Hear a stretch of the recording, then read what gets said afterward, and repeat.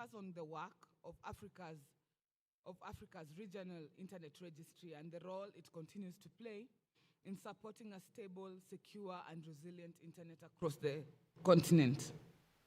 Throughout this session, you will hear updates from the Afrinic team on this organization's progress, key achievements, registry operations, member services, technical initiatives, governance, and the work being done to strengthen Afrinic and better serve the Africa internet community.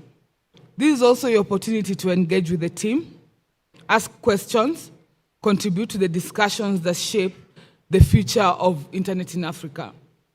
As we begin, I would like to remind everyone that this meeting is guided by the Afrinic Code of Conduct. We are committed to providing professional, respectful, and an inclusive environment for all participants. We encourage healthy debates and diverse viewpoints, but we also ask everyone to remain courteous at all times. When someone has the microphone, please allow them to finish without interruption. Listen respectfully and direct your comments through the chair or through the moderator of the session. Together, we can ensure that every voice is heard and every contribution is treated with respect. Also note that this afternoon, the program divides into two important tracks. The Afrinic members will convene at the AGMM in this room, where the designated representative will consider the key organizational matters and exercise their voting rights. If you are attending in person, please remember to carry your identification and verification before entering the room. Also remember to carry a working machine so that you can be able to connect to the meeting as well. Those joining remotely will receive their links, and I think they already have, by email. At the same time, delegates can join the ICANN session that is happening on the third floor. The session is aimed to explore the latest developments in global internet governance to discuss how Africa can continue to strengthen its role shaping the internet's future. Thank you all for being with us today. I understand people are trying to make their way to the meeting, and most people are joining us online. And I wish you a productive morning. At this point, I welcome James Chirwa. He's the head of member services to take us through, together with Nilam and Madhvi Gukul. Welcome.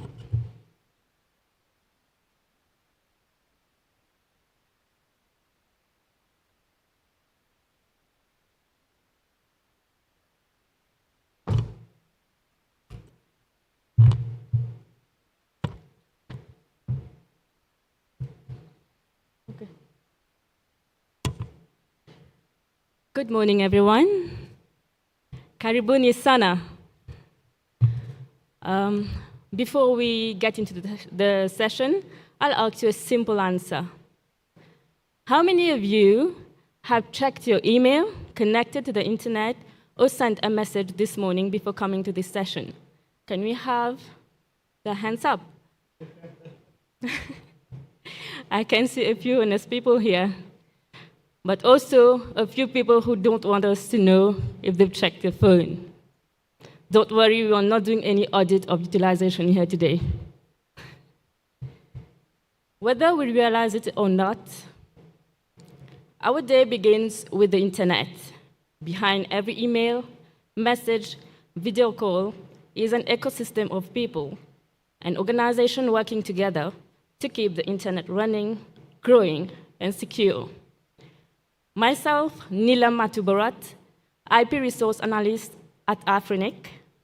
It is my pleasure to welcome you all to the members session.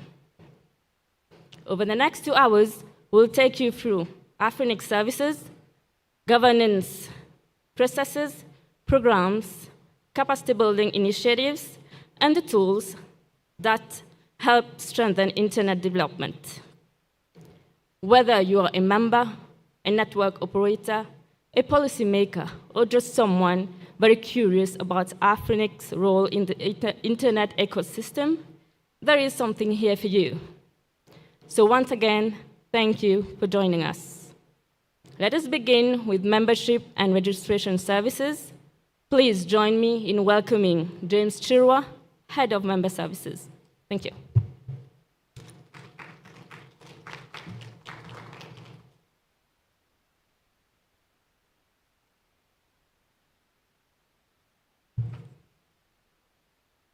Thank you, Ninam, for the introduction. Just give me a second. I just have to get the clicker, and then we can get started.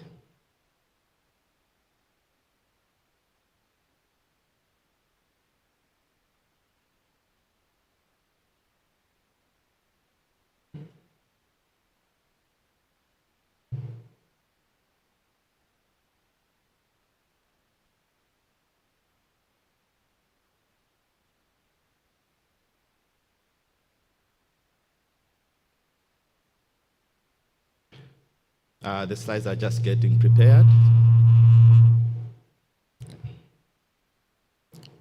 Can you also check on that echo thing?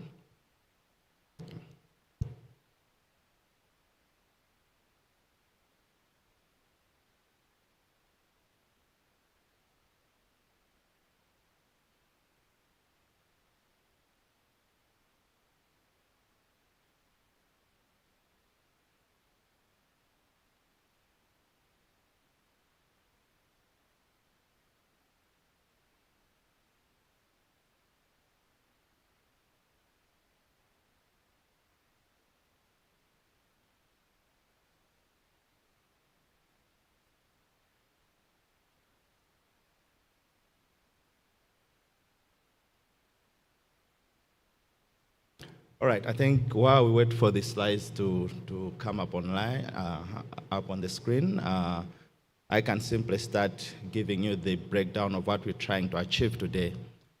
So we're trying to give more information on what Afrinic membership is all about.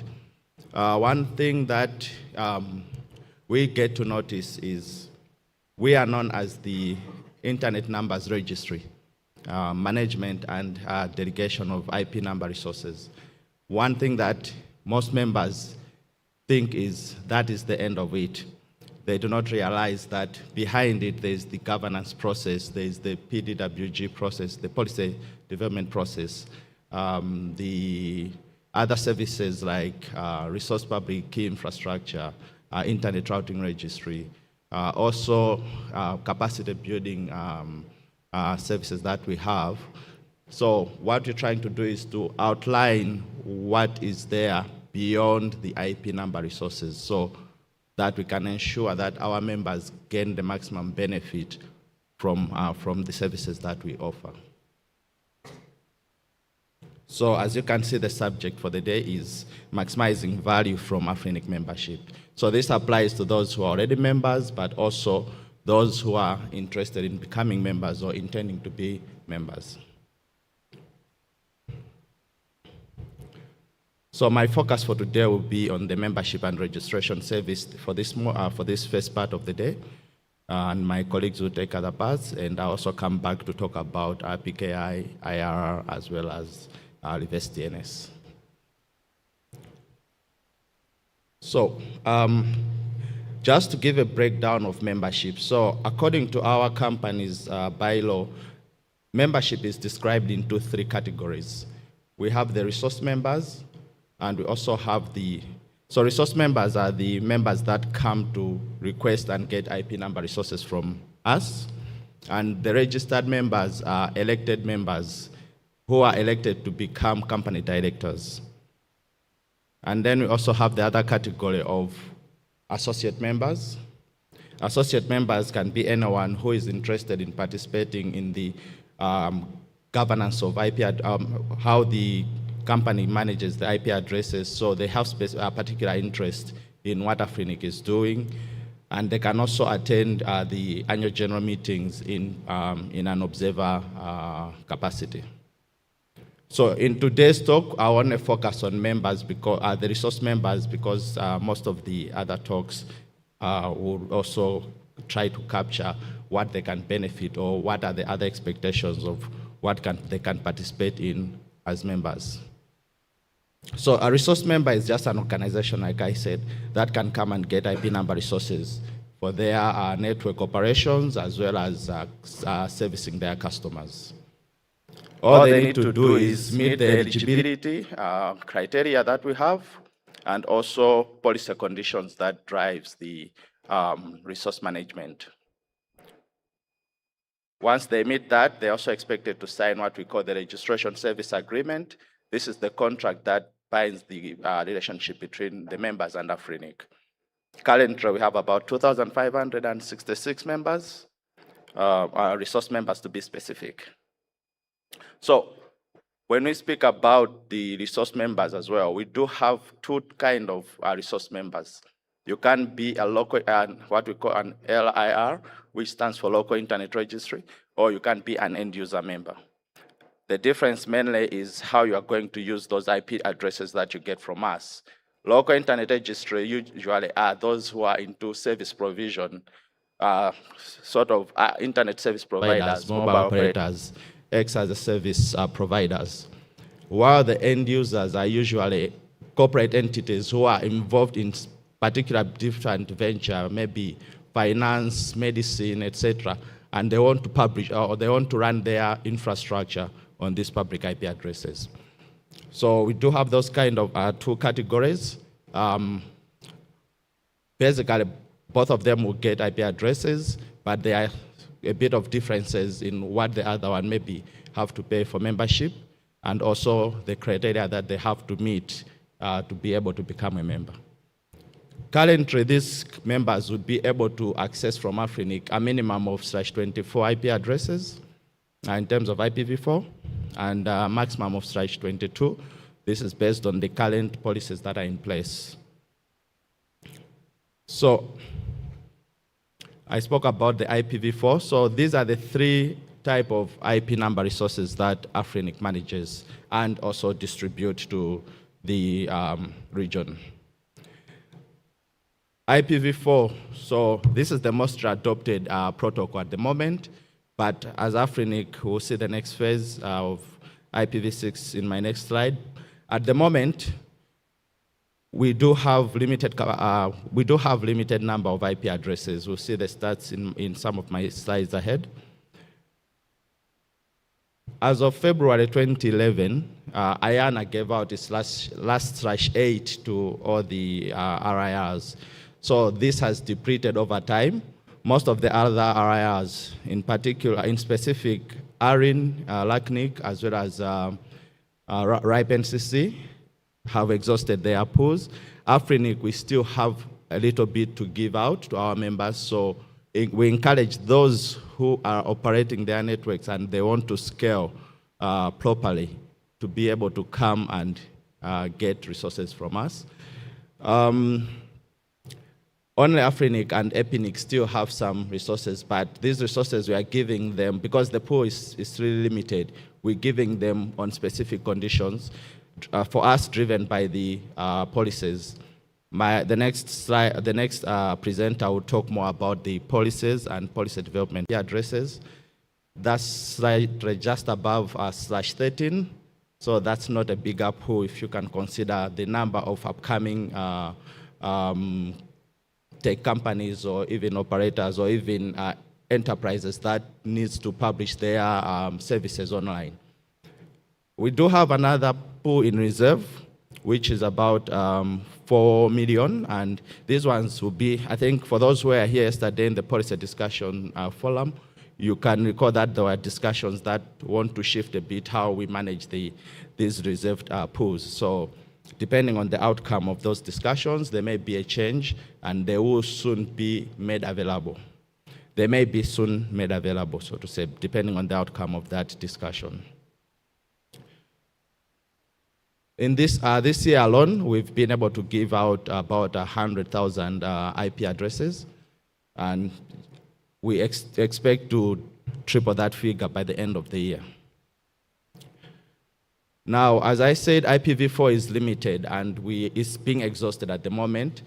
The future looks up to IPv6 as the next protocol or the next standard protocol that people should use. So for us, we do have initiatives that are driving this.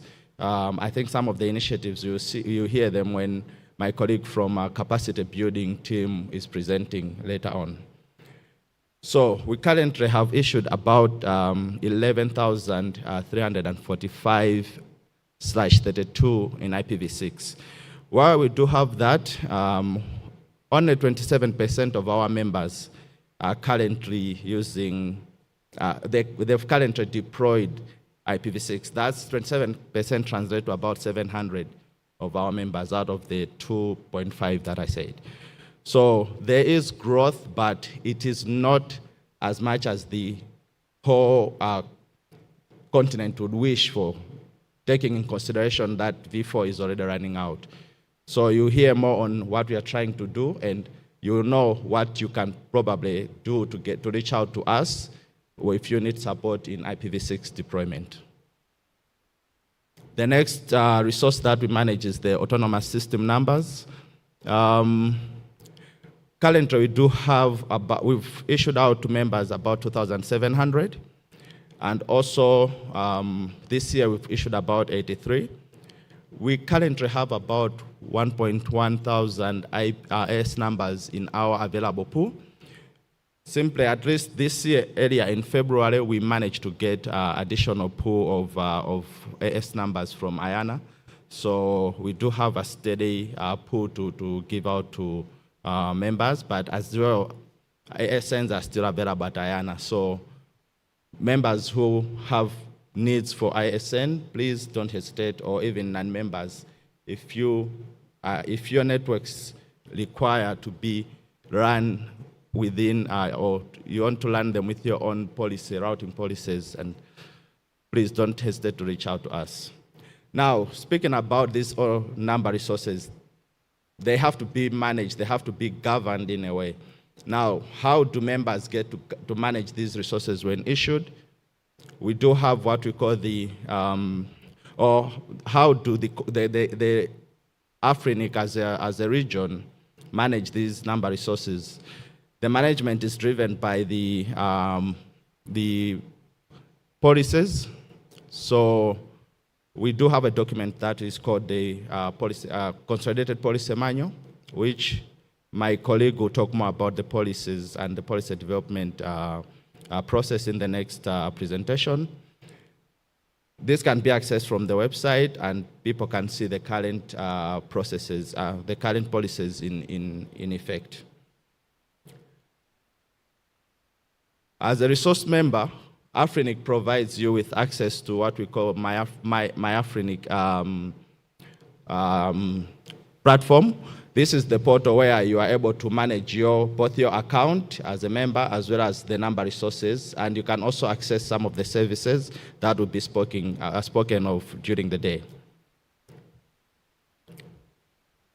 Now, in addition to while we are managing these resources, as you know, we are a registry. So this information has to be accessible somewhere. IP number resource delegations are made publicly accessible in different ways. So you can be able to consume this registry information using different tools. Currently, we do have the WHOIS as well as the RDAP, which can give you near real-time data regarding the IP number resource allocations and assignments. So you can be able to use these tools to access and query whoever we've issued these IP addresses to, and you can get the contact details of those people in case you want to contact them on certain operational issues. This information is available publicly. So these are just the links to those two tools. In addition, you can also access this data where you can easily pull or download them and use them within your environment for operational reasons. So we do have public, the same WHOIS database, we do have it published on our FTP site, which you can pull.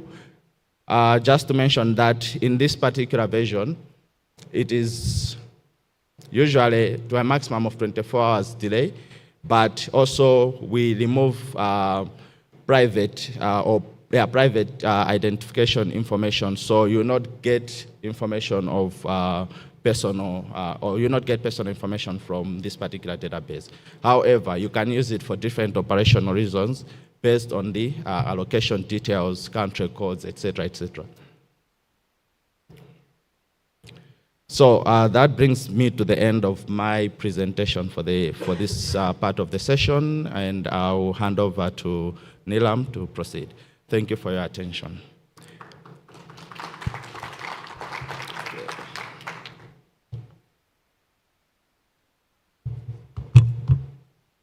Let's all appreciate James for that introduction with regard to membership and registration services. We'll now move into the governance side of Afrinic. Our next speaker, Madhvi Gokul, Senior IP Resources Analyst, will take you through both policy development and the election process. Please welcome Madhvi.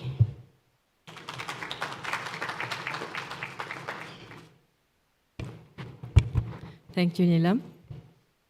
Good morning, everyone. Thank you for being in attendance today and to hear us talk.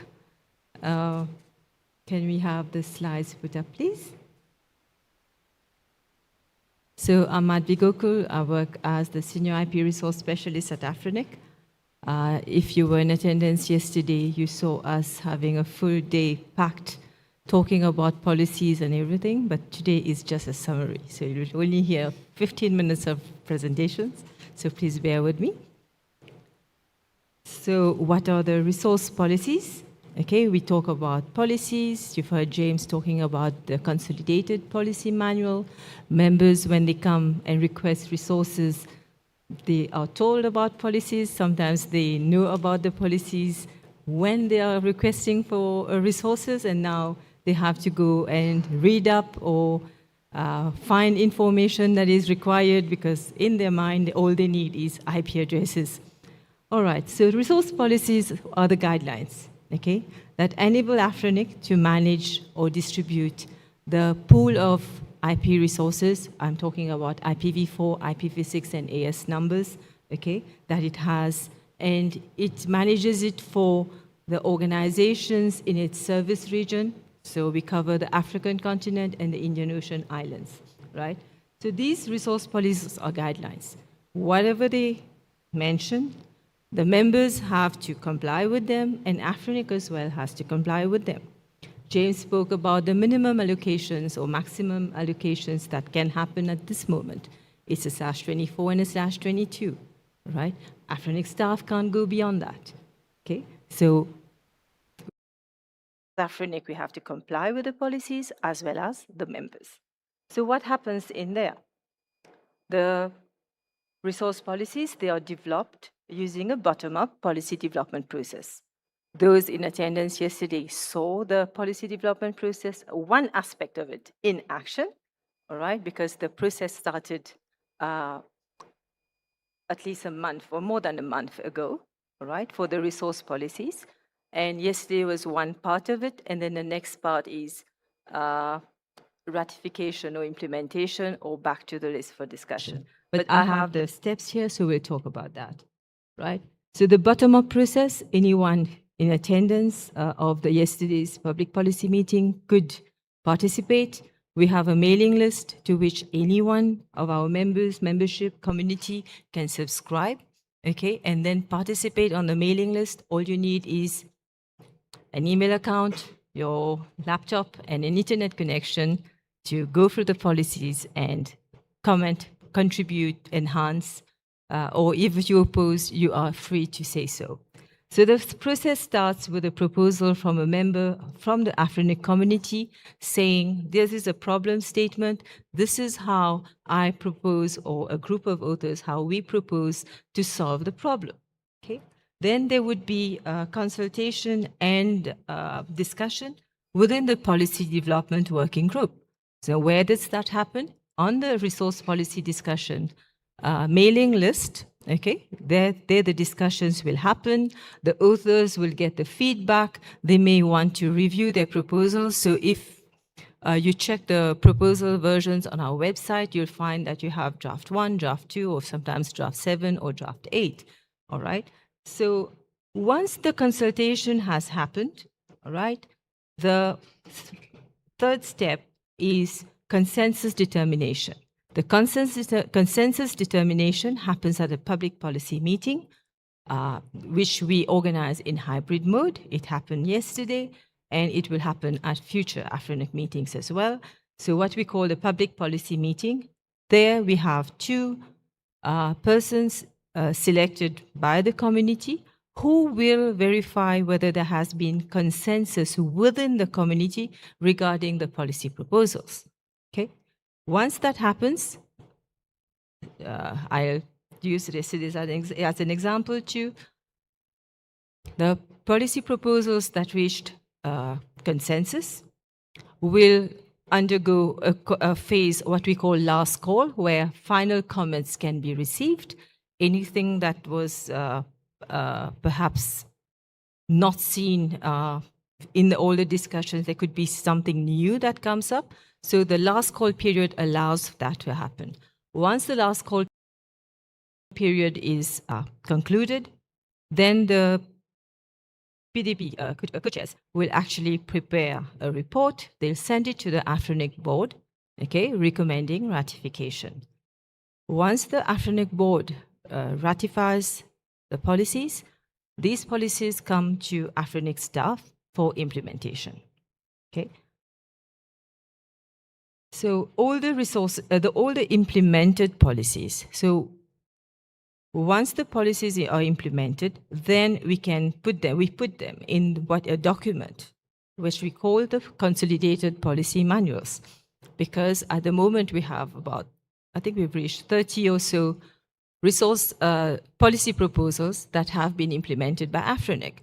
We don't expect our members to go and, 30 URLs, go through the documents. We've consolidated everything in the manual, and it's been more than 7 or 8 years now.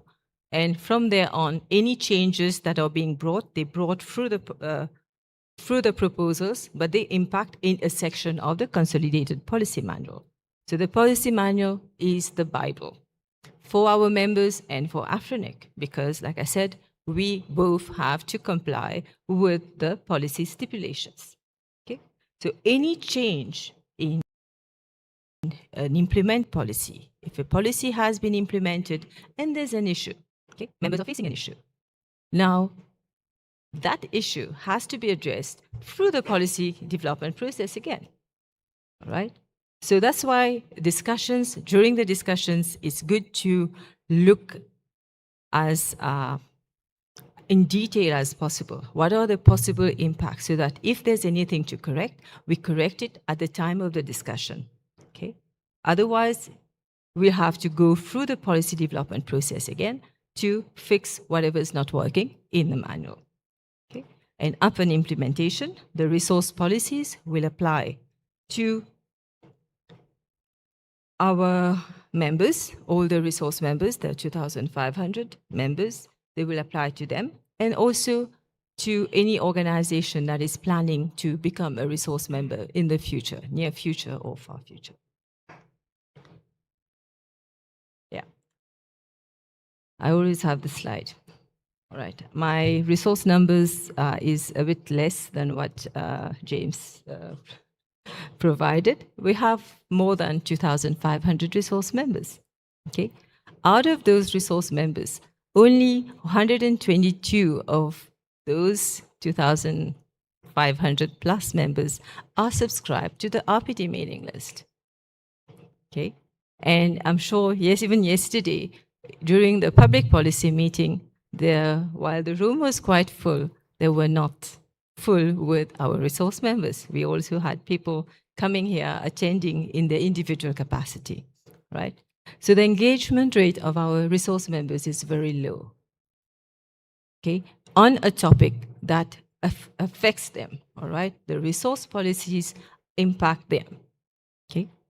They may think, oh, it doesn't impact me now, but since they're using the IP number resources, it will impact them in the future. It may impact them. All right. So our appeal to the resource members, okay, who are here or who will look at the live stream is that they come to the mailing list and subscribe themselves. Okay? That way, when policies are being discussed, they would know about which policies being proposed, and while by going through the policies, they will already know, is it a positive impact to my organization? They may keep quiet. I don't encourage them to keep quiet if it has a positive impact on their organization. But if they feel that the policy will have a negative impact on their organization, and by default on other organizations as well, then they need to come to the working group to say, this is the impact. We heard one member, Saul, was told about the impact on his organization yesterday of the impact of one policy. All right. So the feedback that we receive from the members, this is what will make the policy better, or may show that the policy is not, it doesn't have consensus. All right. It's the members don't agree with it. Okay. Right. So we are not here to take sides. Okay. The platform is here. We provide the support. We provide the platforms. We provide the mechanisms for discussion. We keep archives. Okay. But we need more members in our policy discussion space. Okay.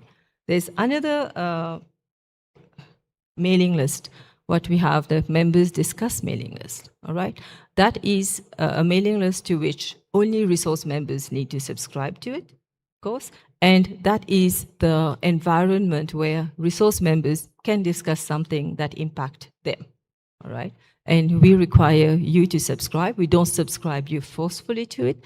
So that's another mailing list where we would like you to join. All right. And if there's anything that impacts the members, we will send emails to the members, and we'll also send emails to the members discuss mailing list. Yeah. So at the moment, I have a slide about the ICB2 implementation procedures. Now, the support of our community, okay, that's a continuous obligation that Afrinic as RIR requires, okay. So we would like you, we know you have your support because you're members, you pay your fees, etc. We want more support from you by seeing you participate in our activities, participate in our public policy meeting, participate in our AGMM, all right? So whenever we have webinars, come to the webinars, show your presence, show your interest. So on this, okay, one last slide. These are the two newly ratified policies of this, that happened in February this year. The implementation will happen as from the end of the year because of the Afrinic portal that has been prioritized as a project at the moment. And these policies will be easier to implement on the Afrinic portal. So there's the abuse contact policy update, okay? And this is where the members will have to, there are some actions that are needed from the members so that they are complying with the policies, all right? And also there's the number resources transfer policy, which covers both intra and inter resource transfers, IPv4 and ASNs. Intra meaning resource transfers between two entities in our service region, and inter meaning between an entity in the Afrinic service region and another organization in another RIR. It could be in the RIPE region or ARIN region. All right. So that is for this policy. The implementation spans at least for 12 months. So we started, James, the member services team, they have started working with the other RIRs to coordinate the inter-RIR transfer process. The intra-RIR is something that is already happening in our region because of a previously implemented policy. It's just that the ASNs are able to be transferred now. So once that implementation has happened, you will receive notifications from member services saying that, dear member, this policy has now been implemented. You are required to do X, Y, Z. Or if you want to do a transfer, here is the process for the transfer. So on this, I would like to end my presentation and thank you for your attention. All right. I'll take the next presentation that is on the Afrinic election process. Can you please put up the slide?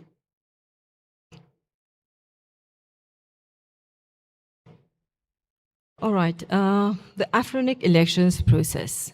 How many of you were here yesterday?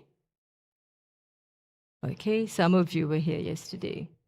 All right, so you heard Susan say elections are closing, and you have seen the chair of our nomination committee announce, and the chair of the election committee coming on stage to announce to you the results of an election.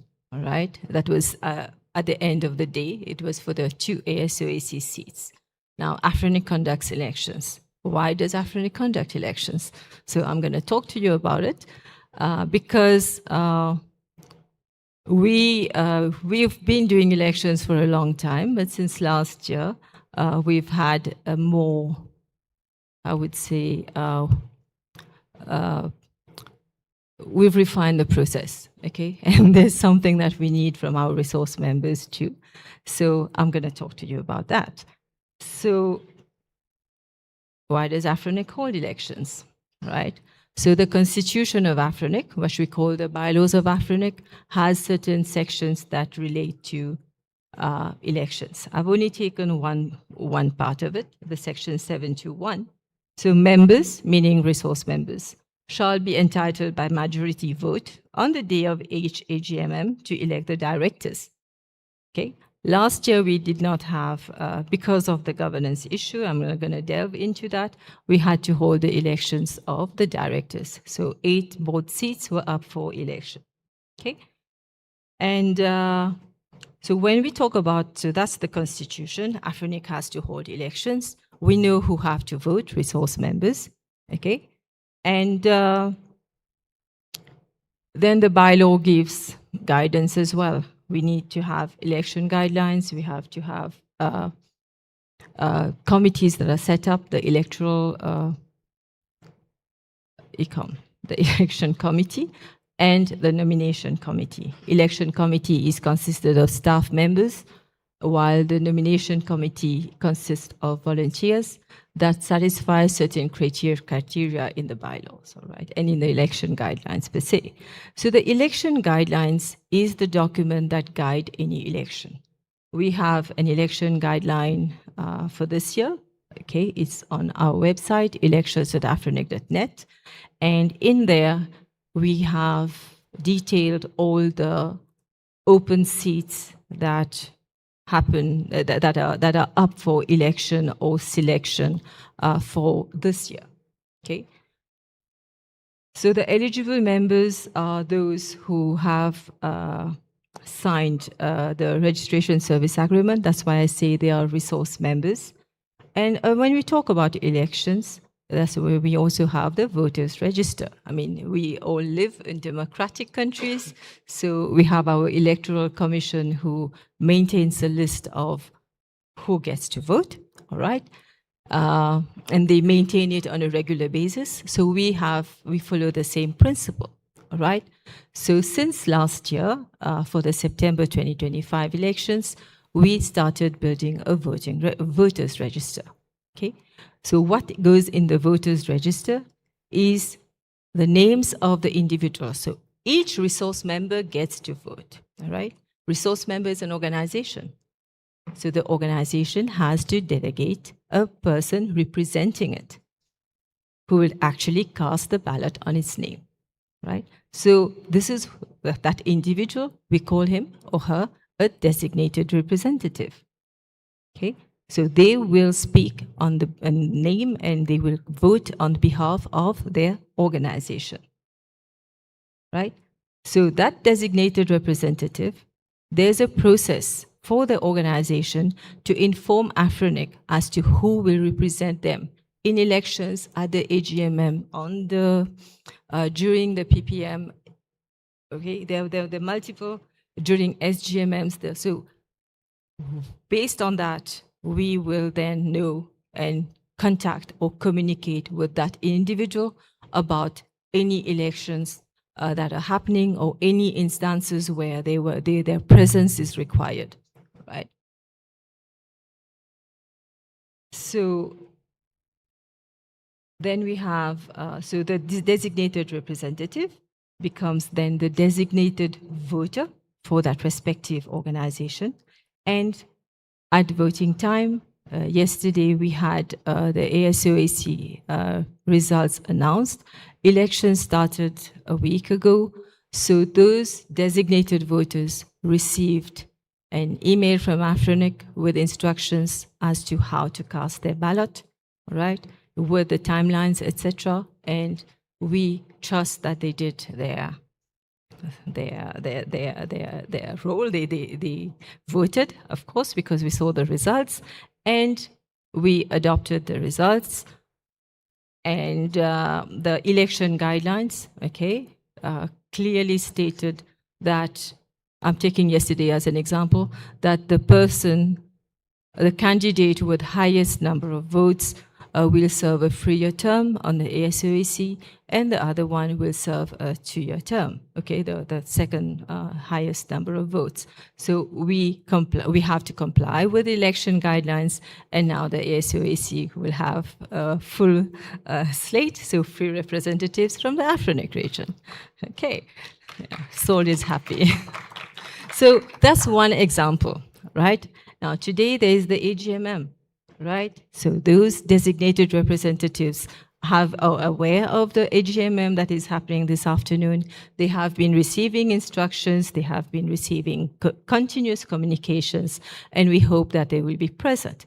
What will happen during the AGMM? They shall be eligible to vote on the resolutions, right? So I'm here to show you couple of slides how to do the designated representative. It's also on the elections website, all right? At the moment, you can, usually, okay, one element here. For the purpose of building the voters register, okay, we usually announce that there's an election and then there's a timeline for it, okay? Once we have to close that nomination of the designated representative for the purpose of building the voters register for the elections. Once the voters register, the final voters register is published, okay, we do open registration of the designated representatives, okay, because right now we have about 700. We have 2,000, at least 1,800 members still that have to come to Afrinic and tell us who the designated representative is. So we reopen the process, okay? So only those people who are on the voters register will receive instructions how to cast the ballot, all right? And the others, they may attend the AGMM or other events that are happening if they are on the list of the designated representative. So there's what we call a designation of representative authorization letter. So that has the registered contacts of our emails are informed about that. They can download it and take it to their superiors, okay, the C-star of the organization, and request them to delegate a person. Once that form is filled in, okay, it has to be signed by an authorized executive of the organization. If there are any queries, Afrinic is here. You can contact Afrinic. I've put in the email address to query for this year, but it will change for next year, I'm sure. And then there's an online representative registration form that has to be filled in. Okay, then the person, usually I would say the designated representative, will come and fill in this form, attach the letter. All right. So I've put down the steps here. Okay. They have to give as much information as possible. They are authoritative of the data that they're providing here. We ask for the organization name, the organization handle. These information can be given to them by the registered contacts because they are aware of these terms that we use here. Registered contacts have access to the Afrinic portal, so they will find the org handle on the Afrinic portal as well, all right? So the form has to be filled in and then submitted, okay? And they will receive an email with a link to validate the email address. If you submitted the form and you don't get that email, contact Afrinic. We will check. You can try again, but if you're not getting your email, check your spam. And if you still don't get it, contact Afrinic. We have colleagues who watch the contact queues and they will respond. Okay, so if there's a technical glitch on our systems, we will investigate and let you know, right? So upon confirm, once the person, the designated representative, not yet confirmed designated representative, submits the form, reconfirms the link, then Afrinic will receive and validate and process that submission. Okay. There's a check that is done. All right. We will require confirmation from the executive who has signed that letter. All right. So we will do that. We will contact them and receive their confirmation. We will also verify all the information, all the documents that have been provided. Okay. Upon verification, that designated representative is informed if we've accepted or we've rejected that his submission. And when there are elections, the voters list, so those designated representatives that have been validated will be put on the preliminary voters register, that we call it. So if you know you are a representative of CCOM, right, when that list is published, check that your name is in there. If you don't see your name, you have time, ample time to contact Afrinic, who will do the needful, all right? Most of the time, the preliminary list is accurate. I mean, having been on the ECOM since last year, there's a lot of work that goes there. The only perhaps couple that are not in there would be because the application is still being processed. You know, they wait for 5 minutes before closing to submit. So then we have to process them. Then we have the final list, okay, that is published, and that's for the elections, okay? So whoever is on the final voters register for a specific election will receive the ballot, okay, and instructions as to how to vote, and they will be able to cast their ballot. Yeah. This is the process. Now we have quite a few colleagues who are on the team that process these designated representatives on site here. Okay, so if you want to know more, you have not yet registered your designated representative, or if you want more information so that you can go to your employer and ask them, tell them that, hey, this is what we have to do, and this is the process, please reach out. You can come to the member services booth. You know me, there's Nilam, there are a couple others, and we can explain to you the process better or answer your queries as well. Thank you very much for your attention. And if you have questions, we're taking questions at the end. Okay, thank you.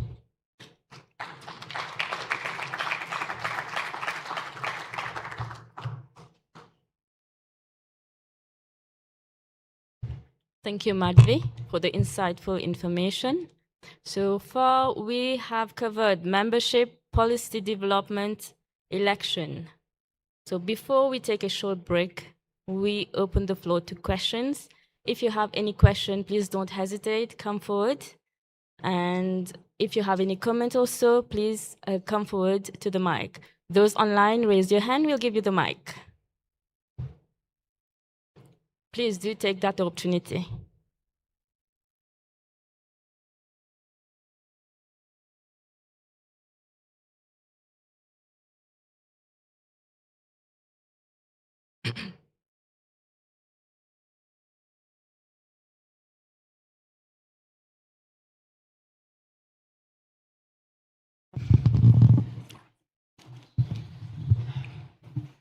Right. Good morning. My name is Samuel Wogo from Infra Technologies, and my question is about how do you break deadlocks when you're building consensus, when you're doing the policy development?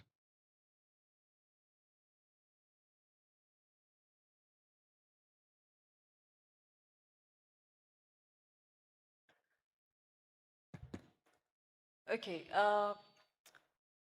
So before coming to the public policy meeting, contentious issues, contentious areas are already identified. Okay. I'm not sure if you were in the room yesterday, sir, but of course, we've in the past also, based on practice, right? We've had deadlocks in the past. We've had very strong diverging opinions on some policy proposals, okay? And the role of the co-chairs, so there are two individuals that are selected by the community. The role of the co-chairs are actually to address these situations, try and find a common ground, okay? Policy proposals are not cast in stone. Okay, by discussing through these divergences, by discussing or by having others join in, okay, James and I could have a solution.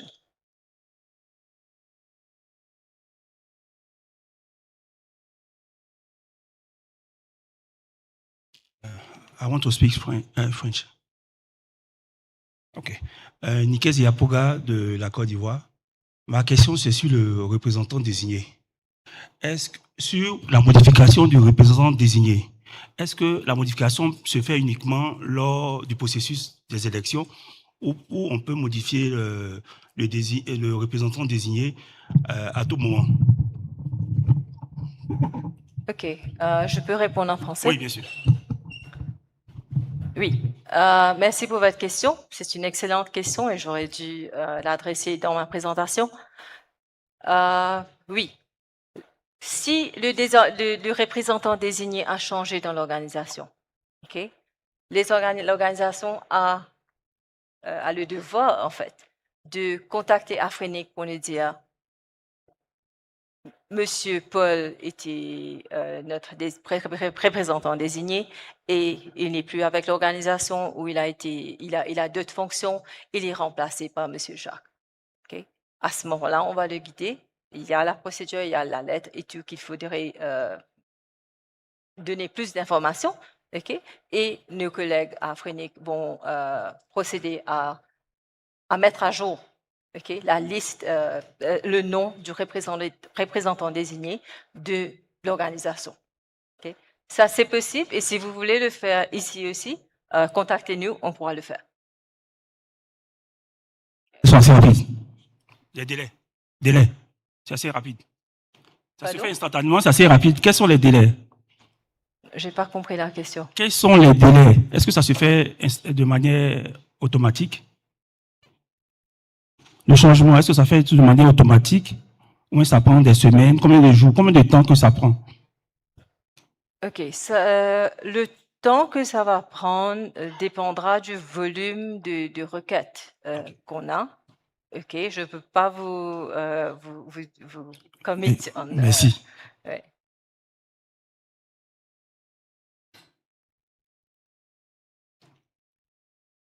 Mike, please. We've got 3 more minutes, so yeah. Hello. Hi. Saul Staney Networks. Madhvi James, thanks for a very interesting presentation. Obviously, one tries to get the most participation in the policy working group as you can. You mentioned that our membership ratio of participation was about 4.8%. How does that compare with the other regions? Have you ever looked at that? Are we better? Are we better than the others? Are we worse than the others? Do we know? Okay, each region has their own policy development process. But from what I hear, I'm on the mailing list as well, we don't see a lot of people, the participation is usually low in other regions. I think one difference that can happen is they have more attendees during their public policy meeting as well. So perhaps the discussions are going out to more people, but Okay. not that they are actively participating. But we can hear from the others. I see LACNIC here, or the RIPE NCC as to. But I know it's low, but I'm not sure if the RIRs feel that the low participation is a problem. But for me at Afrinic, I'd rather see more participation than what we have at the moment. Yes, so we have the next. Hello, Ernesto Majón from LACNIC. Just to say that in the case of LACNIC, the participation is also low. So it's always, we are always encouraging people to participate. That's something that all of us are in agree, but it's always a challenge. So it's not easy. Our meetings perhaps are a little smaller, bigger, sorry, but the real person participating in the discussions are few. Okay, thank you. Quick one, we're out of time. Okay. I just want to say first, thank you for the wonderful presentation. Just a comment regarding the participation. I just wanted also to recommend Afrinic for bringing the resource member event program as one of the beneficiaries. I can say I think that's one of the initiatives that Afrinic is taking to make sure that the participation is growing. Thank you. And we hope to see you soon during the public policy meeting. Thank you. Thank you. We have Jody online. Please give him the mic. Hello. Can you hear me? Yes, we can hear you. Okay. Just I want to confirm that the low participation is a problem in all the RIRs. It's not just Afrinic or LACNIC. I think it's an overall problem, and I think it's difficult to resolve. I will say that it should be mandatory actually for members to participate, but how you enforce it? It's really difficult. Also, there was a previous question, and I think the missing point is that there is a lack of understanding of how the PDP decisions are taken. It's not unanimity, it's not majority, it's consensus, which basically means if there are not reasonable exceptions, the policy proposal goes through. Okay. I have also a comment, which is actually regarding the presentation from James about IPv6 resources. Very, very quick. IPv6 deployment, actually, not resources. I have been looking in the last few days the statistics from Afrinic Labs, and I am observing something very strange. In many, let's say, top 10 African IPv6 deployments, let's say the top 10 are doing well, because you can see that they have maybe 85% of IPv6 traffic, which is expected. Okay, when you deploy IPv6 in a residential network, typically because content providers are like YouTube, Google, etc., already support IPv6, it means that your traffic mostly will go to IPv6. But there are, after you look at the first 10 countries, top 10 countries in deployment of IPv6 in Africa, you will observe that they have only 20, 25, 50% of IPv6 traffic. So I will suggest Afrinic to take a look into that, because probably there is a need to provide some additional help to ISPs in order to do correctly the deployment, because that means to me probably there is something broken in the deployment. That's it. Thank you.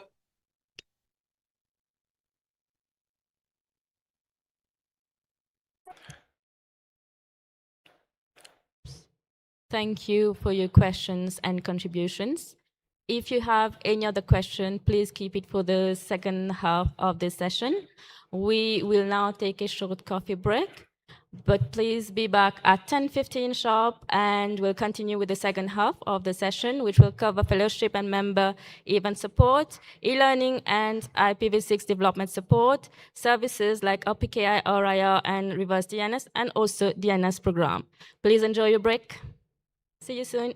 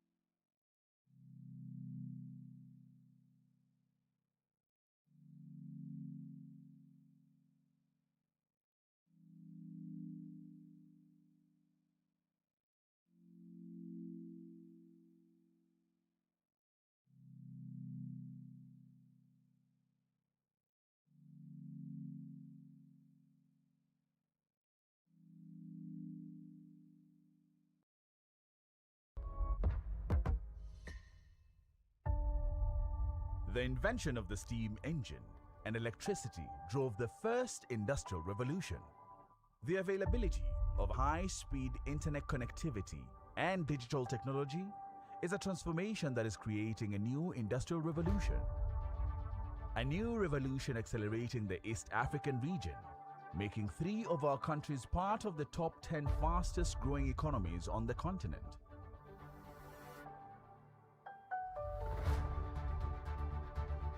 This is because of the extensive and reliable network infrastructure that Liquid Intelligent Technologies has brought to Kenya, Rwanda, Tanzania, Uganda, Southern Sudan, and beyond. Running through the veins of economic hubs and even the remote areas, bringing world-class connectivity to businesses and homes alike. Whether it's the use of Liquid's digital services and connectivity that power the tech hub that Kenya has now become synonymous for, or the public-private partnerships with local government that helped Rwanda transform into an information technology-driven economy. Partnering with people in Uganda to ensure that our backbone infrastructure and digital services can help cater to the thirst that the locals have for indigenous local ICT expertise and innovation to ensure that their future is bright and promising. The deployment of Azure Stack hubs in Kenya and Tanzania makes in-country cloud computing possible for businesses running latency-sensitive applications, whilst enabling local data regulatory requirements by keeping data within the local borders. We built the first underground fiber infrastructure in Southern Sudan, delivering internet access to its people, businesses, governments, and NGOs, ultimately helping the country to progress towards the UN's Sustainable Development Goals.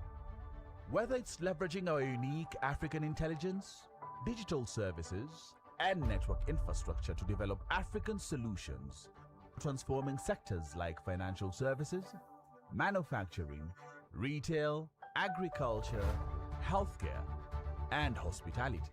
Or building digital skills across all ages through partnerships with tech hubs, 21C Skills e-learning platforms, and connecting schools to fiber, thus powering e-learning ecosystem. We are reimagining a digital future that leaves no African behind. East Africa's digital future is an intelligent one. We are Liquid. Welcome to Africa, a continent made up of millions and millions of people just like you. Maybe you are a young African person with a great idea. Maybe you are an African charity organization, a school, a startup, a small business, or big corporate. You could be a restaurant, a sports team, a media outlet, or celebrity master chef. One thing is for sure, you are an African with a story to tell. So, what is the biggest thing that any idea, business, or organization needs to tell its story? You need a unique space on the internet to let everyone out there know who you are and exactly what it is you're doing. When you are creating that space on the internet, you need a domain to go with it. You've heard of .com and .org, right? How about .ke, .ng, or .za? These are all top-level domains where you can register the name of your idea, company, or organization so other people can easily find you on the internet. But how about identifying yourself with this most awesome continent that you call home? How do you create a space on the internet that is uniquely African? This is where we come in. You can now create your own unique African digital identity with the .africa top-level domain and be able to reach and appeal to the millions of African people across the continent. Claim your own .africa domain now. Visit www.registry.africa to find an accredited registrar near you. Start your African digital journey. .africa, one continent, one digital identity.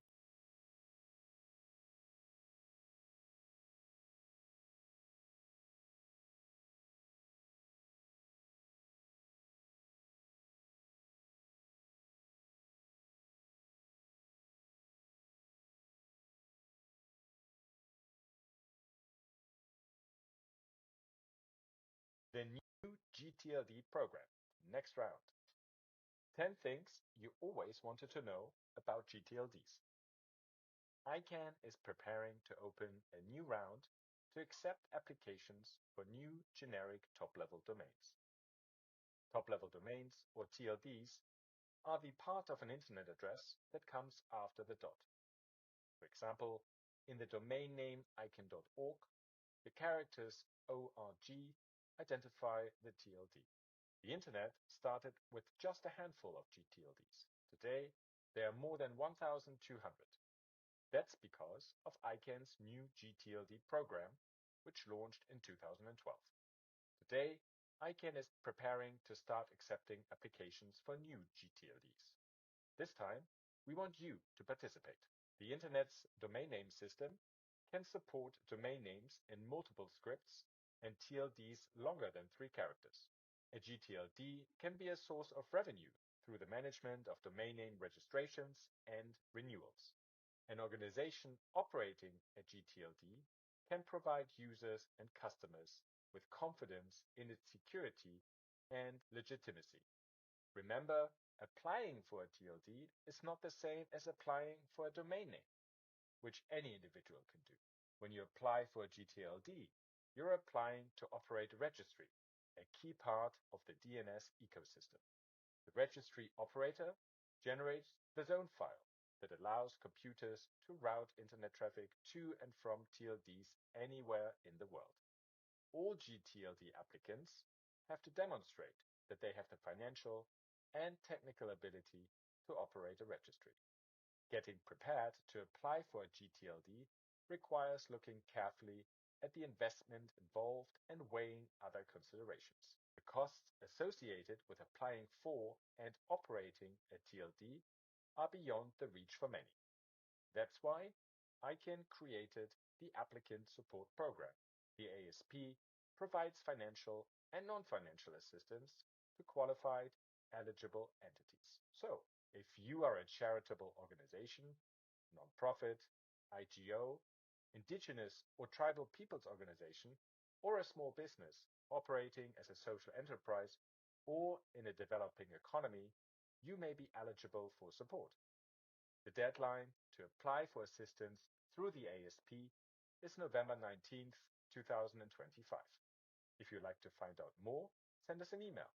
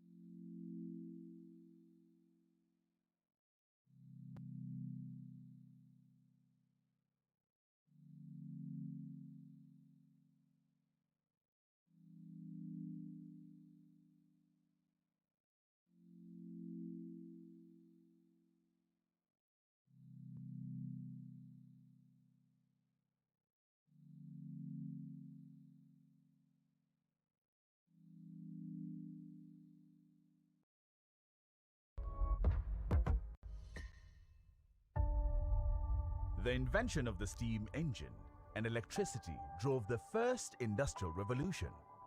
The availability of high-speed internet connectivity and digital technology is a transformation that is creating a new industrial revolution. A new revolution accelerating the East African region, making 3 of our countries part of the top 10 fastest growing economies on the continent.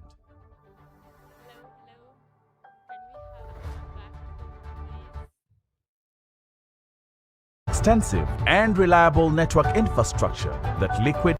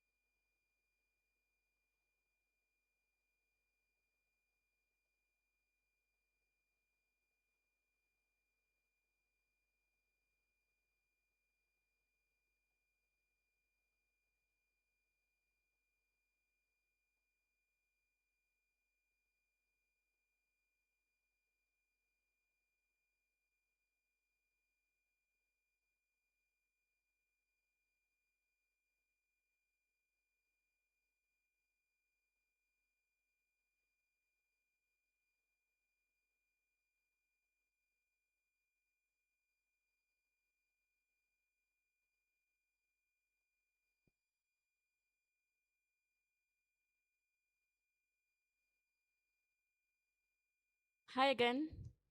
Welcome back, everyone. I hope the coffee was strong enough to keep you to the second session. As I said, we've got interesting sessions going on. I'd like to call upon the presenters, Brice, Bashir, James, and Cedric. Please join me up. Join me up.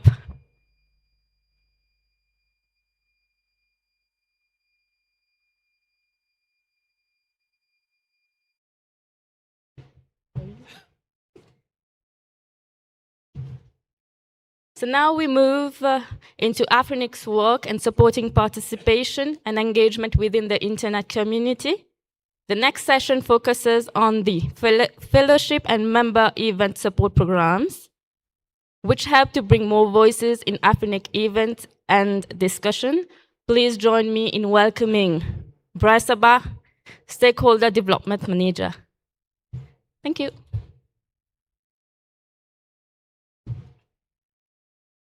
Thank you, Nilam.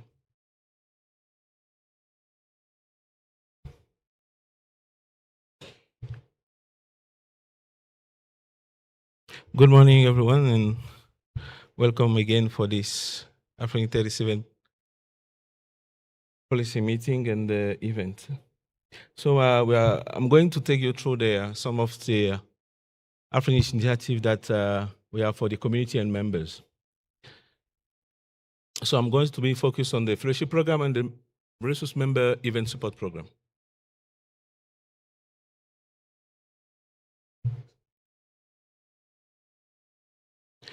Okay, so Afrinic has developed what we are calling the Internet Development Program.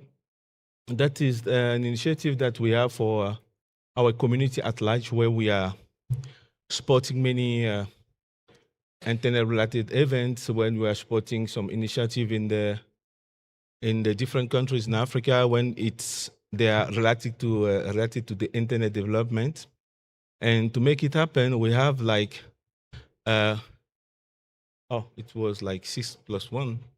We used to have the Internet Development Program that was composed of 6 main pillars. So we have the fellowship program, technical community program, internet governance and ICT program, research and collaboration program. We have diversity in ICT program. We have critical infrastructure and technical community. So we used to have 6 programs that we had at time. And this year we have added the last one that make it 7 pillars, okay? And this last one is the resource member event support program. So out of these 7 programs that we're having, I'm going to focus on only 2, the fellowship program and the resource member support program. Afrinic Fellowship Program is one of the most popular programs that we're having, and it's one of the oldest program as well. So we have many people in this community that have been Afrinic Fellowship. Myself, in 2008, I was an Afrinic Fellows. We have yesterday the 2 NRO SUSAC members that were elected. There were also Afrinic Fellows. The former CEO was Afrinic Fellows, so we have a lot of people in this community that have been in this program. So this program was to help Afrinic to get known, because Afrinic as a technical organization, we're used to know only by MNOs and internet service providers. So we were like this technical organization operating IP numbers for the community, and this is it. So we put this program in place like back in 2006 to ensure that we are going to have like ambassadors in each country in Africa to tell what Afrinic is doing, what's a part of the key function of Afrinic, that Afrinic has, many other things to give, an initiative to give to the community. So this was the objective of the fellowship program. And this fellowship includes the travel costs. So we are covering travel costs for the fellows that are selected from their home country to the venue, and we also provide accommodation, bed and breakfast, and stipend for them to be able to have some dinner, because during the day we are having 2 tea breaks and lunch. So we said, okay, it's a community thing, it's a community, so let's give them for the fellowship something to, if they want to eat something else, like when they are back at the hotel. So for the last 10 years, we have over 200 fellows that have been, that receive, 200 community members that receive the fellowship. And for this year, we had 5. As you are resuming, they are here in the room. So we had 5 this year, and you can see that we have 2 women and 3 men. So we try to always achieve this balance in the language and also in the gender. So this is for the fellowship program. So the next round is going to be announced when we are going to have the date of the next Afrinic standalone meeting. Yeah, and this is it. So the next one is the resource member event support program. This program is very important because it's a way of Afrinic to give back to its membership, because the membership are the one that who are paying we are giving money for Afrinic to be able to do everything that we are doing here. And it's also another mechanism to also tell our members that Afrinic is not only, again, this technical organization that we used to know. We have been meeting with our members all around Africa, and they didn't know that we even have a board member.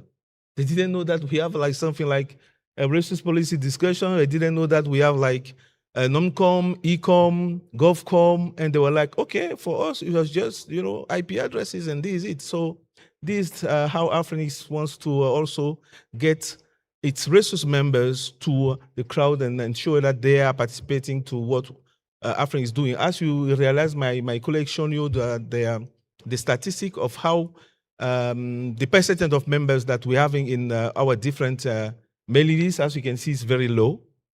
So this is another way of engaging with our members.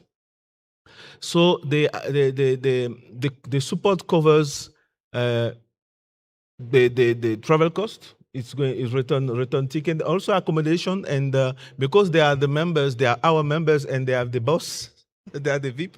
If you are putting them in half board, so it's not only bed and breakfast, but they are in half board. So when they are there, they are at our meeting, they have like the possibility to have dinner in the hotel and also the breakfast. So this is what we are giving to our members regarding this new program. So this is the first group of people that have been selected for Afrinic 37. So those are the selected for this program. So as you can see, we are going to have more members, more resources. We had for this round more resource member. This is a fellowship compared to the fellowship program, because as I just said, we want to put more effort to bring our resource member on board, and this is it. Thank you for the moment, and I hope it was informative. Yeah.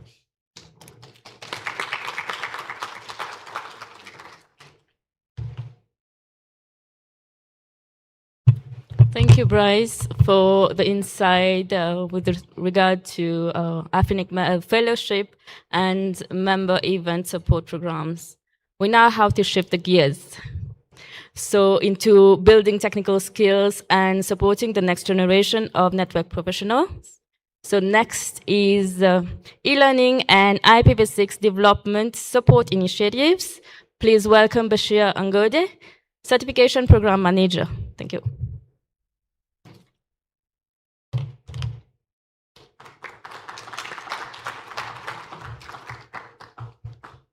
So good morning. Good morning. Thank you. So as we wait for the slides to be displayed, I'll pose a question. How many of us in the room have taken or participated in one of our training events? Show of hands. Okay, so that's a good number. So let's go one step further. How many of us are IPv6 certified or have taken our IPv6 certification, even if you passed or failed? How many of us? So only 1, 2, 3, 4, and myself. Huh? So let's go one step further. How many of us have interacted with our deployment help desk program? You've come to us and we've helped you with IPv6 deployment. Show of hands. None? Okay. So the 3 questions are basically my presentation, and I can leave now, clap for me, and the session is done, right? So training, certification, and deployment support. So those are the services that the initiatives that we offer in terms of capacity building. So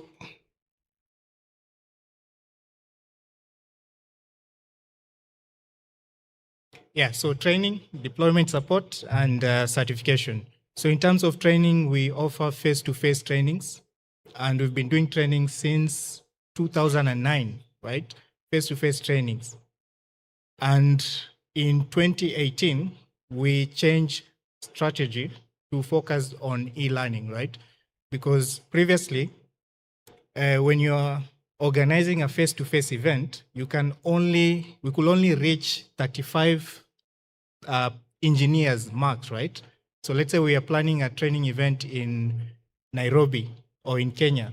So we could only reach 35 engineers for each of the events, right? So in 2018, we decided to scale things up and launched our e-learning program. So now we have face-to-face trainings and also e-learning, but the focus mainly is on e-learning. And then for deployment support, in case you have any challenges in deploying IPv6, we help you with that. Because we did a survey, again, this I believe was in 2017. We did a survey, and the key concern regarding IPv6 deployment was obviously skills. Engineers said they didn't have the skills. And then the other concern was the confidence to actually deploy. And also, the other barrier was management, right? Because as an engineer, you may want to deploy IPv6, but you don't have the buy-in from upper levels, right?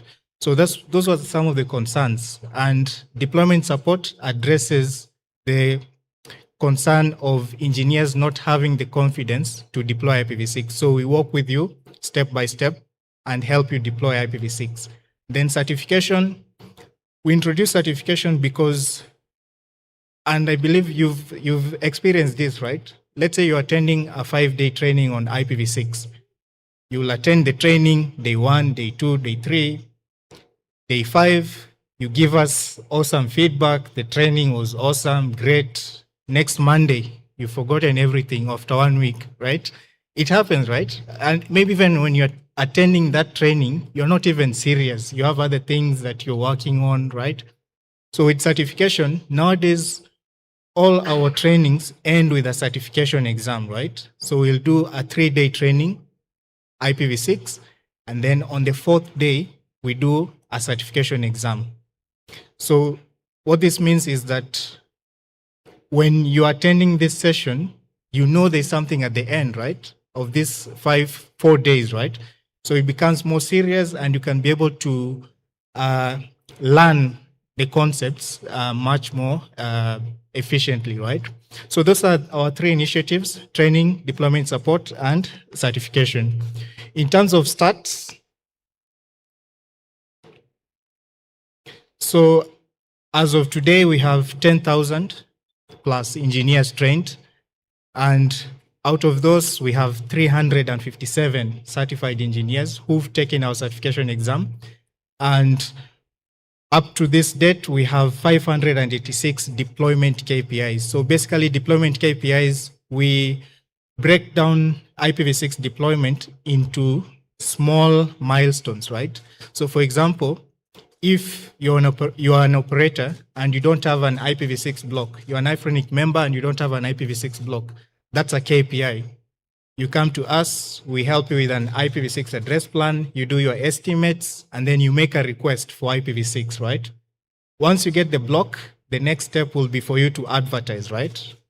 Once you have your block, we help you advertise the block. One of the other steps will be for you to create an IPv6 address plan. So you come to us, and then we guide you on how to create an IPv6 address plan. So far we have had 586 deployment KPIs. And if you know IPv6 deployment, it isn't something that can be done, let's say, in 1 month. It's something that's, it's a huge project, right? And that's why we break it down into small steps. And with time, at the end, our end goal is usually to get your customers or having V6 in one of your VLANs in your network. And then you can have traffic, IPv6 traffic inside your network. So in terms of e-learning, that's the platform, afrinic.academy, learn.afrinic.academy. So you can be able to take our courses, which are available in English, French, and also some of the courses are available in Arabic. So we have 7 IPv6 courses. So you can scan the QR code and access our learning content, learn.afrinic.academy. For certification, that's certi6.io, CERTI6.io, and you'll be able to see the certification options. Currently, we have 2 certification exams, Certified IPv6 Engineer Silver and Gold. And these certifications are in partnership with IPv6 Forum, so they are globally recognized certification exams.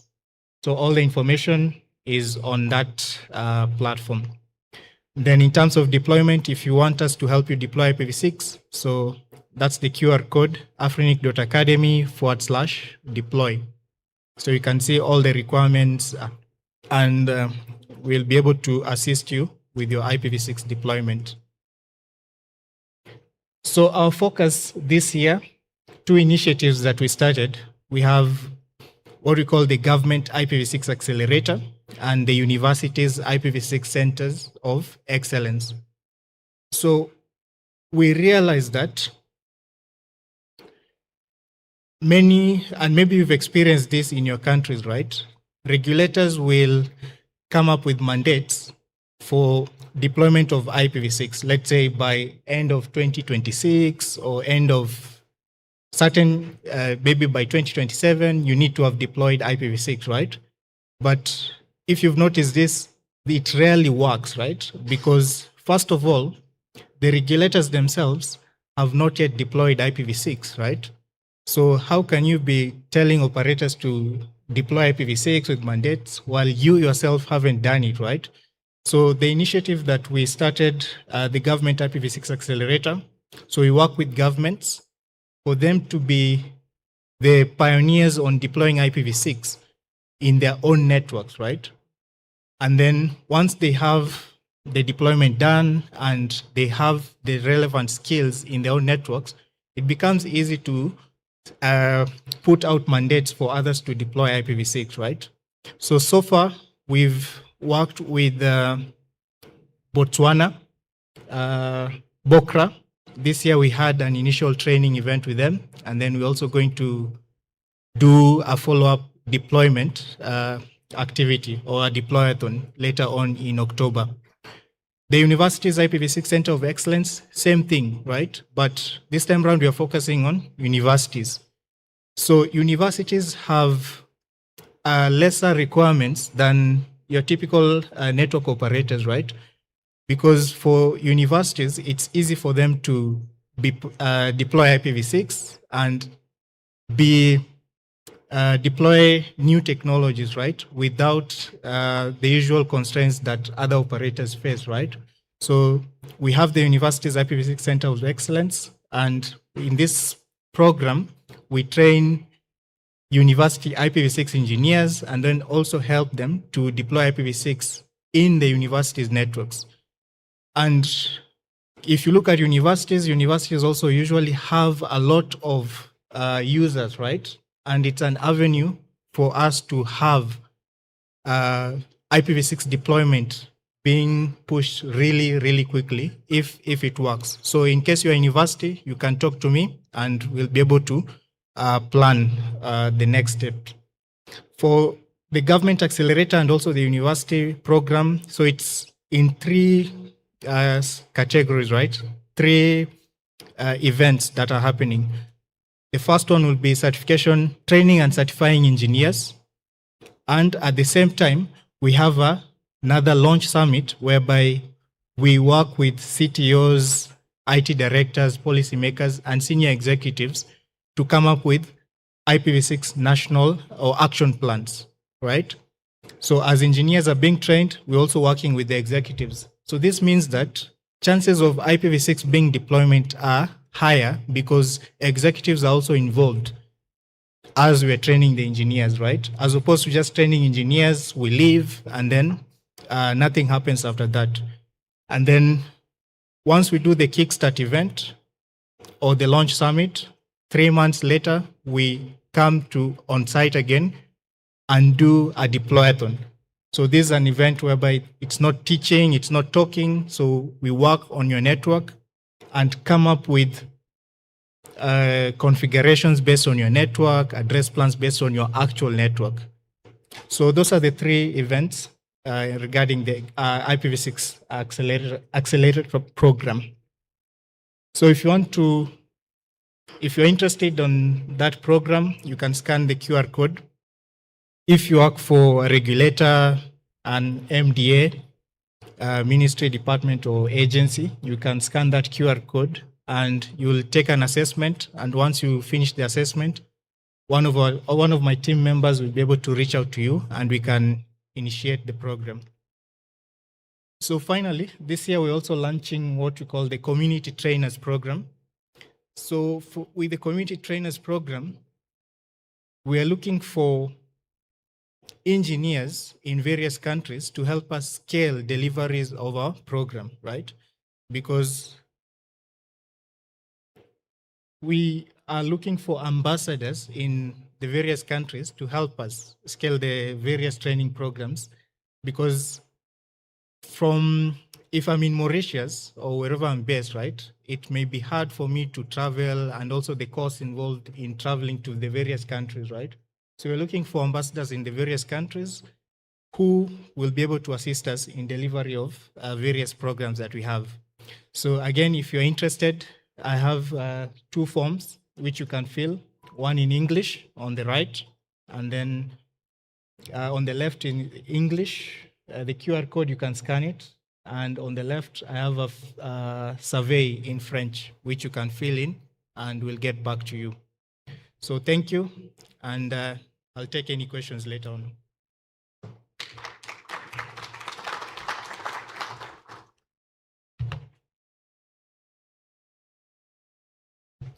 Thank you, Bashir. What we've just seen is how Afrinic tries to equip people, network engineers, with the relevant skills so that they can support and operate a network.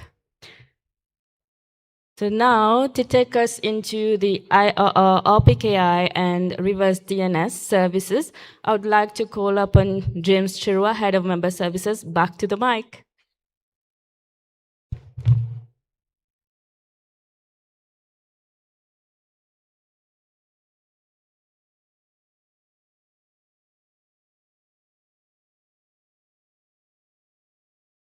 Good morning once again.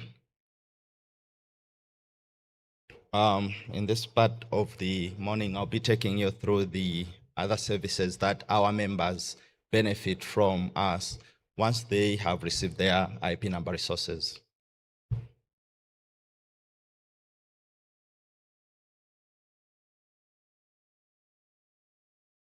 Okay.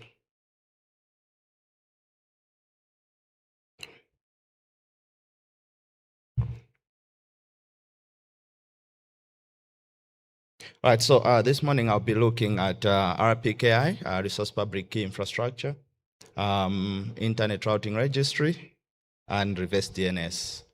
So these are all in support of how you exist in the global internet ecosystem, or rather routing ecosystem. How do you make sure that those numbers we've issued to you are operational in the best way that your networks also thrive? Okay.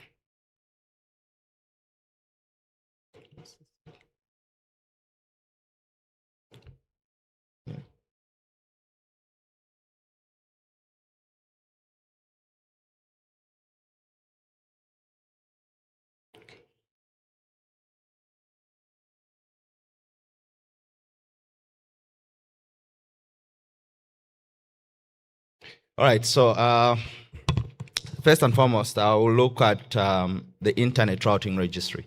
So Internet Routing Registry is one of the key components of the internet routing ecosystem. What it does is it's mostly publishing routing policies that you have using route objects. This information is shared globally with other operators so that they can use it to generate filters and know how to accept your traffic and different other ways. What are some of the benefits of the Internet Routing Registry? When you are using Internet Routing Registry with us, you self-manage your route objects, and it's able to help you generate these routing policies in a better way rather than manually. So with Afrinic, you can either use our My Afrinic members portal to be able to create your route objects, and then they are our IR database is globally distributed in the way that other registries can mirror it. So your information can be found in different other registries as well, in such a way that anybody using that registry would be able to know how you have defined your routes. What do the others do? They will know which ASN and IP addresses you are announcing and which prefix sizes. So when they are configuring their routers, mostly using other tools like BGP Q4, they will be able to properly generate automated prefixes that will now prevent such mistakes that may come in when they are doing manual generation. So yeah, one of the key areas that it enhances the routing security and reliability. In the same aspect, we do also provide another service, which is the resource public key infrastructure, also in the interest of enhancing the security of routing information. In the present day, I think if you recall my earlier presentation, I spoke about the depreciation of IPv4. Most other areas no longer have. For us, we have very few. So this is one of the area that causes that area of making sure that your information on the internet or in the routing space can be trusted. So this is one of the tools that makes your routing information become trustworthy through the use of a cryptographic framework for generation of trustworthy attestation that you are the person or the network allowed to announce a particular prefix using a particular autonomous system number. So it enables the validation of route origin through what we call the route origin authorization.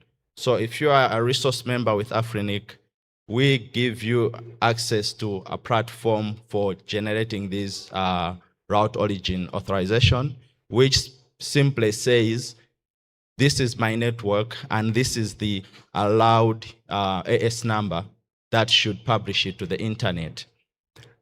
The trust is built in through the cryptographic system that is behind it. So through that public key infrastructure, you are able to build multiple layers of trust that can now attest to say this is the origin. Only members have access to this, so no, it's not a system that can be run from somewhere else without coordination with the regional internet registry. So there is a level of trust that is in there that actually makes this system very trustworthy when you want to make sure that you are securing your routing information. So like I was saying, so mainly right now, there are different reasons sometimes where your prefix may be compromised, or your announcement, let me put it in that way, your BGP announcement may be compromised.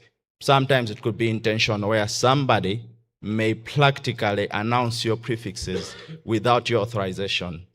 Now, this particular mechanism, if that particular malicious intent network announces it and they do not have this particular attestation, that particular route would be dropped from anybody who is using this mechanism to filter ingress traffic into their network.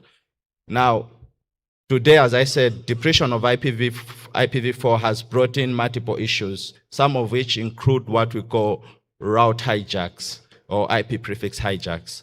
So in that instance, we are trying to prevent those hijacks through the mechanism such that if two routes are found, yours is certified to say this is the right or the right network. Other networks will accept your traffic over the one without attestation.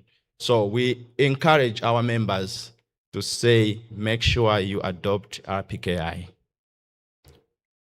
Of course, sometimes this problem may arise out of misconfiguration, unintended misconfiguration, fat fingers, etc. So you may end up entering wrong records unintentionally, but if your network is using RPKI, anybody else who might have unintentionally announced a prefix that belongs to you, you are most likely going to be able to route your network for those operators who are using RPKI to validate their ingress traffic. So the last service that I would like to talk about that our members also benefit is the reverse DNS delegation. So simply in principle, reverse DNS is the DNS record that actually does the reverse of the domain to IP. What we're practically talking about now is IP to domain name. So us, as the numbers registry, we also have to enable you where you want to do your own reverse delegations. So you may have your name servers as well as the zone files in your name servers created, your PTR records in there, but how do traffic get to you from the internet? You need to register your records in our system. So you get to that members portal, my Afrinic, you register your name servers, that enables now the routing from global internet to your zone files. So for those that are actually doing most of those services that needs sending out of emails, this is one service that you need to make sure that you are using. So it's quite important for different reasons, mail authentication, network troubleshooting, and security and access control. So know that if you are looking mostly for those email generating systems that you have, make sure your reverse DNS is in place. So one key area that I need to highlight with our reverse DNS system, we do have a policy. I think Matt V earlier on spoke about policies. So we do have a policy that mandates that LIRs, before they can access this particular service, they need to make sure that they have registered their number, the particular IP numbers that they are using for that should support this, that this service should support. They should have registered it in the WHOIS system. So without registration, you won't be able to create these these reverse records. So that's one element. On the other part also, on the registration side of your reverse records, we do have certain boundaries that are allowed, especially for IPv4. We only allow on the boundaries of /24. So if you have a block bigger than /24, you need to split and create different records within those boundaries. IPv6, it is a global standard recommendation that you do them on NIBO boundaries. So, like I said, there are different ways you can interact with the system. The primary one is the MyAfrinic, but you can also use our WHOIS web portal. I think I gave out the link earlier on in my earlier presentation, but you can also use the email. There is what we call the email method to send back. Mostly it works for back creation. So if you have, let's say, as I was saying, we have a boundary of 24. Now, if you have perhaps a /18, that's a whole lot of numbers to create. So you can batch that and send it through email. It will auto-create instead of going into MyAfrinic and create one by one. That's all I had for you, and thank you.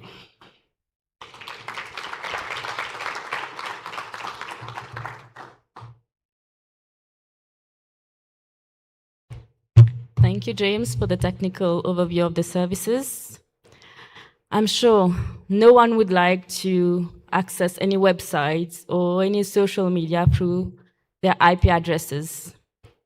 This is the reason why DNS remains one of the critical components of the internet.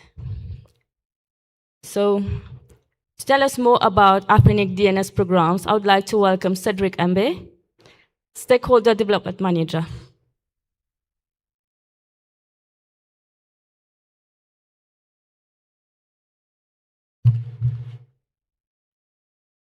Good morning, everyone. I would like to take us through another component of Afrinic. And before I go through my presentation, I would like just to share with you the vision of Afrinic. So it's there on our website, and it's a secure and accessible internet for sustainable digital growth in Africa. And our mission is to serve the African internet community by delivering efficient services in a global multi-stakeholder environment. I just wanted to share this to explain a little bit more about why we do technical collaboration and DNS program, because we have that vision, which is not only limited to the IP address, internet number resources, but also the growth of internet and making sure that internet is resilient. My colleague Brice has already presented this, and the programs that I'm going to talk about are also part of those IDPs, the Internet Development Programs. The first part is the technical collaboration. When it comes to technical collaboration, we have technical communities. So we'll provide support to the creation, to the growth, and also we will accompany technical communities, and we in countries and also sub-region. It can be the NOGs, so the network operator groups. It will also be the peering community, the CCTLD. So any technical community that needs our support, we will work with them and make sure that we can accompany them and provide them support as required. We also have research and collaboration. And in terms of research and collaboration, it will be with educational institutions and to conduct technical and policy-based research in our service region. So we also had in the past some students or some researchers coming to us asking for topics on which they can work. And it's really focused on research that help network operators and end users to strengthen internet again. And the last part is the critical infrastructure. And in that one, we will talk about Internet Exchange Point, DNS Support Program, and Anycast. More on the critical infrastructure support. We have Internet Exchange Point. We will work with Internet Exchange Point because one, as critical infrastructure, they are eligible to receive resources for free as per the CPM. So you have that under section 5.6.4, which is PI assignment to critical infrastructure. I think that yesterday I mentioned a bit for those who attended the PDP session. And we will support the creation, the growth, and also accompany them in their daily life and see how we can help them. And still related to Internet Exchange Point, we also support peering forums. So we have AFPIF, which is the African Peering and Interconnection Forum. We have WAPF, West Africa. We have FPAC, which is Central Africa. And we also have some local peering and internet forum that we will support either by doing some presentation, but at least adding our expertise. We also have DNS support programs. The first one is the AFRSCP, which is Root Server Copy Program. And on this one, our goal is to increase the number of copy of root server in our region of service. Why? Because this is where the DNS resolution start. So what you don't want is DNS resolution starting outside to finally come back to your country, especially when we are more and more talking about digital transformation, data sovereignty, and local hosting. The second one is AFDSP, which stands for African Domain Secondary Program. This one is for CCTLDs in Africa. We provide secondary for all the CCTLDs that are interested. I will show you some of the country that we cover. And it's really interesting because it helps, especially the CCTLDs that are still growing and that don't have enough resources, to have a neutral partner that can provide secondary for their DNS. And the third one is our Anycast. And this one is to first enhance DNS resilience, also to expand critical internet infrastructure for a stronger and more reliable DNS system in our region, but also to build capacity when necessary with our partners. And it is about deploying as much DNS, Anycast node as we can to strengthen DNS in our region. On the AFDSP, so you have this map where you can see the countries that we cover. So right now, we cover 25 countries, but it represents actually a bit more than 45 first and second level CCTLDs. And the next one is the Anycast. And for the Anycast, we are deploying Anycast nodes in multiple countries, not only one, but because you can see that in some countries, we also have two sometimes, because the more DNS nodes that you have, the better for DNS resolution. Again, the aim here is to make sure that DNS resolution that starts at home remain at home. And in those nodes, the DNS that we will provide, not only with the Anycast, not only that you will get the CCTLDs, but you will also get the reverse zone that James mentioned, and those will be directly available in your country. So feel free to go to our website, dns.afrinic.net, and you will find all the information there, how to contact, how to join as a partner. And our target is not only the IXPs, but anybody that provide critical infrastructure operators that are willing to support us. Thank you. Asante sana.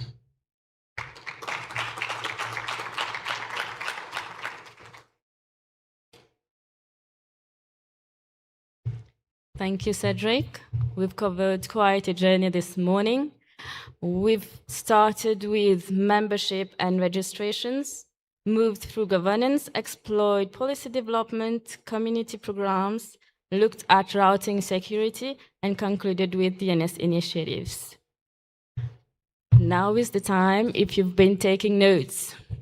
If not been taking notes, it's also the time. The floor is now open for questions and any comments that you may have.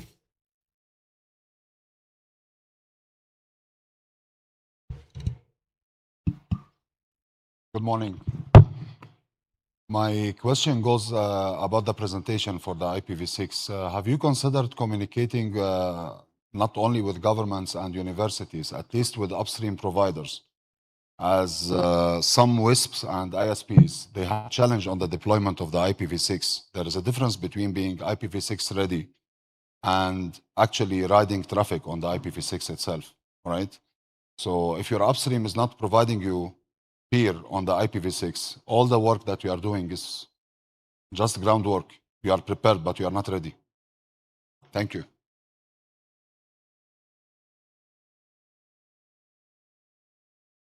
Yeah, so as part of our deployment support initiatives, we've even experienced this before.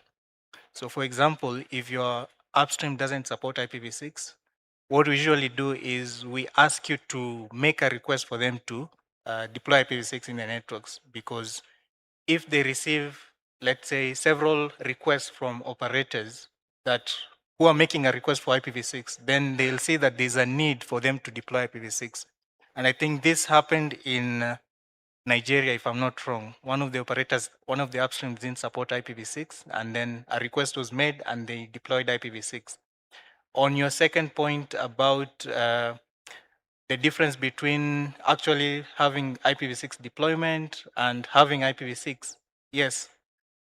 It's the reason why, as I mentioned, we move step by step. Just because, let's say, someone has advertised the IPv6 prefix doesn't mean that they have IPv6, right? Our end goal is to get IPv6 traffic to customers, and if you're an enterprise, to your internal VLANs. That's the end goal.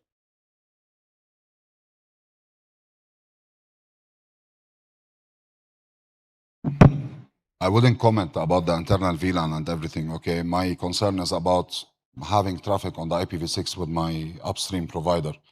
As you have mentioned, Nigeria has recently restructured the IPv6 Council, and they are doing a superb job on the deployment of IPv6 in Nigeria with an ultimatum maybe between 1 to 3 years, okay? It's left for the upstream at the end of the day, because as an operator myself, I have challenge with some upstream providers in Nigeria. They don't peer on IPv6, okay? The only two that they are willing to peer on IPv6 with me, their service is not reliable, okay?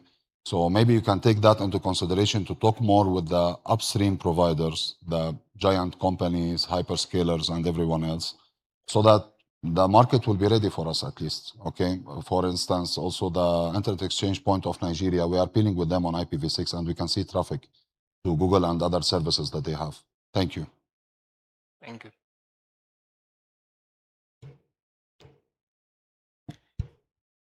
My name is Lake Sampoa from Malawi Research and Education Network. My question goes to Bashir. I noticed that there is a huge difference between the number of trained engineers and the number of certified engineers in IPv6. I just wanted to know if you know why that is the case. Thank you. So thank you for your question. With the training, we started doing trainings in 2009.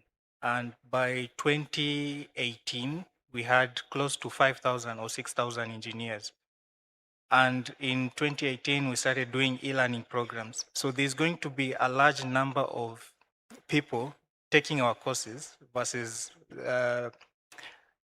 engineers who are certified, because the pool is large, right? And in terms of certification, another thing that we usually do, if you've attended one of our programs, we usually provide sponsorship for people who complete our programs, right? But we can't sponsor everyone, right? So sometimes we get sponsorship facilitation from other operators, regulators. For example, I talked about Botswana. Bokra provided sponsorship for the engineers for them to take the examination. But when you look at it, we will always have many people taking our courses, thousands, and then it's a funnel, right? At the top of the funnel, you have lots of engineers taking our courses, and then some of them will be certified, and then some of them will end up doing the deployment.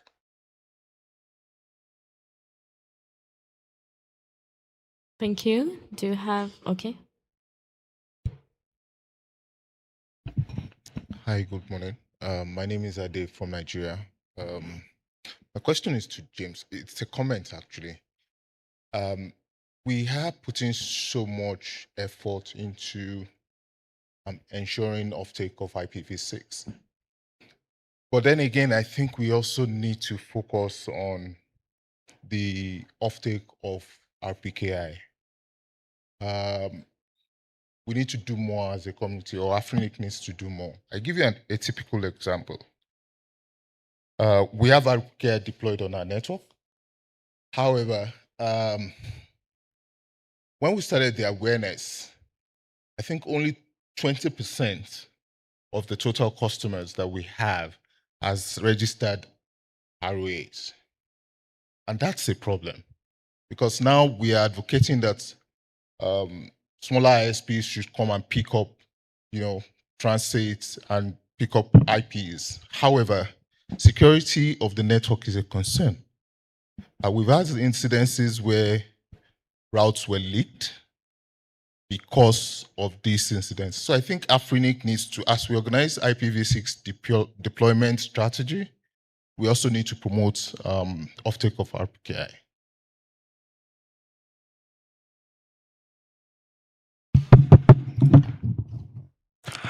Thanks a lot for that comment, and I can accept that. I think based on the current adoption, we at about 35%, which is something that is not the best, the most desired percentage that we would have to have. But I can say that we've reached that 35% in the past 2 years, because we've incorporated it into the IPv6 deployment deployathons. So it covers both, but again, there's still room for improvement, and pretty much we're looking into our next plans to say we increase this, we increase outreach to make sure that more and more are adopting it. I think 35%, if we look at the current scenario as I presented regarding the root hijacks and prefix leaks, it is really necessary that we should be targeting something upwards of 75%. So this is something that we have in our intentions to make sure that we have maximum effort and higher adoption rate in the coming year or so. Yes, Taman, please. Yeah, Mukam Taman here. For the gentleman from Main One, you are a natural aggregator of networks. So if you can get together the customers that connect to you, I guarantee you, Afrinic will provide a resource so that in 1 week, you can get 100% of them with their ROAS. Because you're a natural aggregator. So the same thing applies to internet. You have all the support. Hansen support, the templates. So if you can get your customers together, we'll provide the resources and get 100% of them to have their ROAS. Thank you. We are nearly out of time. I can see 2 hands online. Please, 30 seconds each, quickly.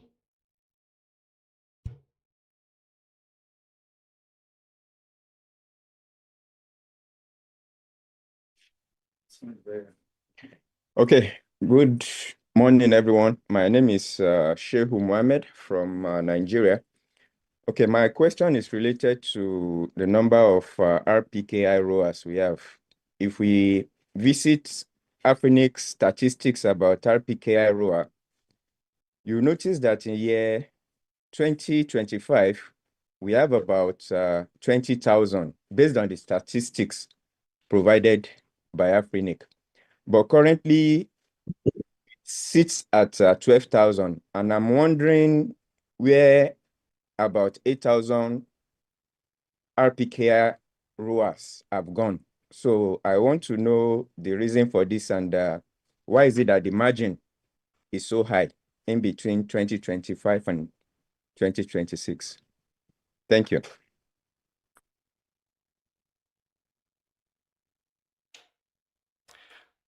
Thanks for the question. Yes, I think that is something that would always trigger somebody to say what is happening.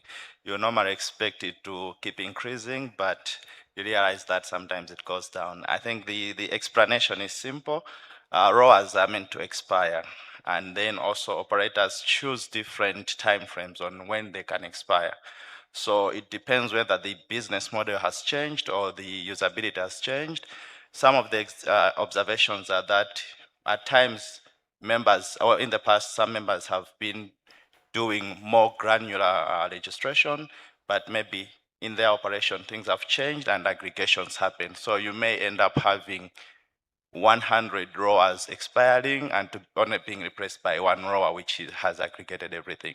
So these are more operational side, but this is our observation to say one of the reasons that brings down the numbers is expiration.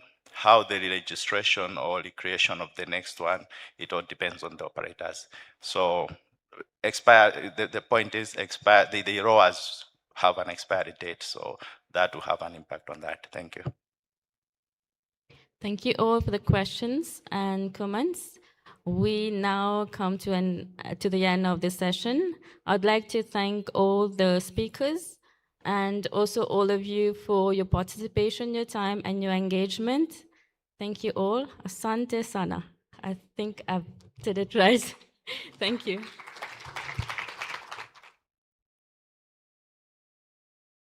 Another round of applause for the panelists as they step down. Thank you. So we are going to the next session.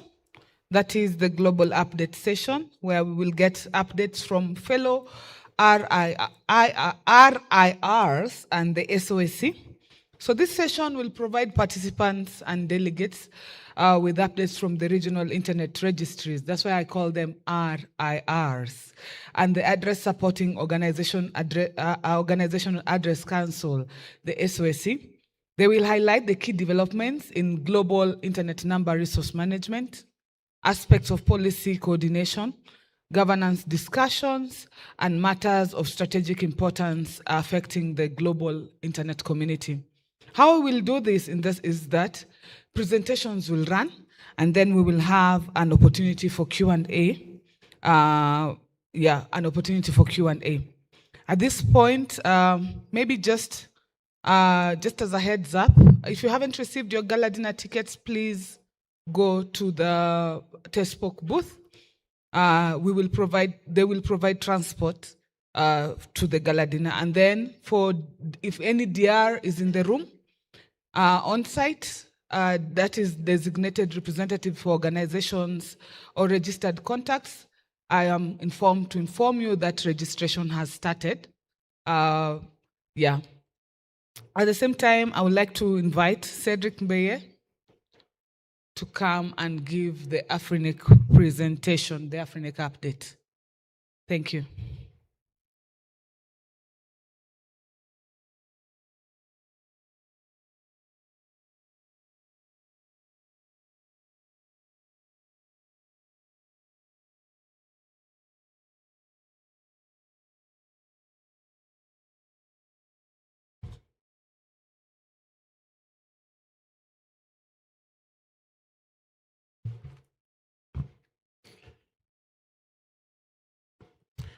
Good morning again. So for the sake of time, I will try to go quickly. This is the Afrinic update. So again, my name is Cedric Mbeye, Stakeholder Development Manager at Afrinic and part of the management committee. Management team, sorry. So Afrinic is the 5th RIR, established in 2005 with headquarters in Mauritius. We serve 55 economies. Our core business is management of IP address and ASN in line with implemented policies. And currently we have 40 staff. In last year, 12 September 2025, we had the election of our new board of directors. So 8 board members have been elected. We have Professor Emmanuel Adewale Adedokun, the chair. We have Professor Abdul Aziz Ilali as the vice chair. Professor Emmanuel is for Western Africa. Professor Aziz Ilali is for Northern Africa. We have Dr. Kalim Ahmed Usmani, for Indian Ocean. We have Mr. Laurent Kayemba Ntumba for Central Africa. We have Mrs. Carla Sofia for South Africa, Dr. Fiona Asonga for Eastern Africa, Mr. Benjamin Mark Roberts for non-regional, and Mr. Adewole David Ajao, also non-regional. So those are the 8 board of directors that have been elected last year.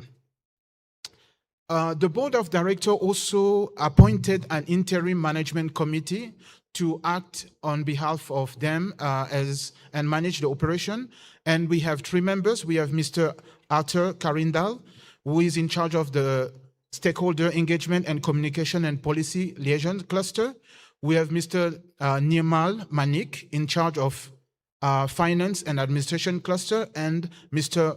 Mukom Tamon in charge of technology, infrastructure, and strategy cluster. Also, something important to know is up until now, Afrinic is still in receivership. And so the Afrinic operations are currently being supervised by a court-appointed receiver who is responsible for overseeing the organization's affairs in accordance with the mandate granted by the court.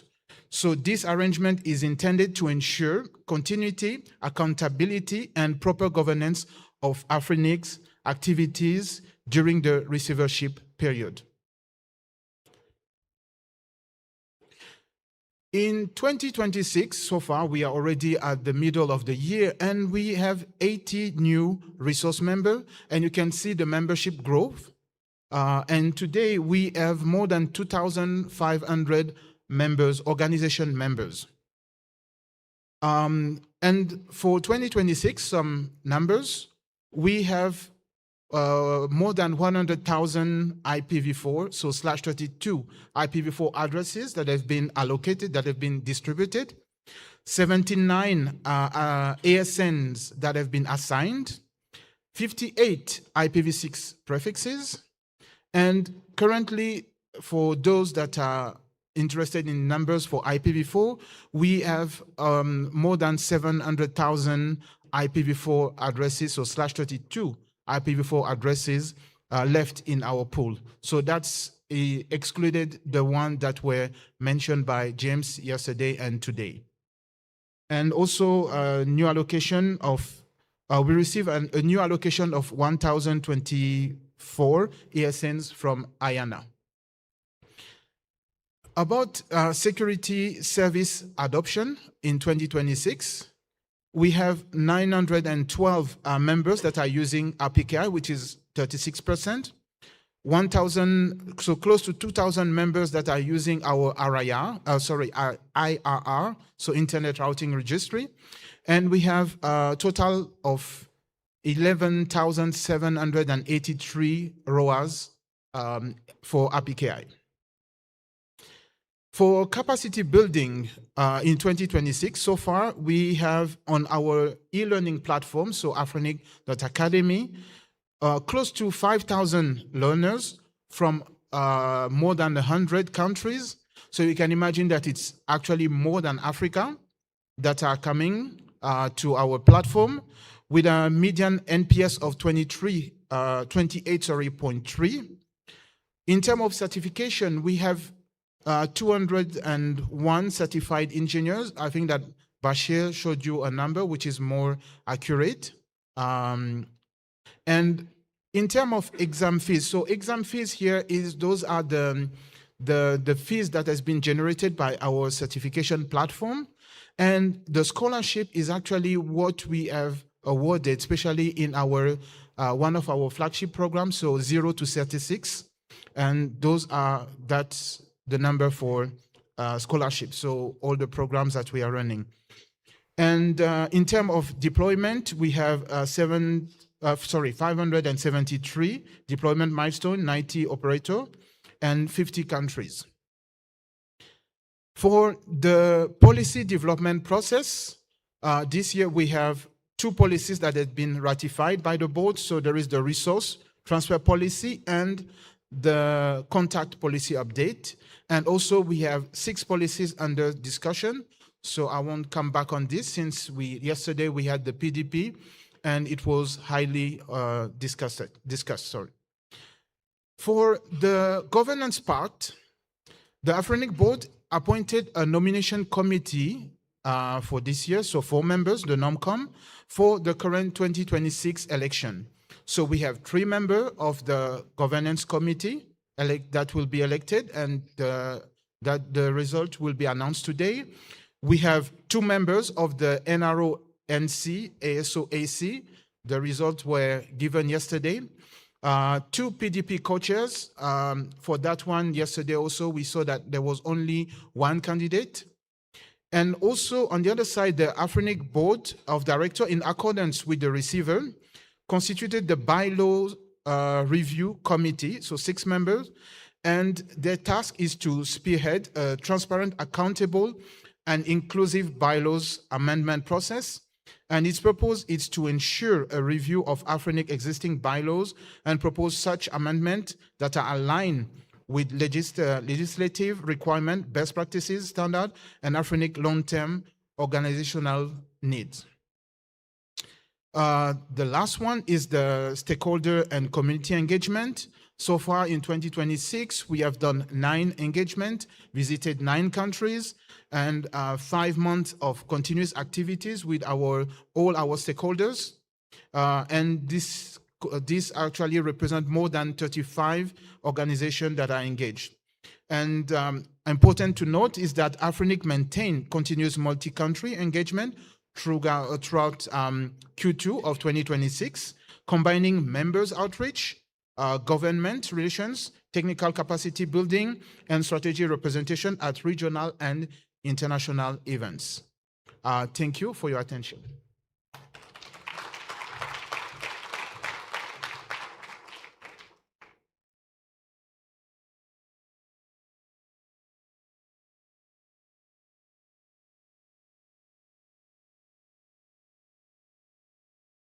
Thank you, Cedric. I'll now welcome Mr. John Sweeting for the ARIN update.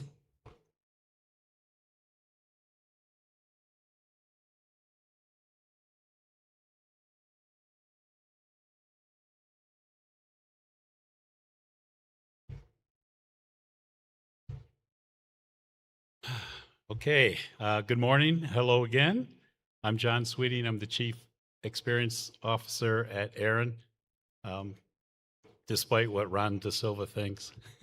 So I'm going to give a quick Aaron update for the members here.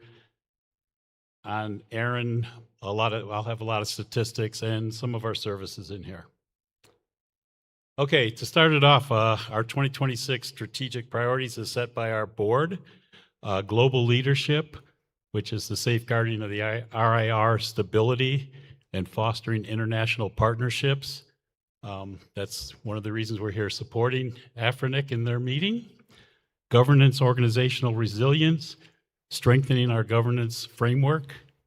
Member experience and advocacy, which is a lot of what I do in my role. And operational and technical excellence, which is to ensure Aaron's registry services, our routing security and such are secure, modern, reliable, and future ready. So organizational, these are some of the things I'm going to run through: our membership, our resources and routing security statistics, customer experience improvements, and outreach and community engagement. So Aaron membership, currently we have 26,735 Aaron service members, of which 1,743 are general members. So everybody in the Aaron region that holds internet number resources under an agreement with Aaron is automatically a service member, whether it's an ASN, IPv4, IPv6. Once you're a service member, if you wish to participate in Aaron elections, in the governance of Aaron, then you can raise your hand, push a button and say, our organization would like to be a general member so we can participate and cast our votes for our elected bodies. And we have 1,743 of those. Another fact, we have like 14,000 legacy organizations that do not have their internet number resources under an agreement with Aaron. Customer count by resource type. As you can see, a lot of IPv4 in there, some legacy ASN only. We have 17% of our holders are ASN only, and recent improvements we've made over the last couple of years, that ASN only holder is a service member and can become a general member and vote. So anyone that has internet number resources in the Aaron community under an agreement with Aaron is eligible to vote in any of our elections if they so choose. IPv resources and routing security statistics. Inter-RIR transfers. I know Afrinic hasn't been participating in the internet inter-RIR transfer process, but I believe that's being worked on and will be in effect soon. But here's some numbers for the other regions. And the number of /16s transferred to Aaron and transferred from Aaron. You can see there's a lot more that has been transferred from Aaron to RIPE and mostly RIPE and APNIC. And a lot of that is because Aaron had the large pool of legacy addresses to start with. We had like 800 million legacy IP addresses when we started. It's down quite a bit because a lot of it has been transferred out. New RPKI registrations, as you can see, it goes up, it continuously goes up. You know, we do a lot of outreach and training on RPKI and the benefits. We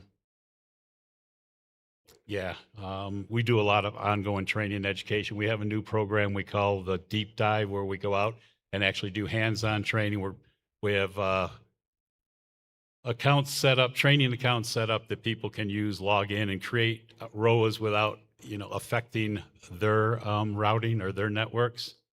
Some of the RPKI improvements and some of the things that are on the roadmaps ahead.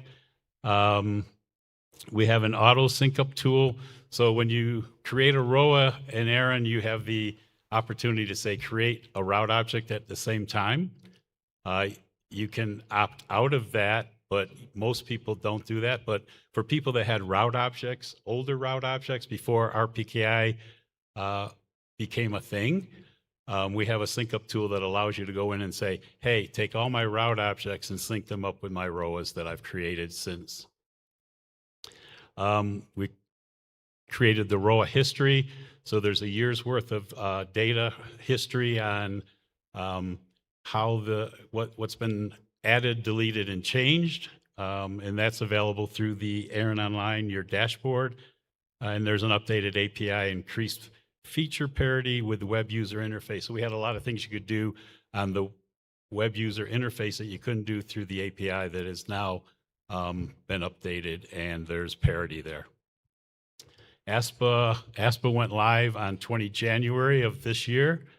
And then on the roadmap, we have RPKI routing intelligence, which is basically, we're going to be pulling full route table from route views and also from RIPES, RIS, and into our system, and compare. People will then be able to compare what their real routing is at that exact time with the ROAs they want to create, to make sure they're not going to black hole some of their routes. And there's other RPKI advanced features that we're adding to the Aaron Online interface. So what the data tells us is that RPKI participation at Aaron continues to grow, with more organizations registering for, RPKI services.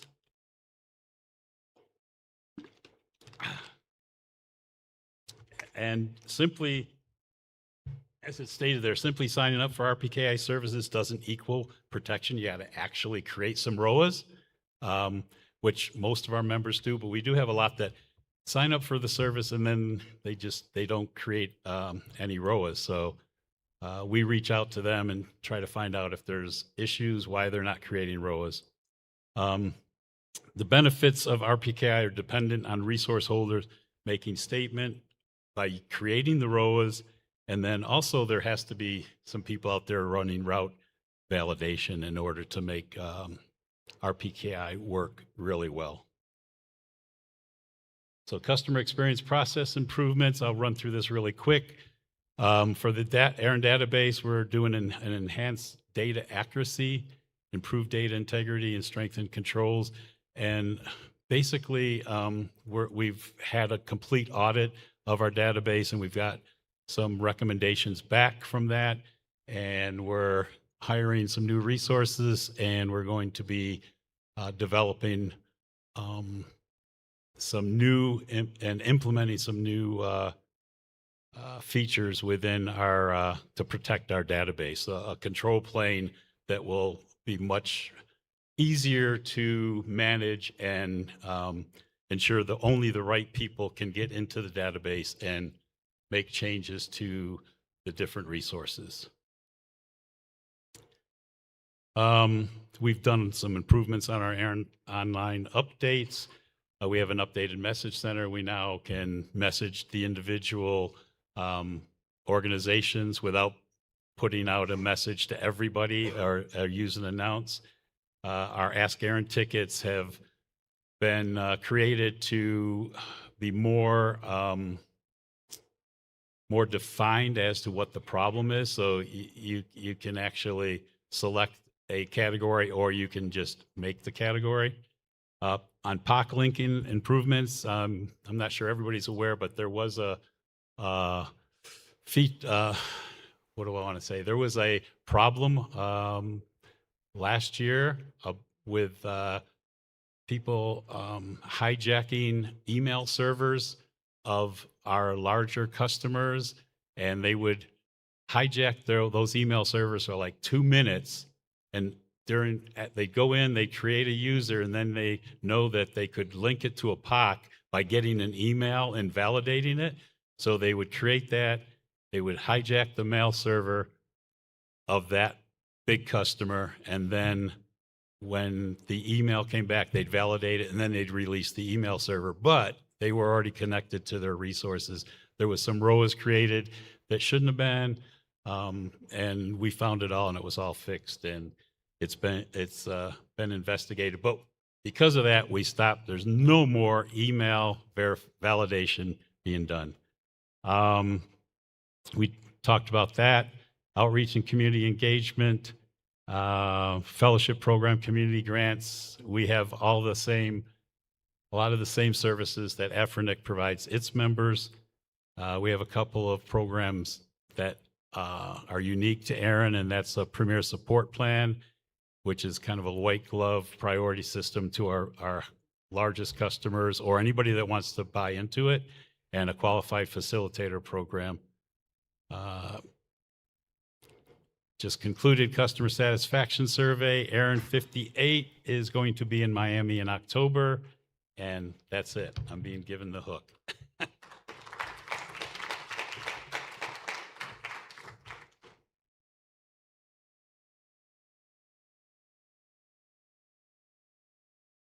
I would like to call Mr. Ernesto Mayo to give the LACNIC update. Welcome.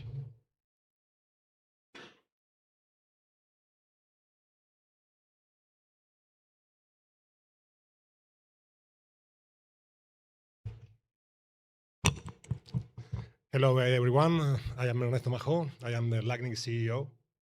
I am very pleased to be here and once again in an Afrinic meeting. The last time was 11 years ago for the 10th anniversary of Afrinic, so in Tunisia. Long time. I'm also very pleased to see how the things are going on in Afrinic. Congratulate to the board, congratulate to the staff, congratulate to the community. We are here to support you, and we are always there here for you. That's it. That's my first. I will do a small update, smaller than John's, and I will try to show some figures and some information that I think that are relevant to share with you. First of all, LACNIC membership. We have more than 13,000 members in 33 territories. And the growth of this membership is now since the IPv4 pool exhaustion in 2010, in 19 August 2010, is caused by the IPv6 only members. So now we have around 1,700 IPv6 only members who has not IPv4 IPs. So that's a really different situation from the previous years, and you see how the rate of the growth has changed since the exhaustion. Well, as members are really important for us. We are always working, trying to improve our services, and in the last 2 years we made a big improvement with the implementation of a CRM. That CRM allow us to offer better services, and some figures that we can share. That's the reduction in the response time, and for interactions with the members. We had many interactions. You see that we have 30,000 members. Each member has some interactions per year, so it's a lot of interactions that with the service manager area manage every year. So that CRM help us to do that in a better way, faster, and also in a transparent manner. Transparency is other aspect of the improvement of that this CRM help us. And now, for example, each interaction, request that the members send to the service can be tracked, and the members know exactly in which point their requests are stacked. So they know if we, LACNIC, is responsible for that, or they who has to provide some information to the process. That's a very important element, and that's a wonderful thing. The other thing is that we allow now to schedule meetings with the analysts directly in the agenda of the analysts. So each member can request for a call, put in the agenda of the analyst a request for that. That's a very useful tool. And other element that we include in this implementation is also the notifications module. This notification module mainly focuses on security incidents related to the resources, but also other kind of notifications. That's a very important way to communicate to the members in the MILAGNIC portal the information that they require. And other two elements is also another tool is the fee calculator. Fee is complex to calculate in our region because it includes IPv6, IPv4, ASM.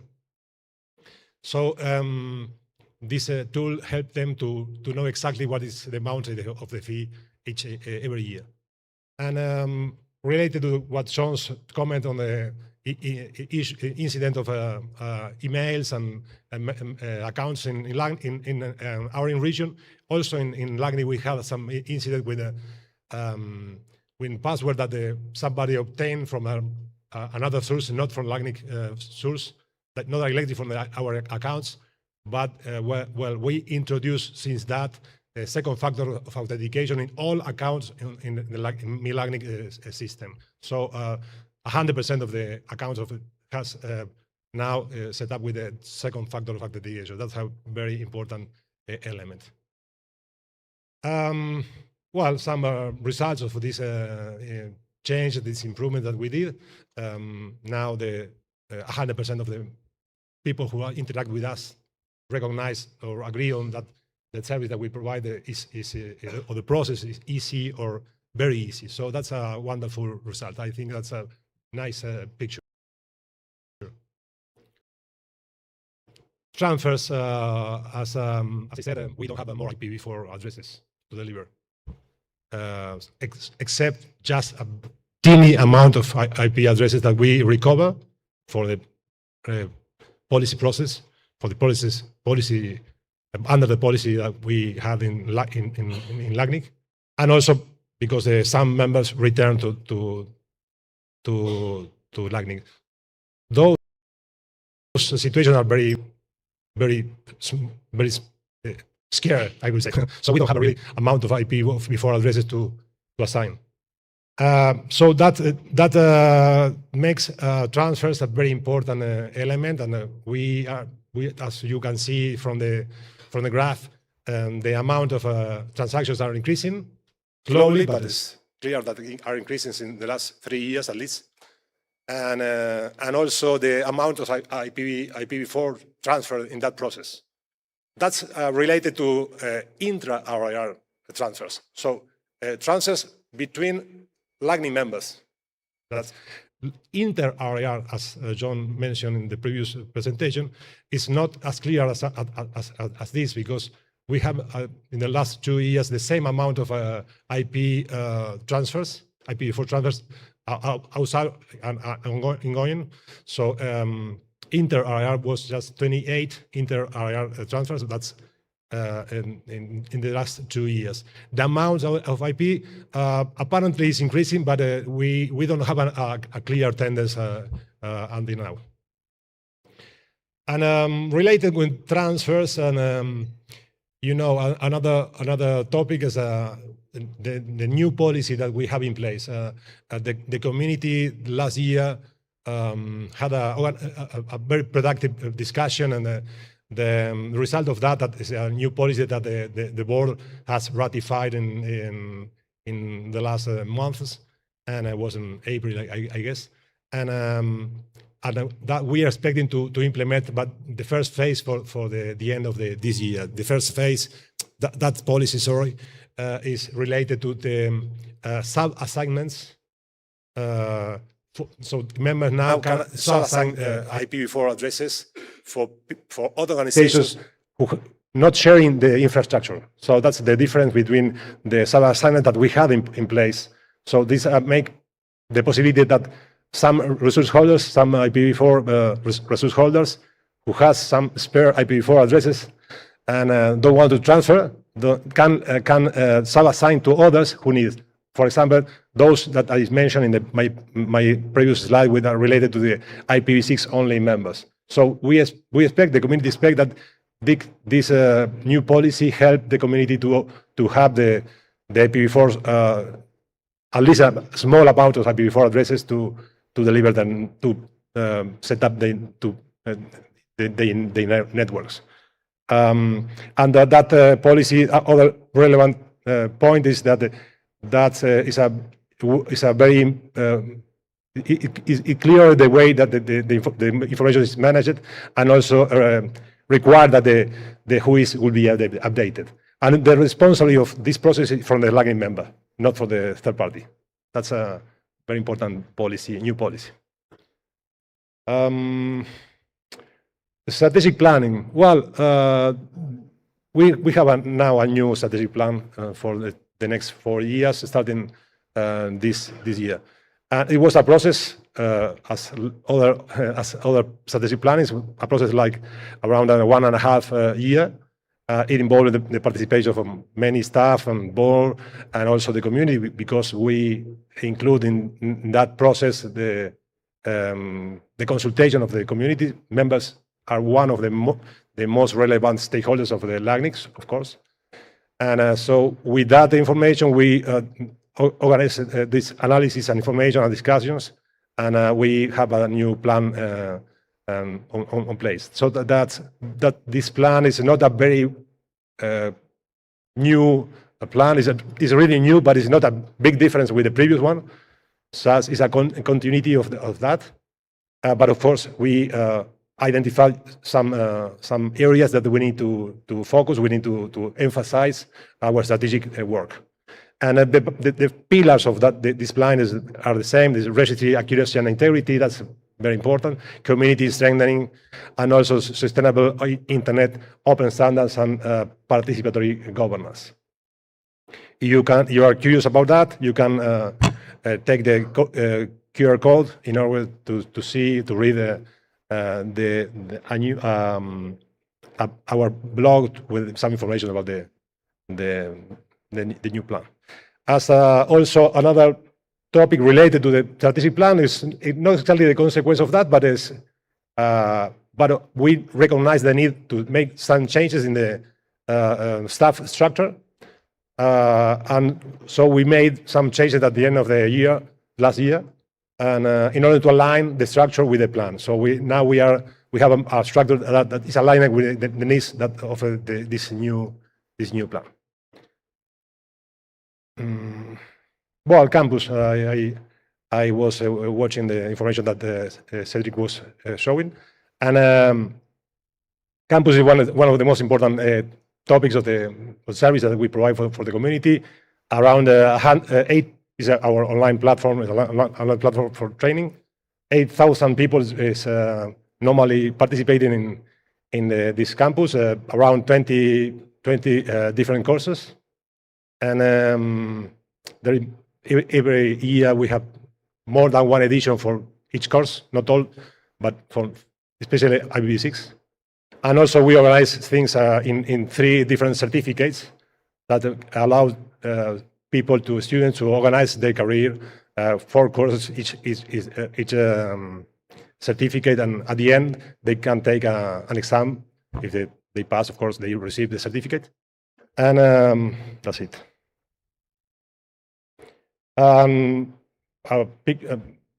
RPKI also is a really important service that we are providing, the RIRs are providing to the community. We have almost 40,000 ROAS published. You can see that the growing is clear, and also due to this importance during the last years, we also made some improvements in the core of the service and also in the infrastructure to provide to have a more stable and a scalable system. So that's a wonderful thing, that because our uptime was 100% during the last 2 years. So that's a wonderful change, and we now have a system that is able to receive all the new ROAS and to provide a better service for the community. ASPA is other part of the RPKI. We are working aligned with that we agreed on the NRO RPKI program. And we will include ASPA for hosted RPKI users in this year 2026. And also we started with the training and outreach about that in our last meeting in Panama in May.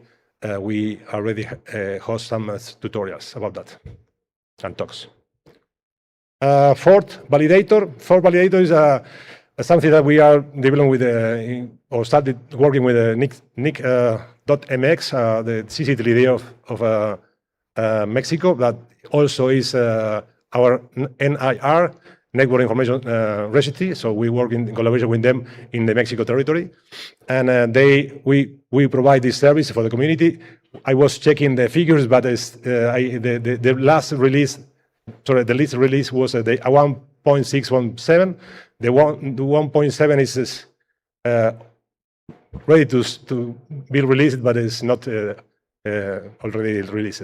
So, and also we are working in a version 2.0 with more improvements. Also in the future, we are thinking to incorporate ASPA and RT2. So that when they get its last goal for, of course. And I think that's my last slide. Just welcome you. Join us in LACNIC 46 in Mendoza, Argentina. And that's it. Thank you.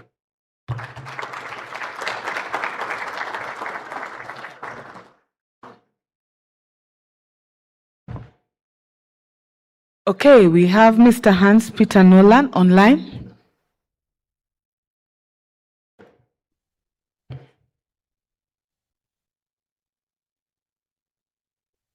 Hello, everybody. I'm really happy to be invited to present the status from the Ripeness Sea. I could unfortunately not join you this time, and maybe you could enable sharing so I could share my slides. While I would have loved to be at your meeting, we had a board meeting scheduled this week, so I was unfortunately not able to travel. I still get the message that the host has disabled participant screen sharing, so maybe you want to allow me to share.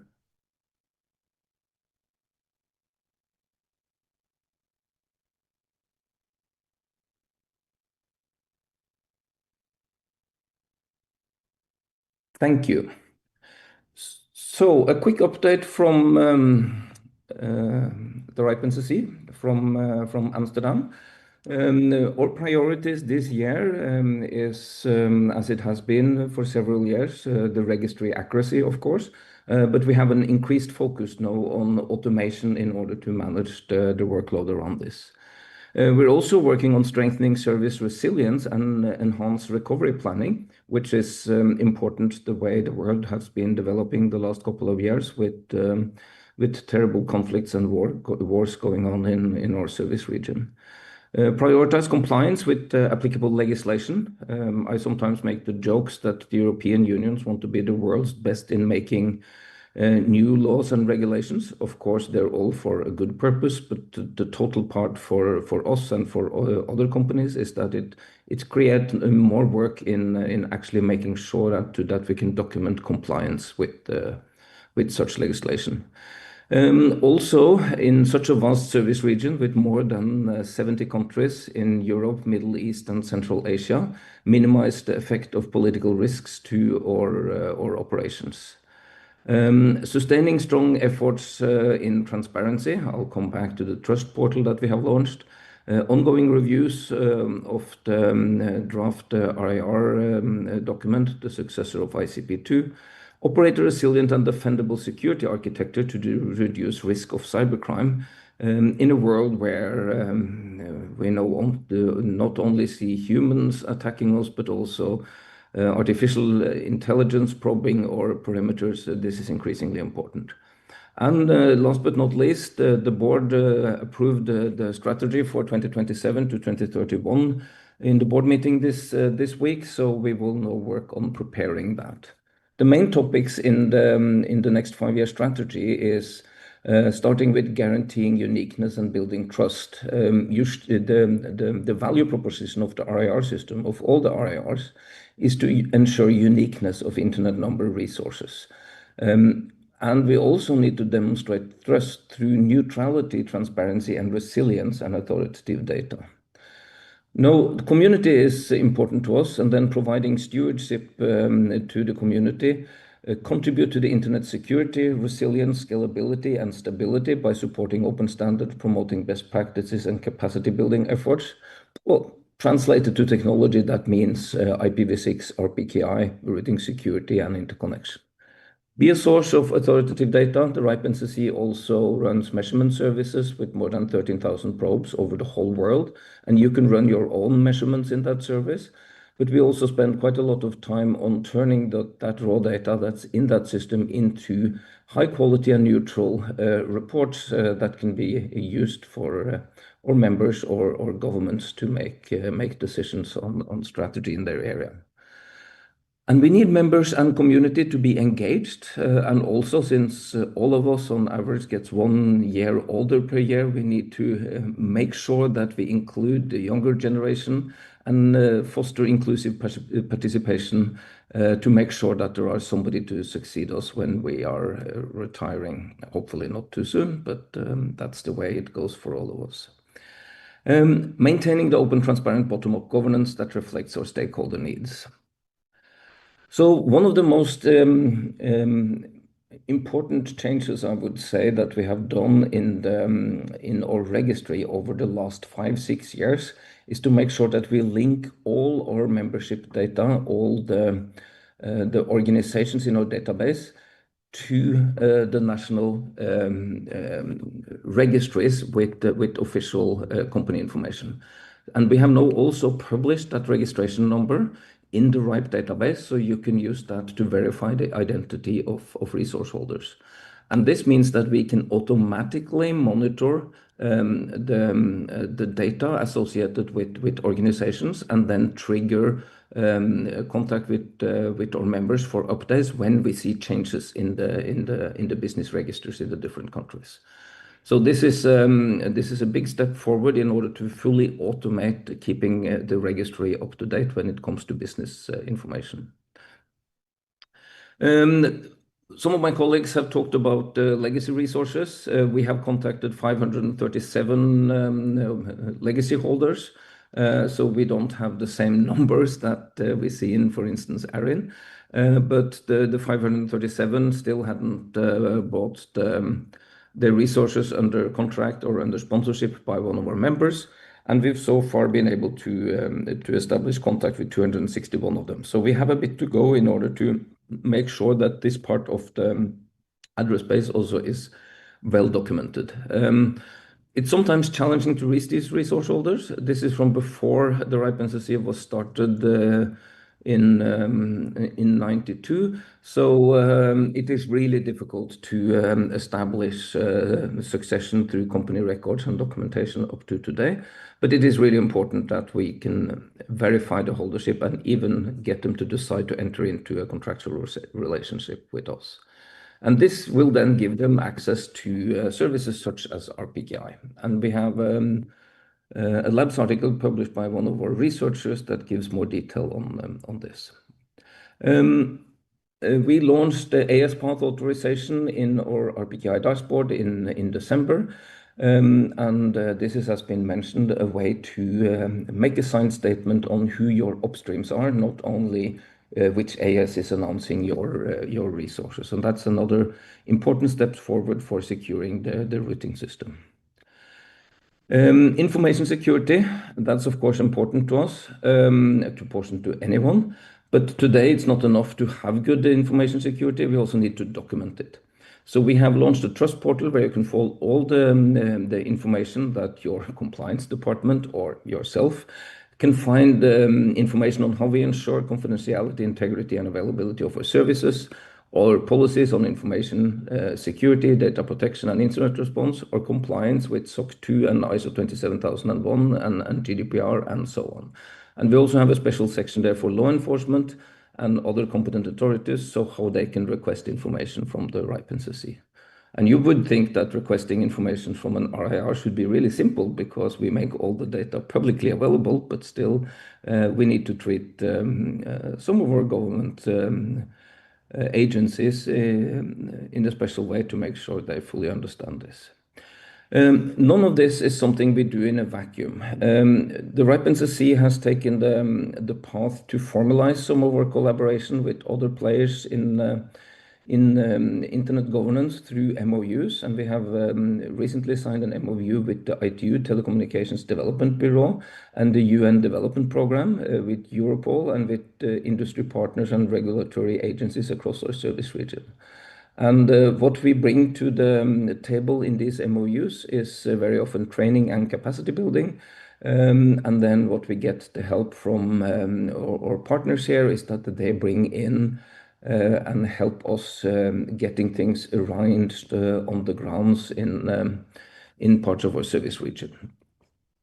We also act as trusted technical advisors across our service region.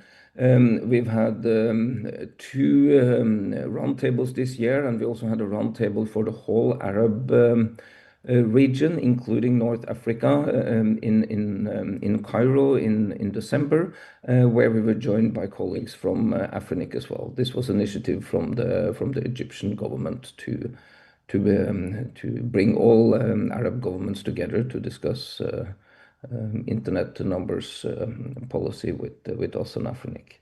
We also participate in the European Commission's Internet Standards Deployment Multi-Stakeholder Forum, and this is a bit of a strange thing. So we're there to make sure that the European Commission isn't set out to develop their own standards, but more to describe best practices on which standards should be deployed in EU.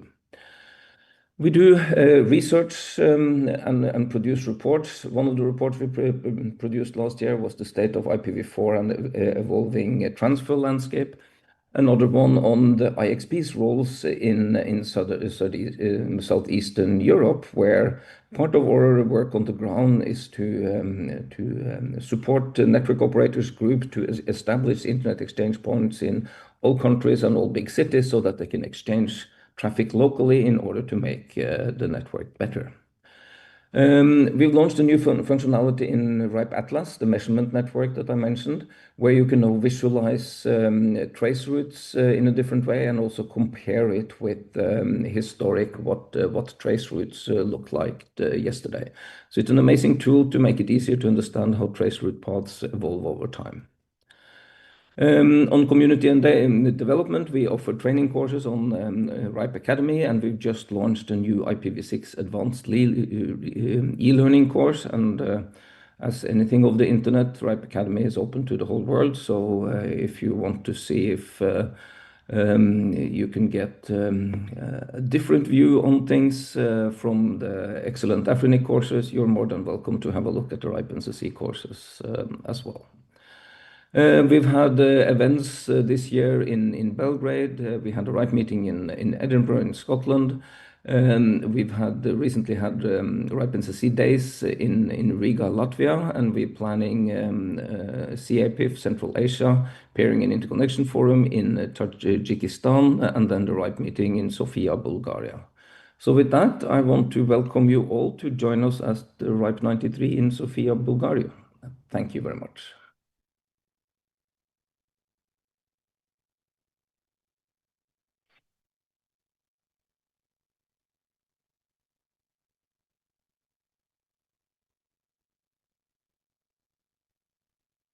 And Esteban, take up.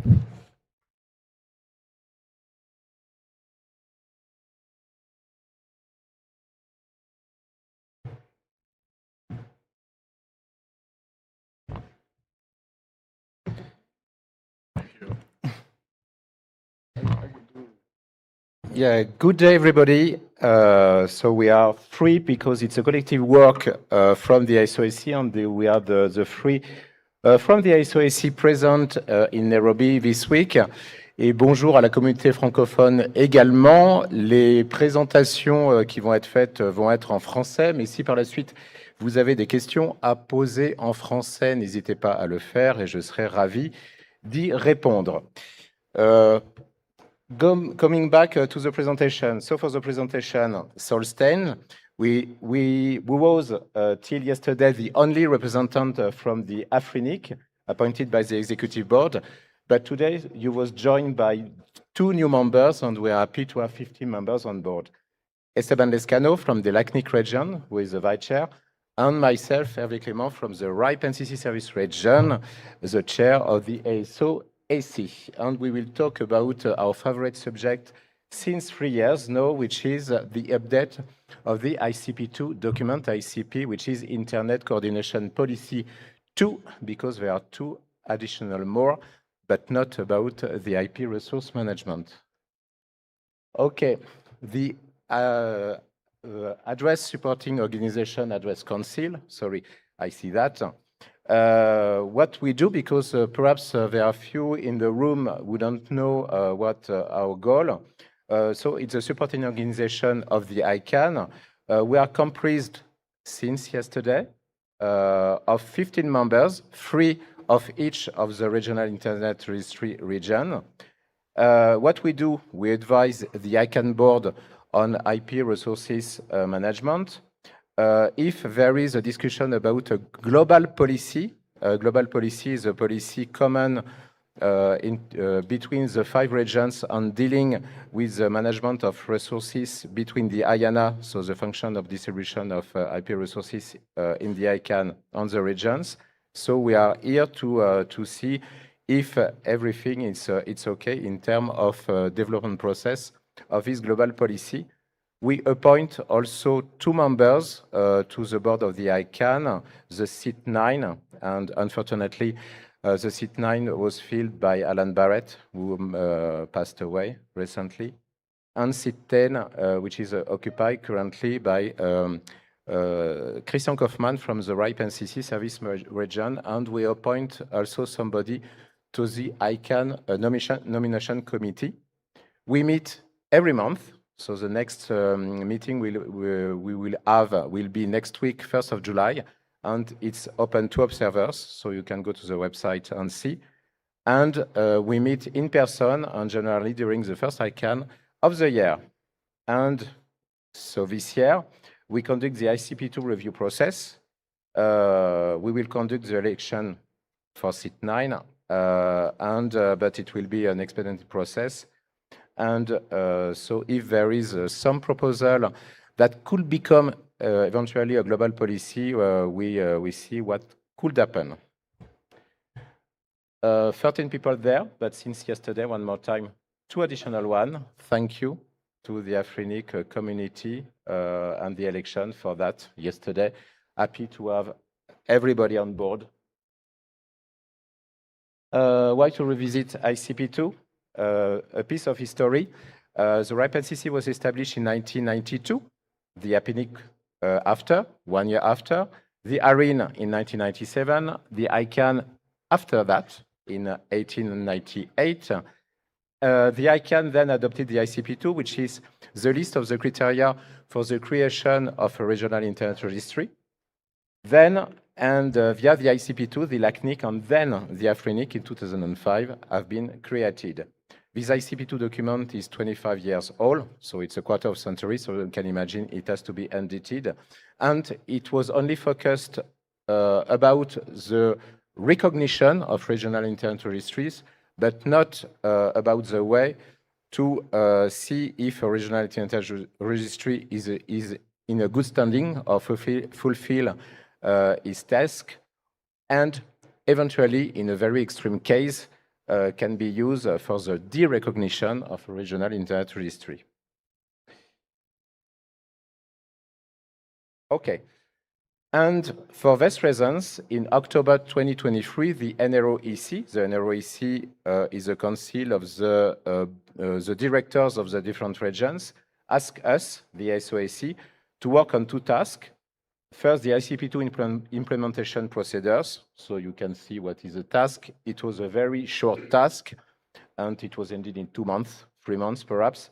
And the longer one, and it's the one when you had some consultation, you was consulted, the ICANN community was consulted as well, is to strengthen the ICP2. And so to make you a complete information of that, we have a list of documents available on our website, and you have the link there. All documents are available in the Number Resource Organization website. Free community consultation, so we have consulted the community, I will say, the lot of time. And you can see also the summary of the comments. It's very transparent, so you can read all the comments we have received. And we have also available the status reports, so taking account the analysis we made from the answer from the different consultation. And the engagement also are listed on the community engagement page with the different links, so you have all the documents available. And with that, I think it's up to Saul to continue. Thank you, Hervé. So where are we now? To know where we are now, I think we're just going to go through very quickly what we've come through, what we've done in the past to get to where we are at the moment. As Hervé said in the beginning, we were tasked to review the current ICP document and to engage with the NROEC and the RIRs to see what's missing in this document. How can we strengthen it? How can we make it better? And what do we need to put in place to cover the gaps that existed in the beginning 25 years ago? The ecosystems changed quite extensively. Everything was done in trust. We all trusted each other in those days. Now we need to put things into documentation. So in 2024-25, we sent out a questionnaire and a survey to the community, the global community, to see what was important and what the community felt should be included in this document. Quick show of hands, who participated in that document? Okay, there are less than a handful of people here. Guys, we're talking about participation. We spoke about it earlier. Please participate. This is your future we're talking about. So thankfully, there was some better participation than the rest of the globe, and we got some valuable input. And then we drafted the new document. I'd say we at that point in time. I wasn't on the ASO at that time, but the document was drafted. And then once the document was drafted, it was put back out to the community, to everybody. Guessing I'm the same. Who saw that draft document? And who commented on the draft document? Okay, so we're getting less and less, guys. Either it was a very good draft document, or we need to get involved. So we then took all that document, all that feedback. Again, it wasn't only the Afrinic region; it was all the regions, and it was updated again. And that takes us to where we are at the moment. We worked in Mumbai at the ICANN meeting in Mumbai. We worked in Seville again earlier on this month. And that's in conjunction with the RR legal teams, the RR executives, and ICANN's legal team to make sure that we're covering all the gaps and that the wording is correct. And that's where we are at the moment. We're busy preparing the final document for final review. What are we doing? We're not changing anything fundamental in the document because it's already gone through the community engagement process. So the final process is to just wordsmith into a better document, and because we're not empowered, remember it's a bottom-up process, we're not empowered to change the content, to change the laws. So what are we doing? We spoke about yesterday quite extensively, definitions. What do things mean? So definitions are important. We've all read legal documents, and that's the preamble to the document. The document structure is also a very important thing. We're moving things around so that the document flows better. It makes it easier to read. Hervé mentioned earlier on the recognition and derecognition processes. These need to be defined a lot better with words that portray the membership engagement process. We've spoken about audit versus compliance reviews, emergence continuity. For those that you don't know, there are a lot of you in this room that haven't read the document. It enables the RR ecosystem to take over if an RR has hassles, to make sure that your RPK, we learned about RPKI, ROAs, all these kind of things, that all those critical infrastructure will continue to work if an RR has problems. And then, of course, sadly, and that's not the intention, is the derecognition process. And the reason why I say sadly is because the idea is not to get there, and is putting all procedures in place to try and safeguard that from happening, to work together as a community, and to prevent that, ideally to prevent that from happening. So that's where we are at the moment. And over to Esteban for the way ahead.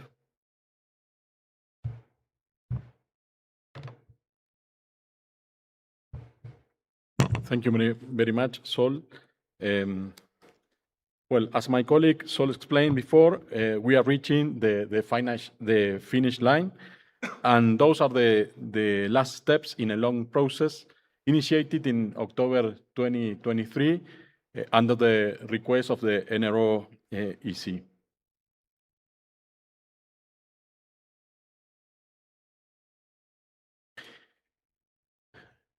There is the timeline and the upcoming events. As you can see, in this year, in Q1 and Q2, the SOEC had face-to-face meetings in Mumbai, India, and in Seville, Spain, one informative session in each ICANN meeting, and reports published about the progress of the process.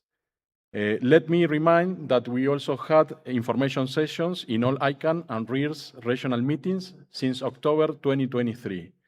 For Afrinic community, we also had some online webinars and sessions in previous African Internet Summit. The last webinar was in October 2025.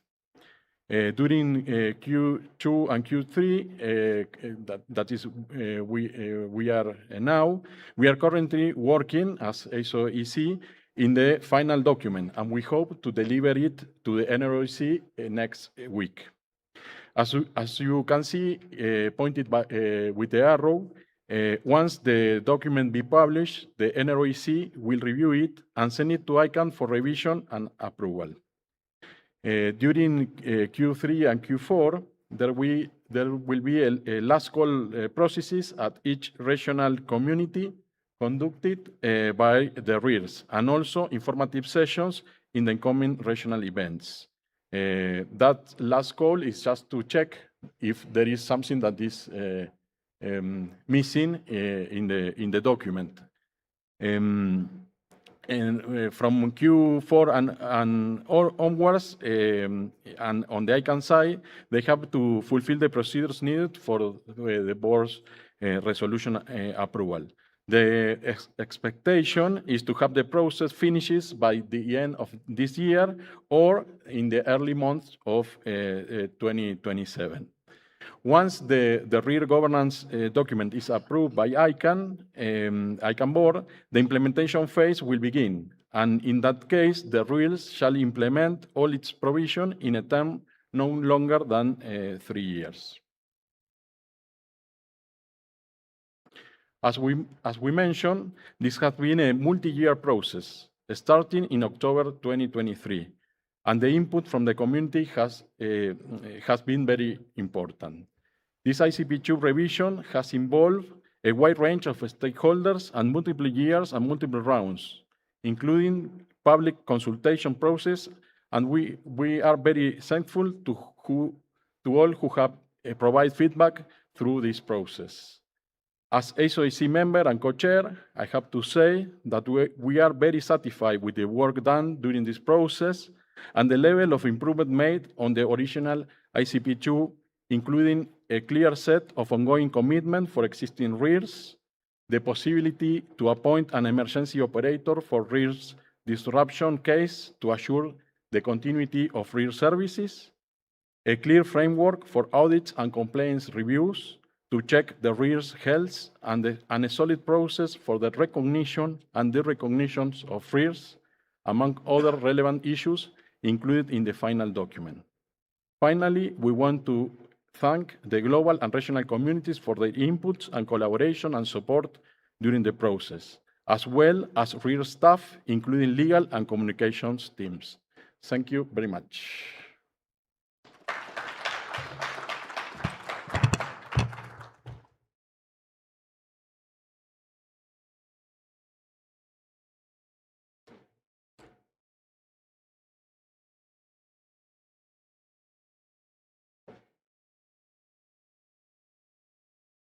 Because we're far much pressed for time and all the presenters are still in the room, I'll provide room for question and answers.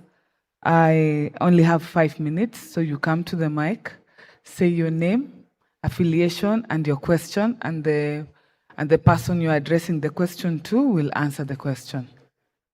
The floor going once, going twice, both on-site and online. Going 2.5 times. Question 1 I've seen. I want to close the mic on-site. On-site, closed. Online, going once, going 1.5, going 2, going 2.5,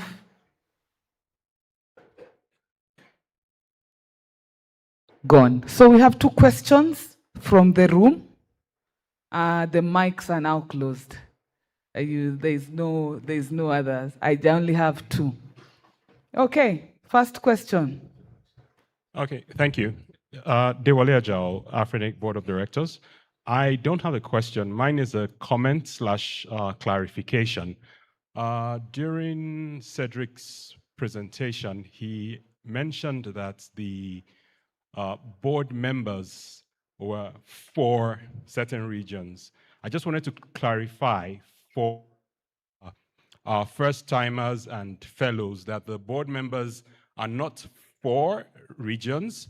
They are appointed, elected from regions, but once they are on the board, they are for all of the Afrinic service region. Thank you. Thank you. Alain? Name and affiliation. Alain Ayina, internet user. The first is to congratulate and thank the ASO/AC people for the hard work. We really appreciated that despite the challenges we had, they still trying to engage our community to discuss the ICP2. But we still noticed that they kept the word derecognitions even in the title of the document, despite the several attempts from us to say, please, let not keep the derecognition in the title of the document.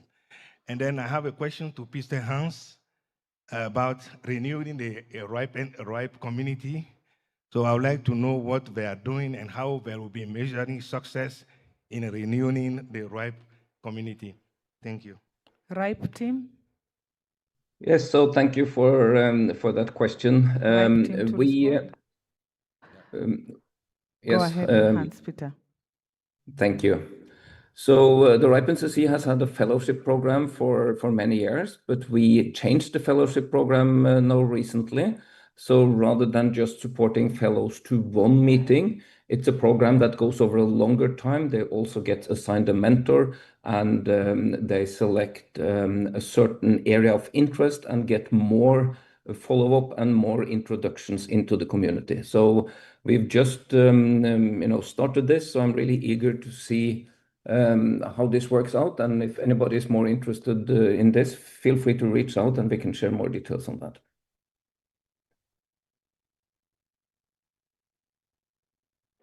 Okay. You want an additional response? It's okay. Just a piece of answer to Alain. So thank you for your remark. We have discussed about that. Just the first thing, the title you see here is not the final title. I don't know if there will be a consultation about how to find the title. So that's the first thing. And so be sure that the recognition is not our purpose. Absolutely not. And for everything, it's better to speak of something, to not use this something is better. Thank you. Now that is clarified, we thank you all for the questions and the participation. Online people, I am doubting if you are following because I have not received any questions online. But yeah, because of time, we move to the next part where we will be having the Afrinic legal update will be presented to us by Mr. Kishna Donde, joining us online. Kindly share his presentation. Kishna, if you can hear me, say hi. Hi, Susan. Hello, everyone. Good morning. Proceed. Thank you. Right, just bear with me. I'll be sharing my screen. Just here. Right. Okay. Morning, everyone. Again, this is Krishna Dandi. I'm the legal officer at Afrinic, and I'm here to give you a legal update about what has been keeping us busy for the last few years going back. But before moving further, just some important notes or disclaimer. Right, this presentation is simply intended for informational purpose only. We're not here to discuss ongoing cases, litigations. So they're not legal advice. We're not here to comment on the merits of those ongoing cases, especially, right? Considering that there are lots of cases still in court. So what we are bound by the principle, or what we call the sub judice principle. So we just have to be careful and cautious to avoid being committing contemptuous acts. That's very important. But the objectives, two objectives for you, all of us rather. One is to understand, provide an overview of my areas of responsibility at Afrinic, and second, to provide a factual, right, very, very factual, high-level overview of the legal and governance development since 2021. Because this is kind of where things started taking a certain turn. Regarding my areas of responsibility, it's important to bear in mind, to note this, that the position of legal officer itself was created in 2019, following allegations of IP misappropriations. Prior to that, Afrinic has always had the services of our external legal advisor, Mr. Ashok Adakishan, who you must have met already Nairobi. Otherwise, my role as legal officer is to provide legal support to all the organs and bodies of Afrinic, including board, all its committees, management, operations, assist in investigations, litigation management, something that has been keeping me very, very busy. And of course, to advise on all legislative changes, corporate governance, and compliance. Right, that is interesting, this one. The Afrinic legal landscape, the three core areas, our focus have been for the last 3 years. And that can be categorized into 3 areas. One is the contractual dispute between Afrinic and Cloud Innovation. Second area is the governance-related litigations, which have stemmed from the original contractual dispute. And third area is the reconstitution of the board and all the events, all the related lawsuits that have continued from there. 2021, that's the first litigation phase. Our first interim order, that injunction, for most of you who may not be that familiar with certain terms, we received our first injunction against Afrinic on the 29th of March 2021, during the COVID period. That order, we managed to have that order set aside.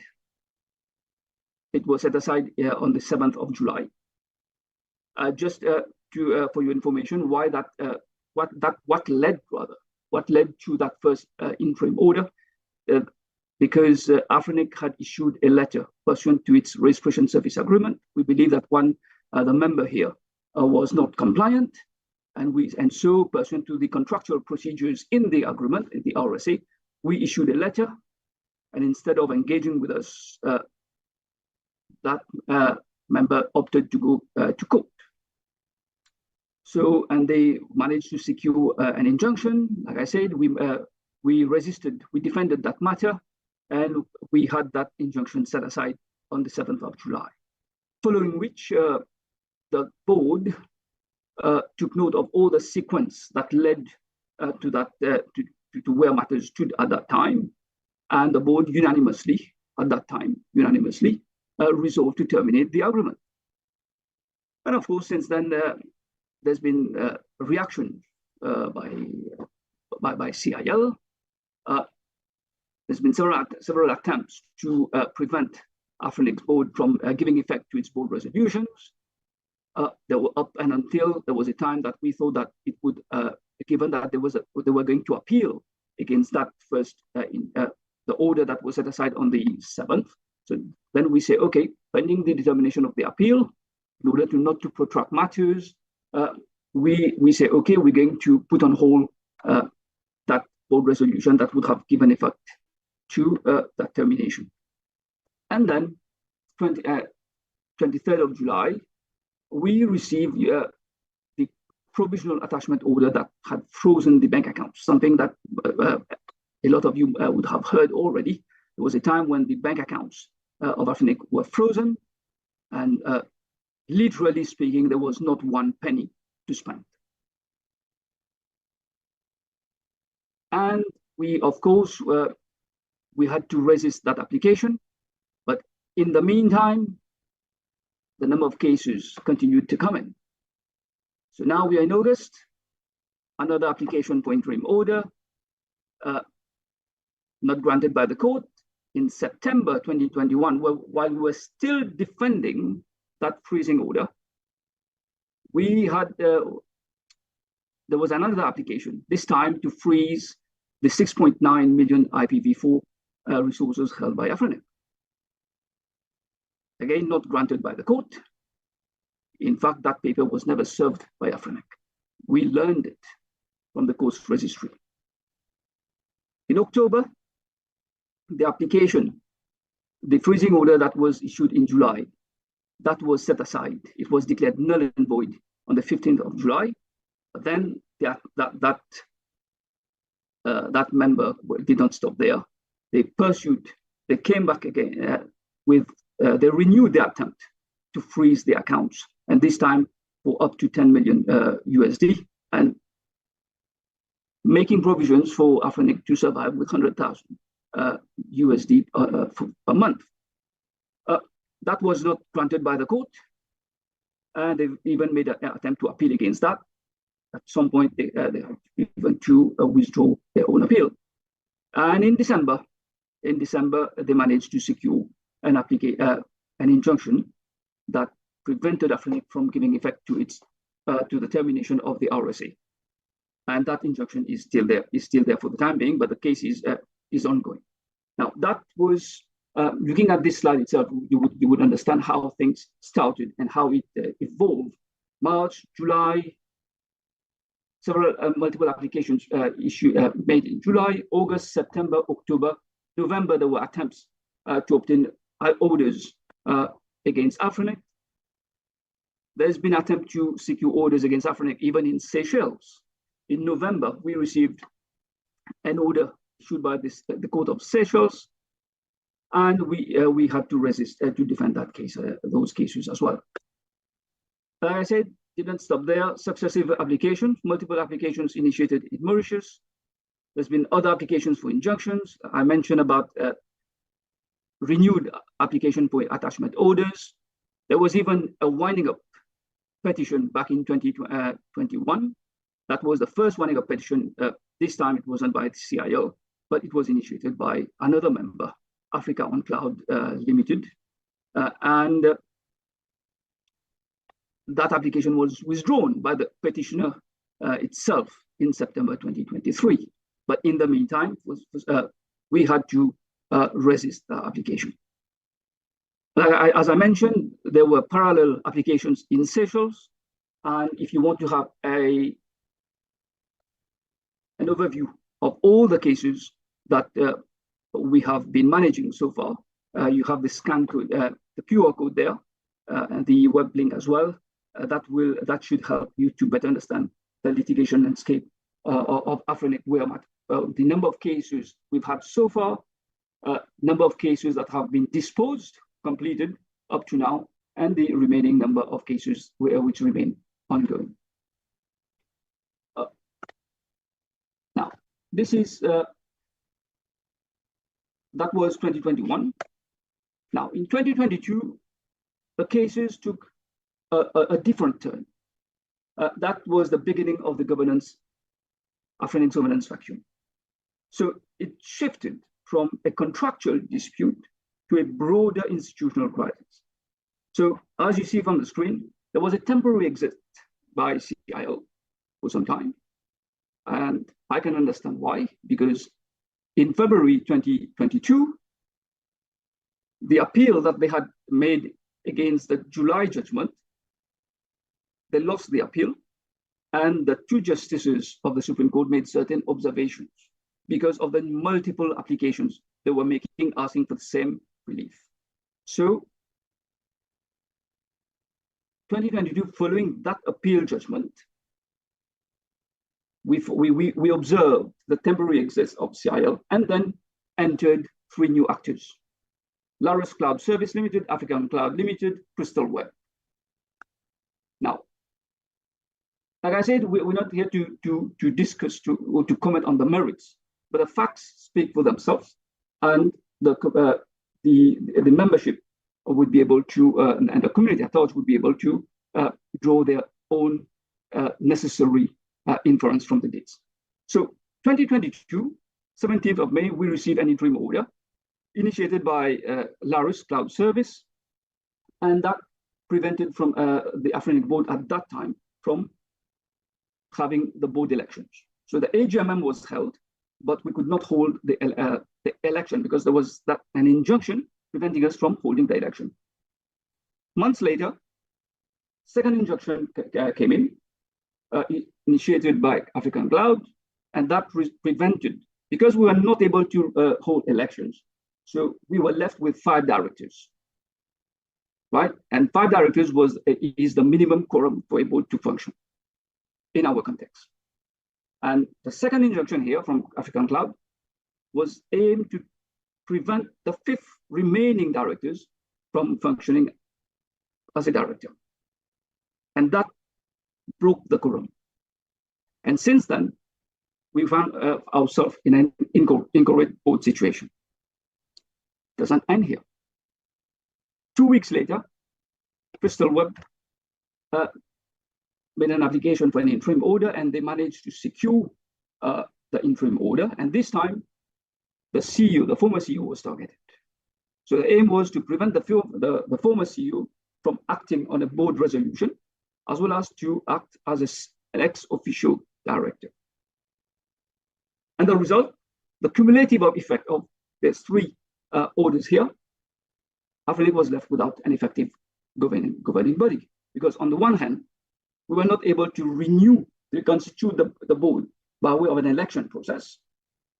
The remaining directors, that being 5 at that time, 1 of the 5 was prevented from attending board meeting. Therefore, the quorum was broken.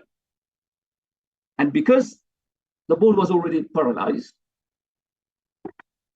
this time it was to prevent the CEO as well from functioning.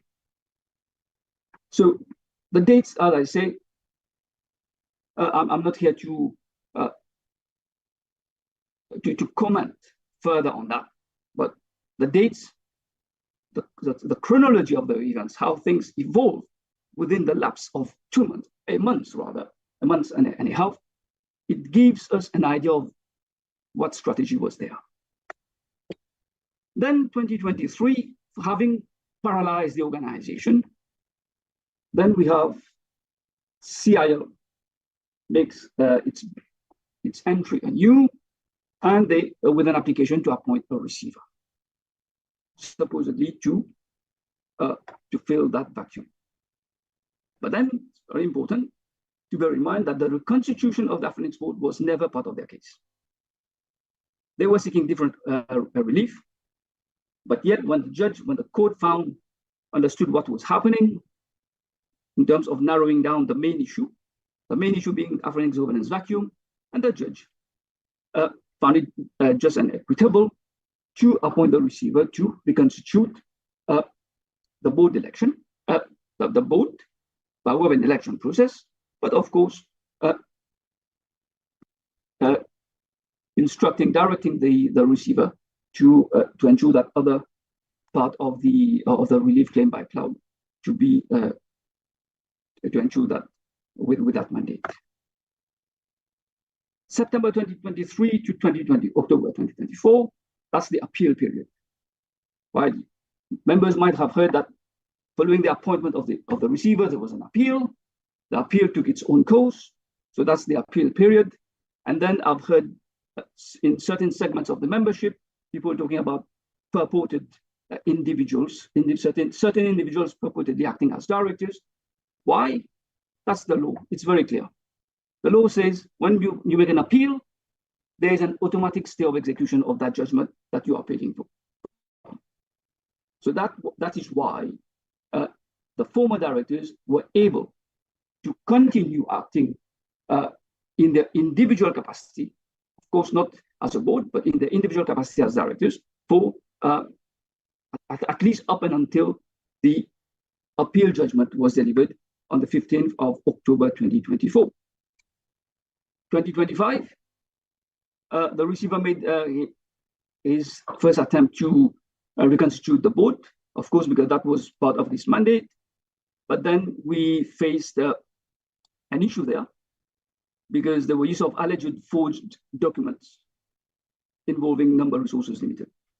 So that's when the power attorneys, hundreds of power attorneys, landed up at the polling station, right? Individuals carrying power attorneys, supposedly being mandated to represent a whole bunch of members. And there is an ongoing police investigation on that, so therefore I won't comment further. July 2025, last year, this time CIL initiated a winding up petition against Afrinic. Right, so that is the second time we're having a winding up petition. And that matter is being resisted. We are defending. And that also led to ICANN to intervene in that application for winding up. And still in July, the Honorable Prime Minister of Mauritius, who is also the Minister of Finance, who is having the responsibility for the corporate affairs of all companies in Mauritius, designated Afrinic as a declared company. And September 2025, that's the second attempt to reconstitute the board. Again, the receiver went to court, explained what happened, and then there was an order to that effect for the board to be reconstituted before end of September. And bearing in mind what happened in June, this time the election was held virtually, no proxy, right? And the election, the court also directed that the election be held under the supervision of the Electoral Commissioner of Mauritius, who is very, very well, who is the holder of a constitutional post in Mauritius. He has a whole lot of experience in electoral matters, even working with SADC. So that's about the Electoral Commissioner in terms of his caliber and experience. And the history, we received a historical turnout in that election. 484 members casted their vote, despite the additional layers of security we added.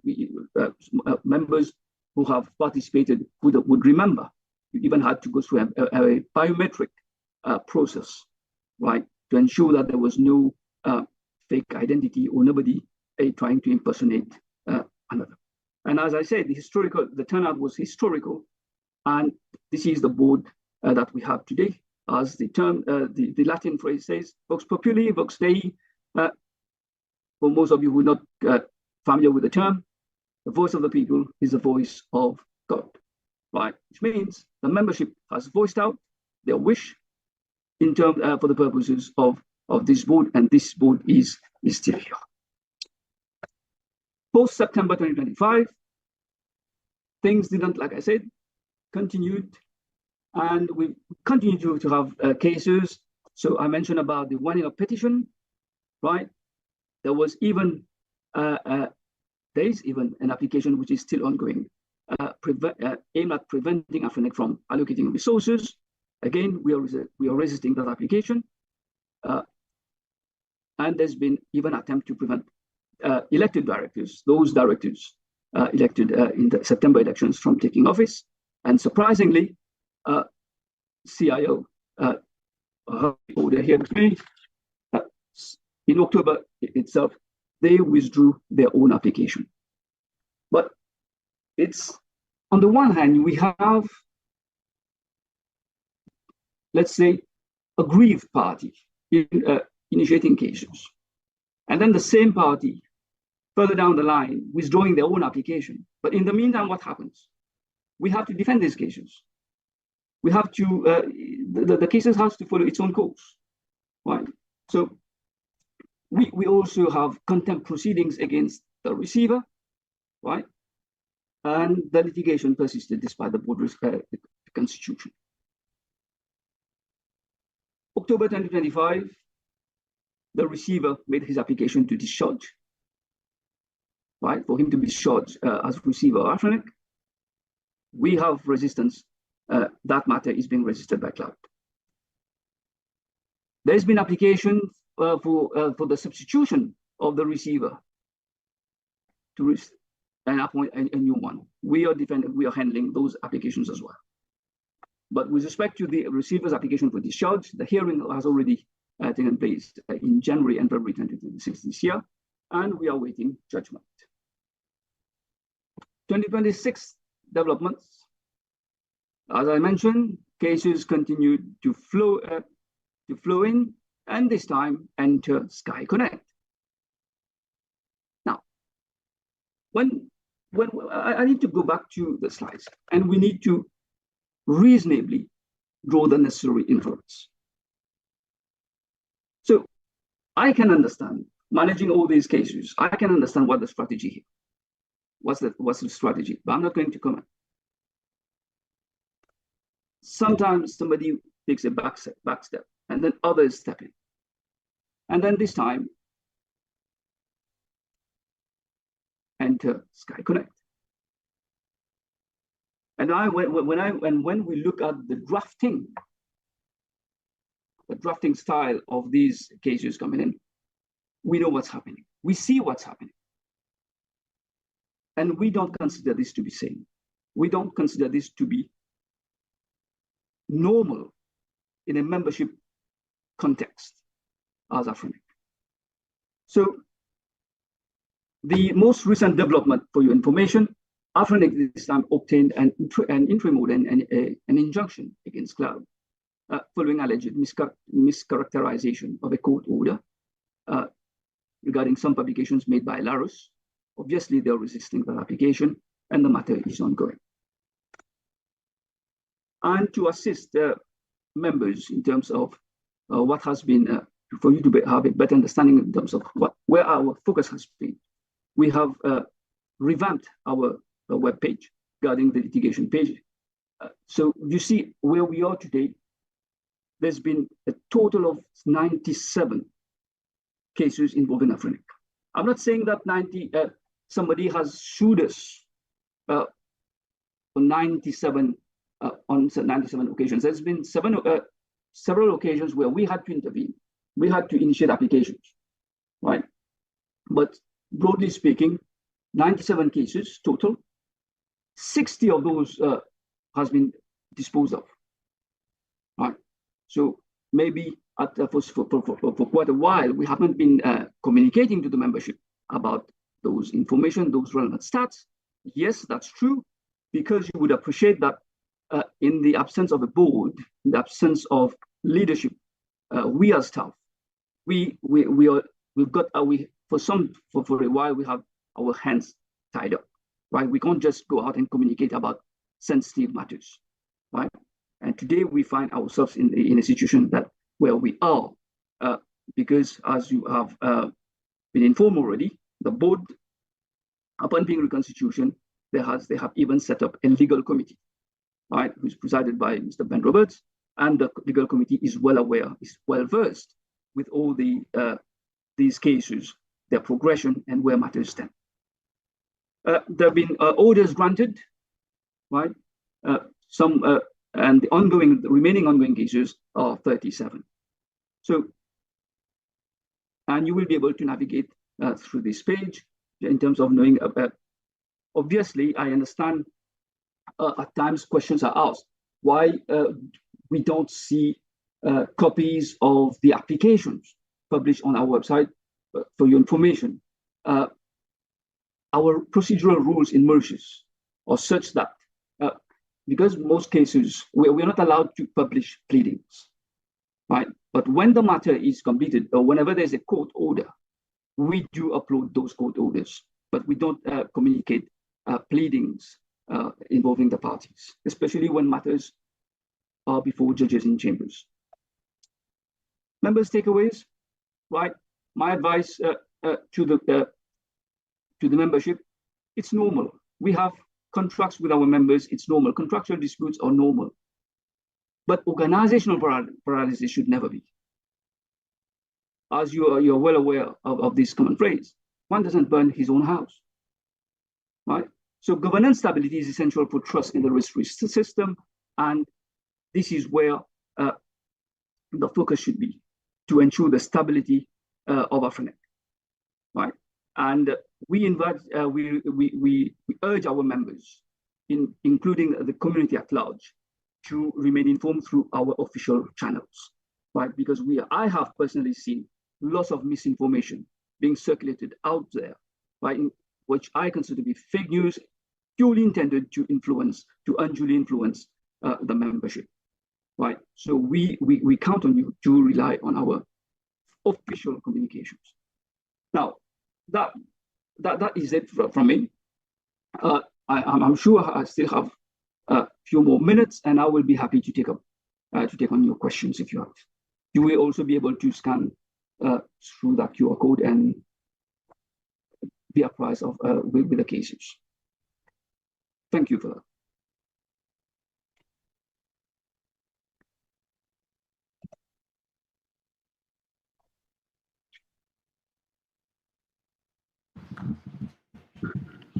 Thank you, Kishna. I think we have 2 more minutes. I'll take just a minute. Anyone in the house who wants to ask a question, come to the mic before I close it. On site, gone. Online, any raise of hand?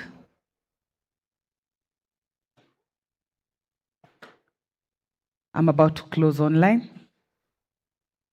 So we will have 2 questions from the floor. Gentlemen, name, affiliation, a minute each. Thank you. Hi, Andrew Alston, Internet consultant. Kishna, I just wondered, do you have any kind of estimated time frame to bring Afrinic out of receivership? Obviously, I know that there's ongoing litigation you can't speak to, but I think, you know, it would give the community some sense of a time frame would be helpful in, you know, helping to build trust and transparency. Right, that's a good question. Kishna, just a minute. Yes, say again, Kishna, we can't hear you. Okay, so what I was saying is the receiver's application for discharge is before what we call before the court of first instance. Let us say we receive a judgment from that court of first instance shortly. Obviously, there will be one winner, and a losing party. The losing party may decide to appeal against that judgment, so they will appeal. And they appeal before the Court of Appeal Division of our Supreme Court in Mauritius. So that appeal will take its course. And there will be a judgment. And given our court structure in Mauritius, the last court of appeal is the Judicial Committee of the Privy Council in England. So there may be a second appeal where the matter lands in England before the Privy Council. And usually, based on my experience and practice, an appeal normally we should factor in about 2 years for an appeal process, right? At least to have a judgment. From the time that the appeal is lodged open until there's a judgment. Approximately 2 years. It can be, at times, it depends on the urgency, the nature of the matters as well. But approximately speaking, let us say 2 years for an appeal process. So considering that there are two further appellate jurisdictions, this is something to consider. Okay, next. Hi, Paul Huell. Crystal Web's the affiliation. Yes, that Crystal Web. It's probably a good thing that I didn't see all of the presentation because what I did see included, and I'm going to state this here and so that it is properly on the record, included, Krishna, remarks about my company which could be easily regarded as defamatory. The manner of characterization of the conduct of various parties in bringing very targeted, very specific litigation being mischaracterized is not appreciated.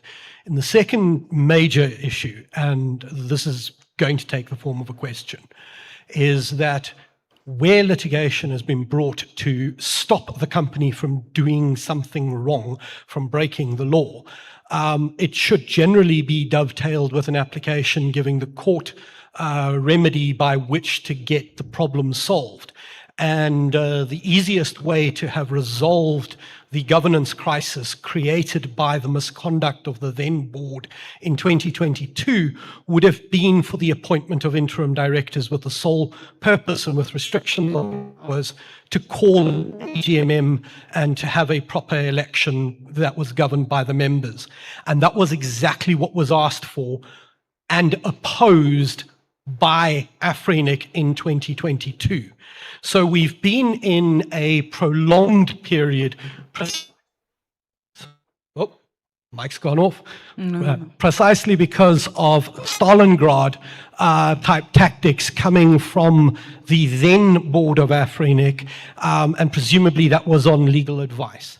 And yeah, so apart from the fact that you have yet again publicly mischaracterized litigation, and apart from the fact that you have not informed the membership of the manner in which this prolonged period, and I mean, it dovetails to what Andrew's saying, which is, you know, how long is it going to remain in receivership? Well, we're in receivership because better approaches and solutions were obstructed earlier on. So yeah, I've had my piece on it, but quite frankly, I'm beyond infuriated by your presentation, and it's probably done more to undercut my confidence in good faith from Afrinic than all of the other positive things that I've seen in the last couple of weeks. I genuinely have you know, belief, even if you know, there were to be a deficiency or whatever that affects the legality of any decision of the board, I don't have any doubt as to the integrity of any of the members of the board. And, you know, there's been a lot happening that should bring confidence to the organization, you know, getting onto the right path. But if you're going to mischaracterize and use the platform of the organization for that, it's going to be called out, and it has to be. So yeah, I think this takes more comment than question. But I did throw one or two questions in there that you probably should answer, but probably will hide behind something not to. Krishna? Right. Yes, thank you, Susan. Thank you, Paul. First thing, it's not my intention at all to mischaracterize the facts. Right? I just stated by way of chronology of events what happened, and when we look at the chronology of events, what inference we draw, and what all these cases ultimately they impact the membership, and we are bound to inform the membership in terms of how things have progressed. So rest assured, it's not my intention, it's not the intention at all, right, to kind of mischaracterize anyone. As I said earlier on in my presentation, it's common for contractual disputes are common, right? But then I also explained what has been the cumulative effect, the very word I used in my presentation, what has been the cumulative effect of these applications with their corresponding orders. With regard to the question regarding about attempt to appoint interim orders. Yes, there's been several applications. There's been an application by Crystal Web itself back in 2022. There's been application by former directors, right? Like I said, we're not going to comment on ongoing cases. Crystal Web application is still ongoing. Former applications initiated by former directors to ask the court to appoint directors, those applications have failed, and that's a fact. That's a fact. And in the meantime, like I said, I have explained on a yearly basis how things have evolved. And in the meantime, there's been the application in 2023 by CIO, and the court found that this governance issue needed to be resolved, and which is why, despite that election was not part of the application prayers, the court found that the receiver be also directed to organize an election. And this is, I explained how things attempt to reconstitute the board has been. There's been a first attempt, did not work. The receiver had to go to court and have a second attempt to reconstitute the board and to build trust, to add trust to the integrity of the election. The judge went on and directed the receiver to have that election process be held under the supervision of the Electoral Commissioner. So I've been very factual. The timeline speaks for itself. The cases, it's not today that we are talking about specific litigating parties. We have since 2021 publishing all the cases that have, as they come on, as they've been coming in, all information have always been on in the public domain. I hope I have addressed both the comment and the question. Thank you, Susan. Thank you, Kishna.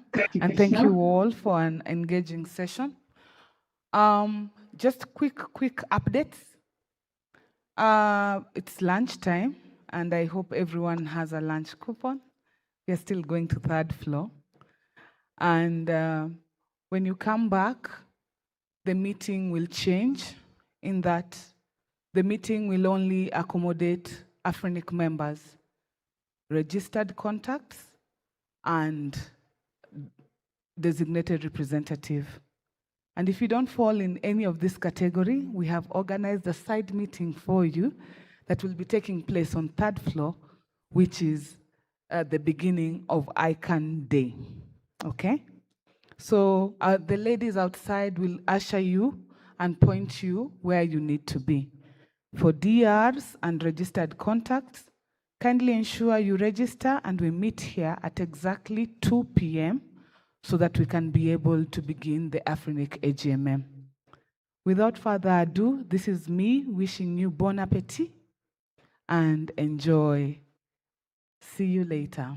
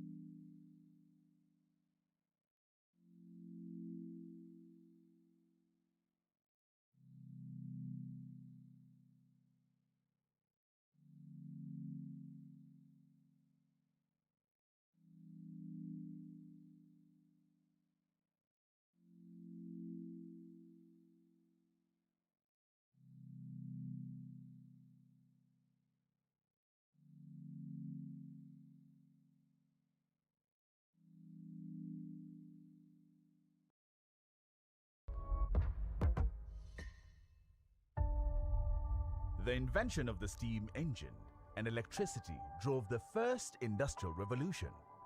The availability of high-speed internet connectivity and digital technology is a transformation that is creating a new industrial revolution. A new revolution accelerating the East African region, making 3 of our countries part of the top 10 fastest growing economies on the continent.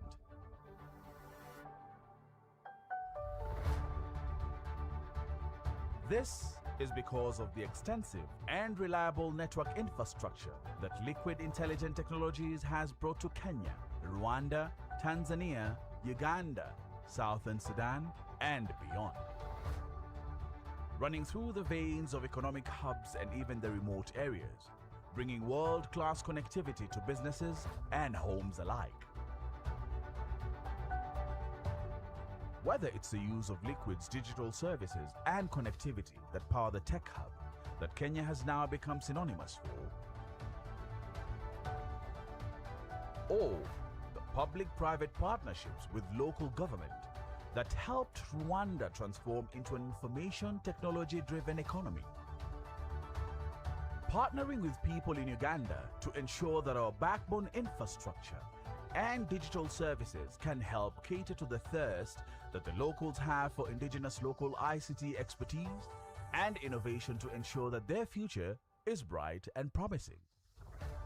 The deployment of Azure Stack hubs in Kenya and Tanzania makes in-country cloud computing possible for businesses running latency-sensitive applications, whilst enabling local data regulatory requirements by keeping data within the local borders. We built the first underground fiber infrastructure in Southern Sudan, delivering internet access to its people, businesses, governments, and NGOs, ultimately helping the country to progress towards the UN Sustainable Development Goals. Whether it's leveraging our unique African intelligence, digital services, and network infrastructure to develop African solutions, transforming sectors like financial services, manufacturing, retail, agriculture, healthcare, and hospitality. Or building digital skills across all ages through partnerships with tech hubs, 21C Skills e-learning platforms, and connecting schools to fiber, thus powering e-learning ecosystem. We are reimagining a digital future that leaves no African behind. East Africa's digital future is an intelligent one. We are Liquid. Welcome to Africa, a continent made up of millions and millions of people just like you. Maybe you are a young African person with a great idea. Maybe you are an African charity organization, a school, a startup, a small business, or big corporate. You could be a restaurant, a sports team, a media outlet, or celebrity master chef. One thing is for sure, you are an African with a story to tell. So, what is the biggest thing that any idea, business, or organization needs to tell its story? You need a unique space on the internet to let everyone out there know who you are and exactly what it is you're doing. When you are creating that space on the internet, you need a domain to go with it. You've heard of .com and .org, right? How about .ke, .ng, or .za? These are all top-level domains where you can register the name of your idea, company, or organization so other people can easily find you on the internet. But how about identifying yourself with this most awesome continent that you call home? How do you create a space on the internet that is uniquely African? This is where we come in. You can now create your own unique African digital identity with the .africa top-level domain and be able to reach and appeal to the millions of African people across the continent. Claim your own .africa domain now. Visit www.registry.africa to find an accredited registrar near you. Start your African digital journey. .africa, one continent, one digital identity.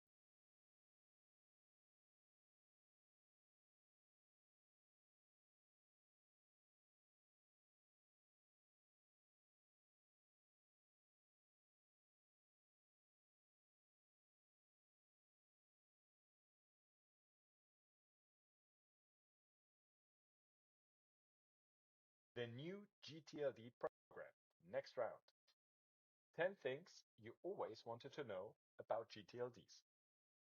ICANN is preparing to open a new round to accept applications for new generic top-level domains. Top-level domains, or TLDs, are the part of an internet address that comes after the dot.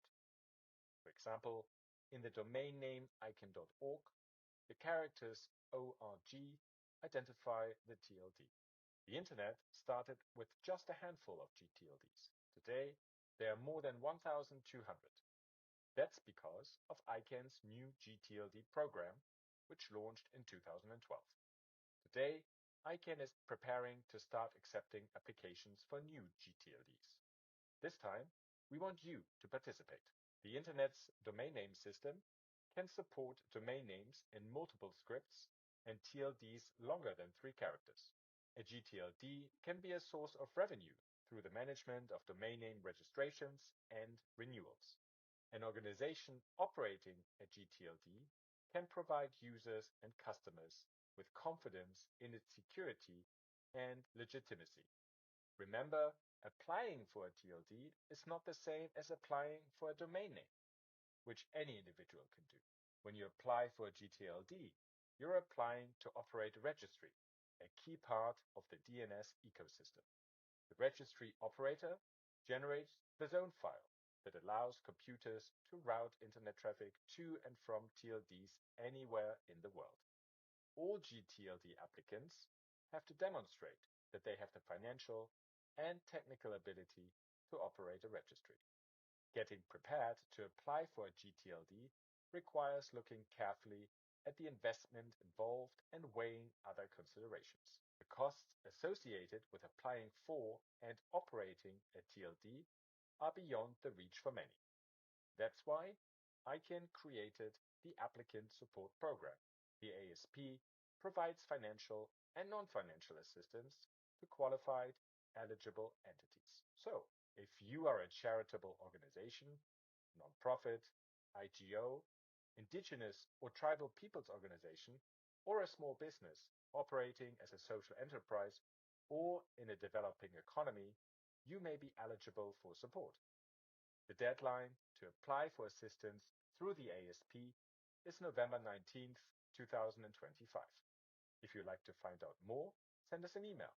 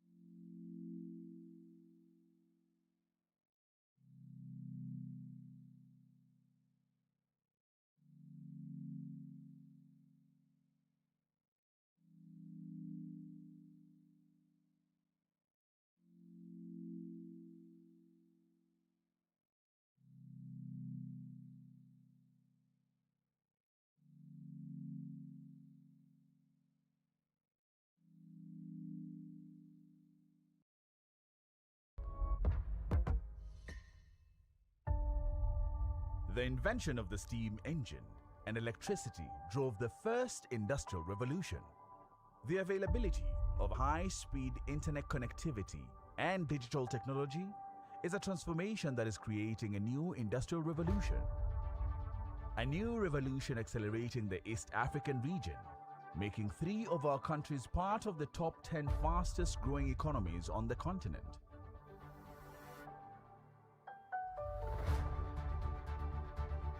This is because of the extensive and reliable network infrastructure that Liquid Intelligent Technologies has brought to Kenya, Rwanda, Tanzania, Uganda, Southern Sudan, and beyond.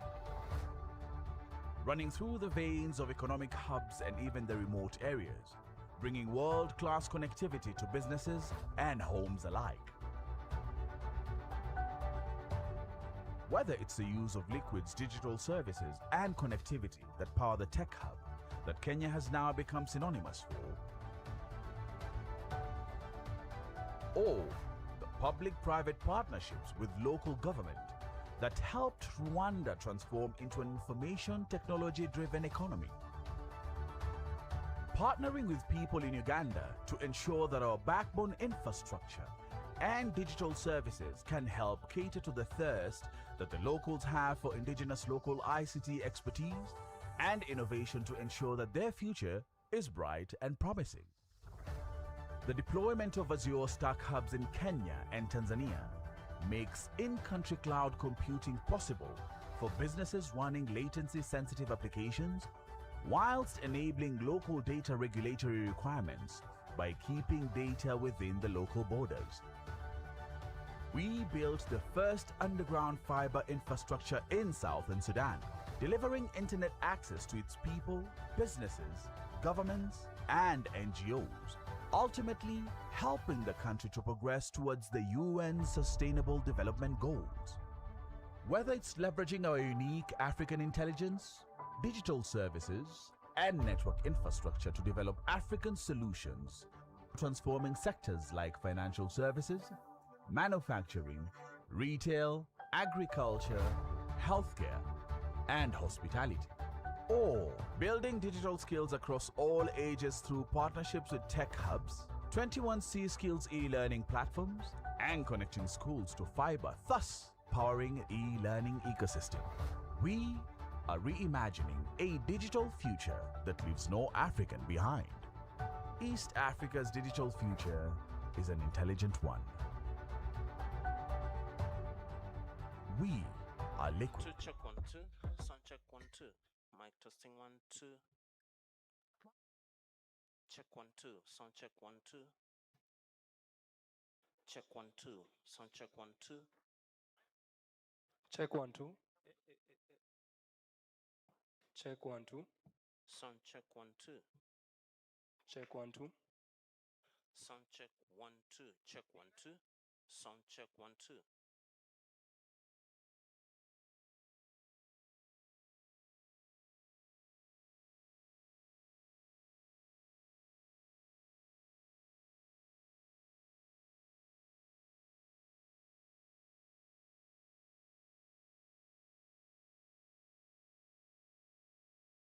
Need a unique space on the internet to let everyone out there know who you are and exactly what it is you're doing. When you are creating that space on the internet, you need a domain to go with it. You've heard of .com and .org, right? How about .ke, .ng, or .za? These are all top-level domains where you can register the name of your idea, company, or organization so other people can easily find you on the internet.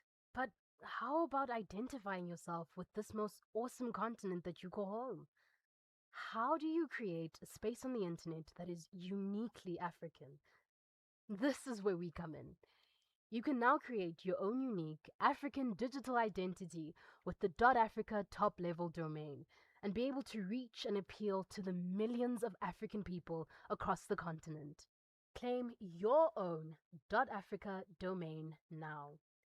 Visit www.registry.africa to find an accredited registrar near you.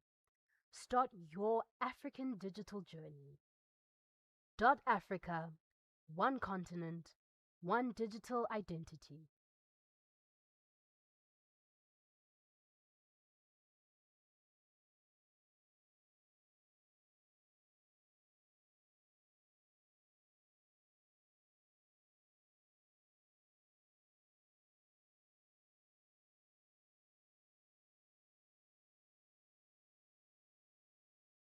new GTLD program.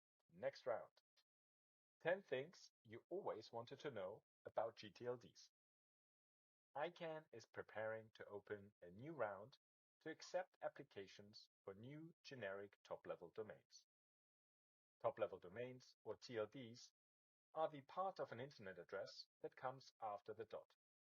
For example, in the domain name ican.org, the characters ORG identify the TLD. The internet started with just a handful of GTLDs. Today, there are more than 1,200. That's because of ICANN's new GTLD program, which launched in 2012.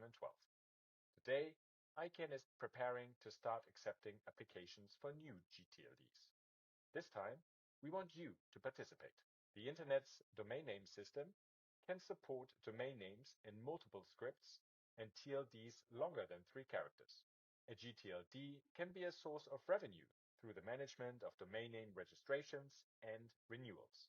An organization operating a GTLD can provide users and customers with confidence in its security and legitimacy. Remember, applying for a TLD is not the same as applying for a domain name, which any individual can do. When you apply for a GTLD, you're applying to operate a registry, a key part of the DNS ecosystem. The registry operator generates the zone file that allows computers to route internet traffic to and from TLDs anywhere in the world. All GTLD applicants have to demonstrate that they have the financial and technical ability to operate a registry. Getting prepared to apply for a GTLD requires looking carefully at the investment involved and weighing other considerations. The costs associated with applying for and operating a TLD are beyond the reach for many. That's why ICANN created the Applicant Support Program. The ASP provides financial and non-financial assistance to qualified, eligible entities. So, if you are a charitable organization, nonprofit, IGO, indigenous or tribal peoples organization, or a small business operating as a social enterprise or in a developing economy, you may be eligible for support. The deadline to apply for assistance through the ASP is November 19th, 2025. If you'd like to find out more, send us an email.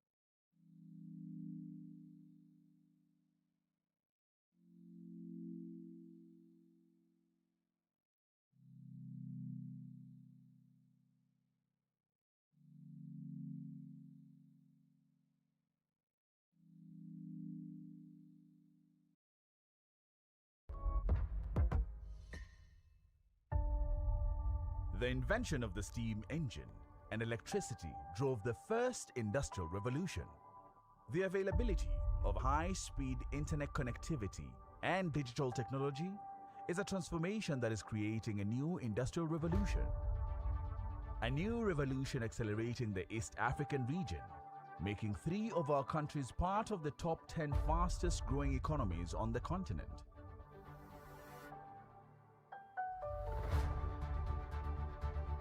This is because of the extensive and reliable network infrastructure that Liquid Intelligent Technologies has brought to Kenya, Rwanda, Tanzania, Uganda, Southern Sudan, and beyond. Running through the veins of economic hubs and even the remote areas, bringing world-class connectivity to businesses and homes alike. Whether it's the use of Liquid's digital services and connectivity that power the tech hub that Kenya has now become synonymous for, or the public-private partnerships with local government that helped Rwanda transform into an information technology-driven economy. Partnering with people in Uganda to ensure that our backbone infrastructure and digital services can help cater to the thirst that the locals have for indigenous local ICT expertise and innovation to ensure that their future is bright and promising. The deployment of Azure Stack hubs in Kenya and Tanzania makes in-country cloud computing possible for businesses running latency-sensitive applications, whilst enabling local data regulatory requirements by keeping data within the local borders. We built the first underground fiber infrastructure in Southern Sudan, delivering internet access to its people, businesses, governments, and NGOs, ultimately helping the country to progress towards the UN Sustainable Development Goals. Whether it's leveraging our unique African intelligence, digital services, and network infrastructure to develop African solutions, transforming sectors like financial services, manufacturing, retail, agriculture, healthcare, and hospitality. Or building digital skills across all ages through partnerships with tech hubs, 21C Skills e-learning platforms, and connecting schools to fiber, thus powering e-learning ecosystem. We are reimagining a digital future that leaves no African behind. East Africa's digital future is an intelligent one. We are Liquid.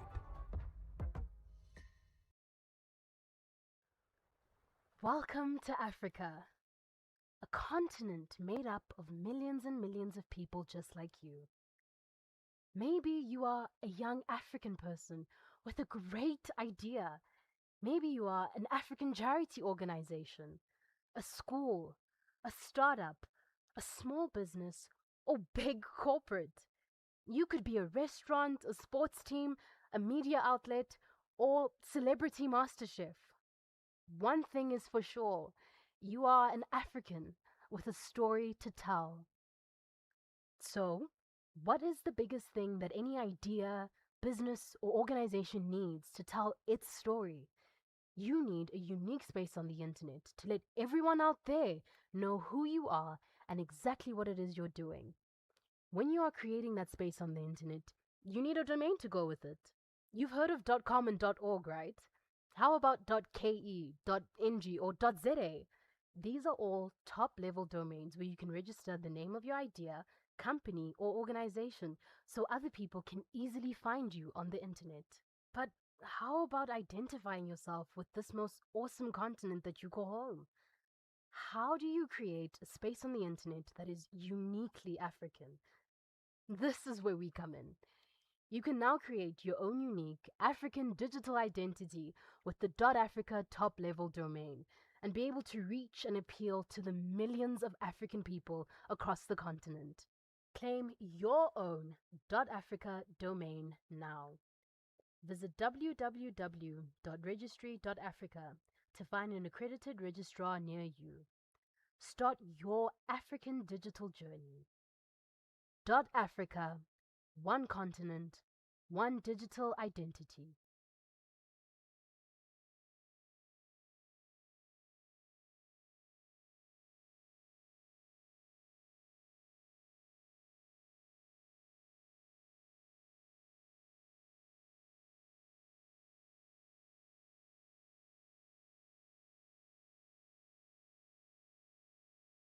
A new GTLD program. Next round. 10 things you always wanted to know about GTLDs. ICANN is preparing to open a new round to accept applications for new generic top-level domains. Top-level domains, or TLDs, are the part of an internet address that comes after the dot. For example, in the domain name ican.org, the characters ORG identify the TLD. The internet started with just a handful of GTLDs. Today, there are more than 1,200. That's because of ICANN's new GTLD program, which launched in 2012. Today, ICANN is preparing to start accepting applications for new GTLDs. This time, we want you to participate. The Internet's domain name system can support domain names in multiple scripts and TLDs longer than 3 characters. A GTLD can be a source of revenue through the management of domain name registrations and renewals. An organization operating a GTLD can provide users and customers with confidence in its security and legitimacy.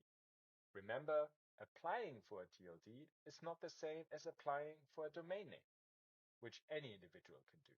When you apply for a GTLD, you're applying to operate a registry, a key part of the DNS ecosystem. The registry operator generates the zone file that allows computers to route internet traffic to and from TLDs anywhere in the world. All GTLD applicants have to demonstrate that they have the financial and technical ability to operate a registry. Getting prepared to apply for a GTLD requires looking carefully at the investment involved and weighing other considerations. The costs associated with applying for and operating a TLD are beyond the reach for many. That's why ICANN created the Applicant Support Program.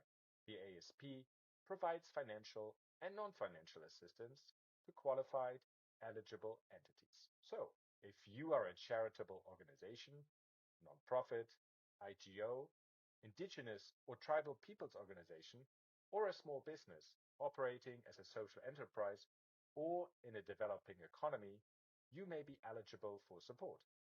The deadline to apply for assistance through the ASP is November 19th, 2025. If you'd like to find out more, send us an email.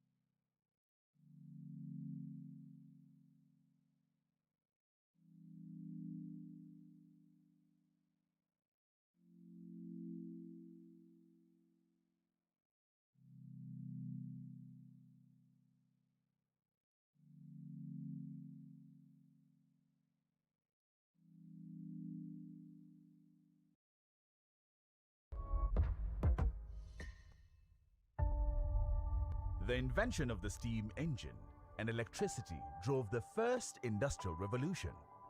The availability of high-speed internet connectivity and digital technology is a transformation that is creating a new industrial revolution. A new revolution accelerating the East African region, making 3 of our countries part of the top 10 fastest growing economies on the continent.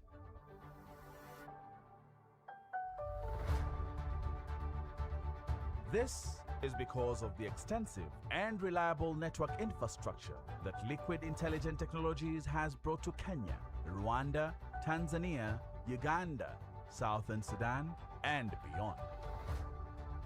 Running through the veins of economic hubs and even the remote areas, bringing world-class connectivity to businesses and homes alike. Whether it's the use of Liquid's digital services and connectivity that power the tech hub that Kenya has now become synonymous for, or the public-private partnerships with local government that helped Rwanda transform into an information technology-driven economy. Partnering with people in Uganda to ensure that our backbone infrastructure and digital services can help cater to the thirst that the locals have for indigenous local ICT expertise and innovation to ensure that their future is bright and promising. The deployment of Azure Stack hubs in Kenya and Tanzania makes in-country cloud computing possible for businesses running latency-sensitive applications whilst enabling local data regulatory requirements by keeping data within the local borders. We built the first underground fiber infrastructure in Southern Sudan, delivering internet access to its people, businesses, governments, and NGOs, ultimately helping the country to progress towards the UN Sustainable Development Goals. Whether it's leveraging our unique African intelligence, digital services, and network infrastructure to develop African solutions, transforming sectors like financial services, manufacturing, retail, agriculture, healthcare, and hospitality. Or building digital skills across all ages through partnerships with tech hubs, 21C Skills e-learning platforms, and connecting schools to fiber, thus powering e-learning ecosystem. We are reimagining a digital future that leaves no African behind. East Africa's digital future is an intelligent one. We are Liquid. Welcome to Africa, a continent made up of millions and millions of people just like you. Maybe you are a young African person with a great idea. Maybe you are an African charity organization, a school, a startup, a small business, or big corporate. You could be a restaurant, a sports team, a media outlet, or celebrity master chef. One thing is for sure, you are an African with a story to tell. So, what is the biggest thing that any idea, business, or organization needs to tell its story? You need a unique space on the internet to let everyone out there know who you are and exactly what it is you're doing. When you are creating that space on the internet, you need a domain to go with it. You've heard of .com and .org, right? How about .ke, .ng, or .za? These are all top-level domains where you can register the name of your idea, company, or organization so other people can easily find you on the internet. But how about identifying yourself with this most awesome continent that you call home? How do you create a space on the internet that is uniquely African? This is where we come in. You can now create your own unique African digital identity with the .africa top-level domain and be able to reach and appeal to the millions of African people across the continent. Claim your own .africa domain now. Visit www.registry.africa to find an accredited registrar near you. Start your African digital journey. .africa, one continent, one digital identity.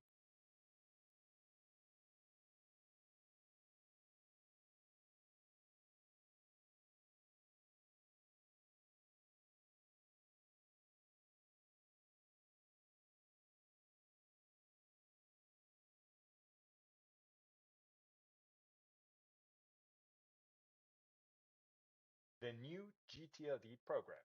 Next round. 10 things you always wanted to know about GTLDs.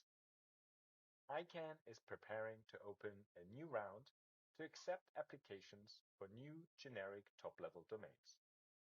Top-level domains, or TLDs, are the part of an internet address that comes after the dot.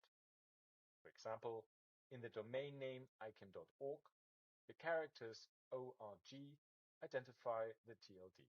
The internet started with just a handful of GTLDs. Today, there are more than 1,200.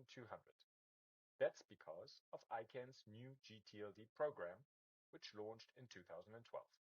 Today, ICANN is preparing to start accepting applications for new GTLDs. This time, we want you to participate. The Internet's domain name system can support domain names in multiple scripts and TLDs longer than 3 characters. A GTLD can be a source of revenue through the management of domain name registrations and renewals.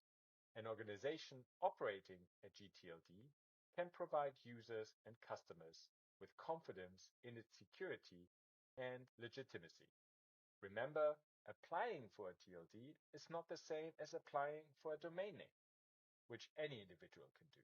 When you apply for a GTLD, you're applying to operate a registry, a key part of the DNS ecosystem.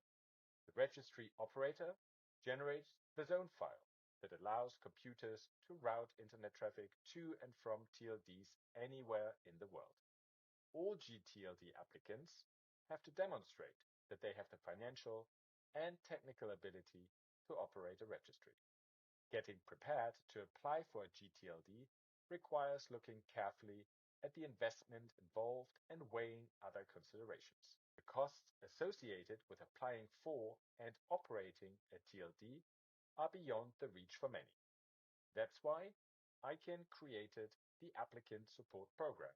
The ASP provides financial and non-financial assistance to qualified, eligible entities. So, if you are a charitable organization, nonprofit, IGO, indigenous or tribal peoples organization, or a small business operating as a social enterprise or in a developing economy, you may be eligible for support. The deadline to apply for assistance through the ASP is November 19th, 2025. If you'd like to find out more, send us an email.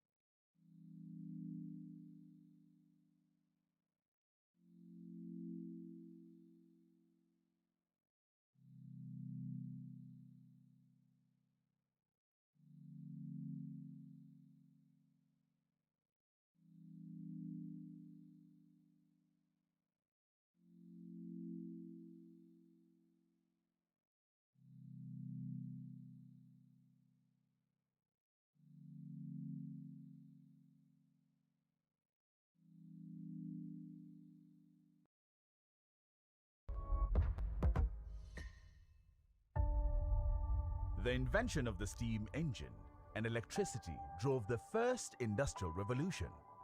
The availability of high-speed internet connectivity and digital technology is a transformation that is creating a new industrial revolution. A new revolution accelerating the East African region, making 3 of our countries part of the top 10 fastest growing economies on the continent.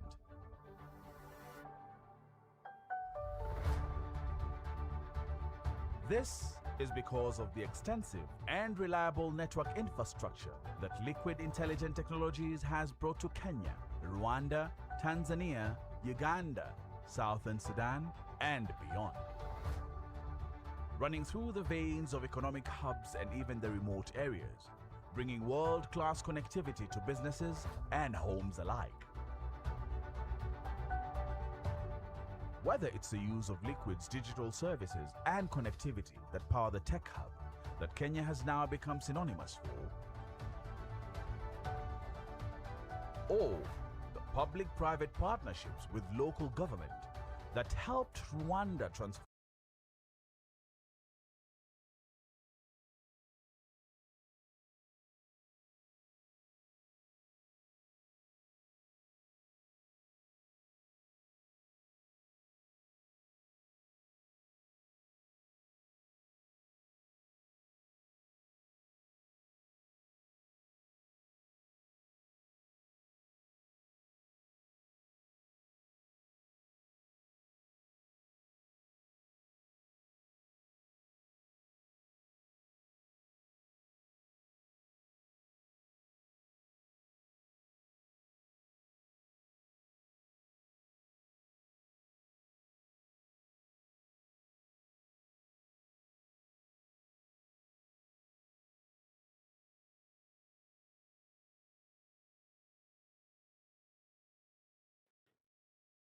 DRs, please find your name on the table.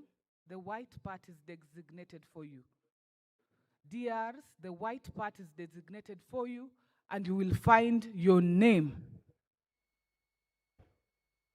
You will find your name. Take time to quickly find your name and sit where your name is allocated.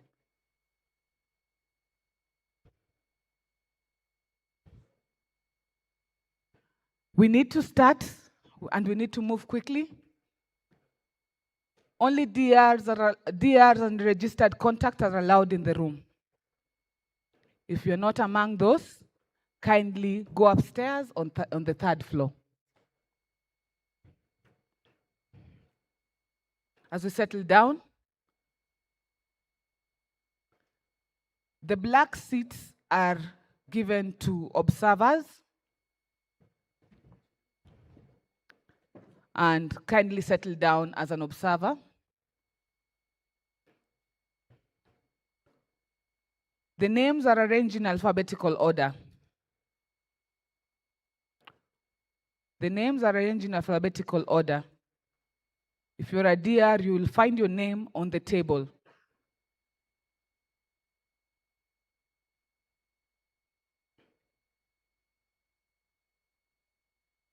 And we'll start.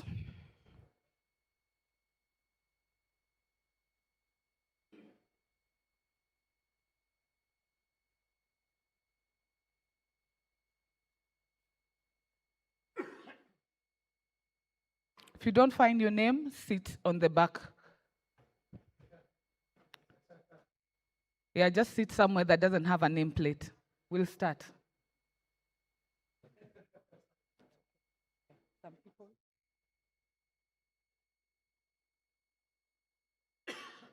Okay, we'll start. Good afternoon, distinguished members, designated representatives and observers, the board members and colleagues. Welcome to the Afrinic General Members Meeting. Before we begin, I would like to take a few moments to go through some of the important housekeeping and participation guidelines to ensure that the meeting runs smoothly and efficiently. First, with regard to seating arrangements, we have kindly requested that designated representatives sit on the white part, and this will help the facilitate participation during the meeting, particularly when voting or addressing the chair. Observers and our international guests are requested to sit on the sides. The black seats are assigned for you. Our registration team is available should you require any assistance locating your assigned area. A reminder on participation responsibilities. The Afrinic GMM is a members meeting, and the right to speak on behalf of a member organization or to vote rests solely on the accredited designated representative. We encourage DRs to participate actively, to ask questions and exercise their voting rights in the best interest of the Afrinic community. Observers are most welcome to follow the proceedings and will not be allowed to speak in the room.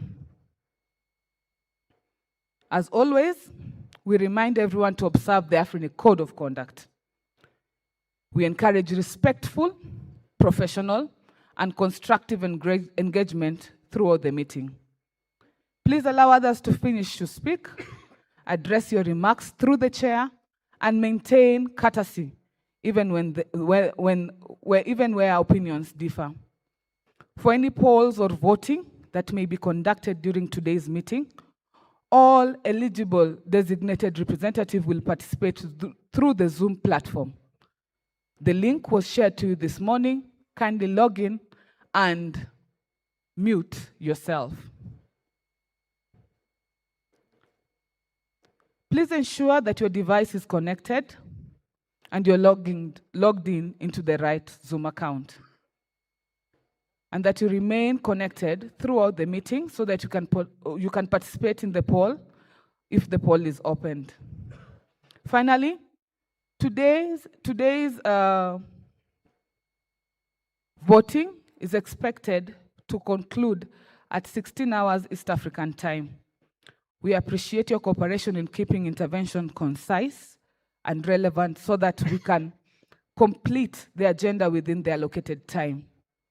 At the same time, the delegates joining us online, welcome. If you have anything to say, kindly raise your hand and the chair will give the mic.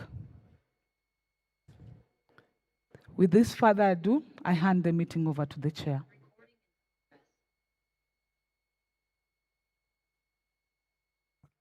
Ladies and gentlemen, I'm pleased to welcome you to the Annual General Members Meeting of Afrinic 2026. Let me first introduce myself. I am Professor Adewale Aridokun. I'm occupying the West African seat, and I'm the chairperson of the Afrinic board. That being said, let me introduce also all the other directors that are here this afternoon. I'll start by introducing the official receiver, Mr. Dabi. Mr. Dabi, are you with us online? Mr. Dabi? Okay, I'll go ahead and introduce Professor Abdulaziz Ilari, Dr. Kalim Usmani, Mr. Laurent Mutumba, Ms. Carla Sanderson, Dr. Fiona Asonga, Mr. Adewale Ajao, Mr. Ben Roberts. We also have here the executive services, that's our company secretary, represented by Ms. Fabiola Olivia, the legal advisor, Ms. Ashok, the external auditor for fees master being represented by Mr. Sandren. Mr. Sandren, thank you. Thank you very much. I shall now call and ask the legal counsel to call Recording for in quorum. progress. To call for quorum as per Article 12.102 of our bylaws. Mr. Ashok, please. You need a microphone, so please, can we have a microphone?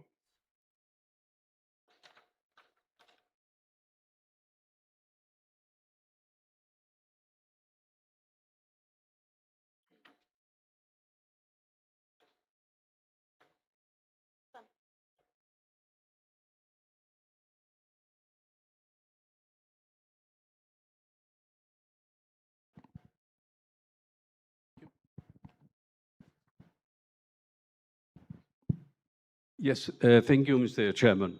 So in terms of Article 12.10 of our bylaws, we need a quorum of 10 persons comprising, first of all, 4 directors who have been elected to represent a region.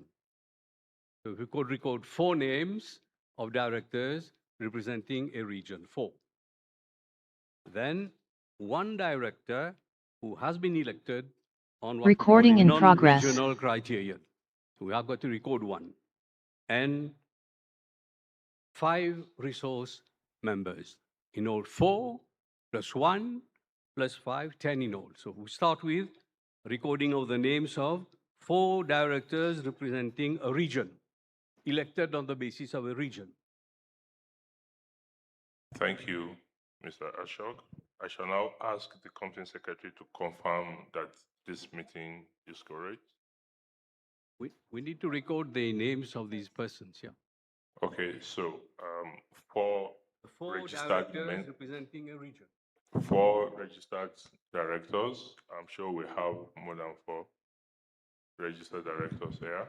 We also have the 2 not independent. Fiona Asonga, then Professor Aziz Hilal, Lara Sanderson, Mrs., and Dr. Kalim Usman.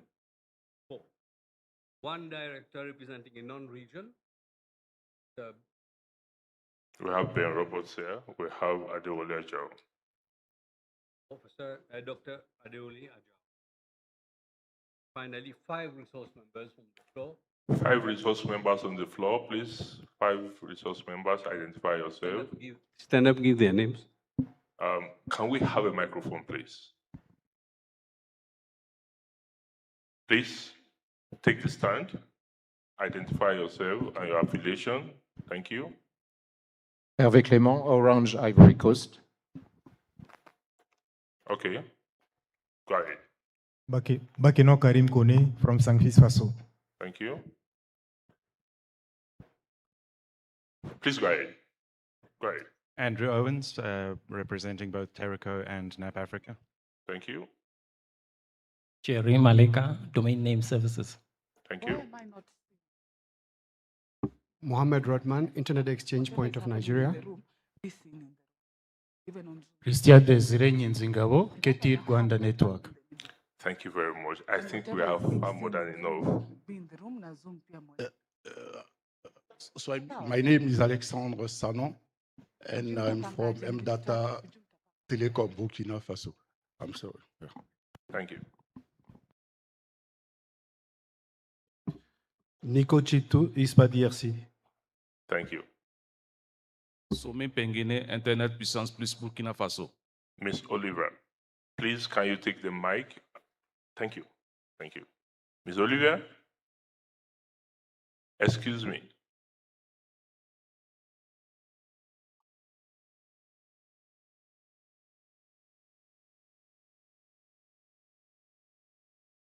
Please, can you, madam, can you take the mic and please confirm if the meeting is correct?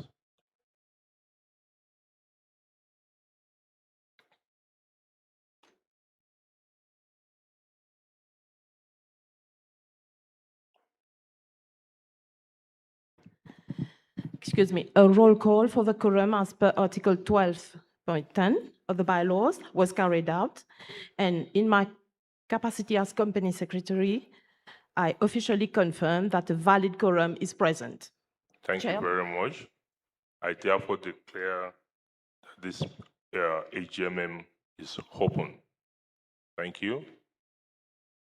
I want us to approve the agenda as circulated.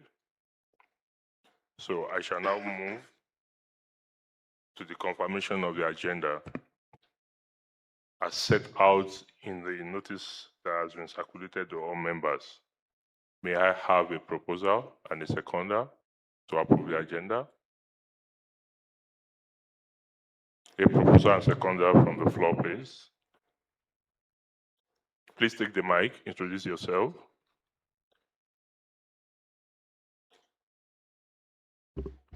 Amin Daek, Megamore Wireless Broadband Limited. I make a motion to adopt the agenda. Okay, I, Mohammed Rodman from Internet Exchange Point of Nigeria, second the motion to adopt the agenda. Thank you. Thank you very much. So we go into the item 2 on the agenda. So I now move to item 2, 2.1 and 2.2 of the agenda, which is to consider and approve an ordinary resolution of the last minutes of meetings. 2.1 is the minutes for AGMM 2022, held on the 3rd of June 2022, and 2.2 is the minutes of SGMM 2026, held on 14th April 2026. Links to access these minutes have been included in the notice of meetings. Does anyone wish to bring any amendment to these minutes? Anyone? I see no hand in the room. I see no hand online. I'm trying to also follow what's going on online. So since there are no amendments, I propose that the minutes of the AGMM 2022 held on 3rd June 2022 and SGMM 2026 held on 14th April 2026 be approved as an ordinary resolution. Okay, so can we have the resolutions displayed? So the first resolution is for the meeting of 3rd of June 2022. I'm sure members have seen those minutes. Can I have a proposal and a seconder to approve the resolution as circulated?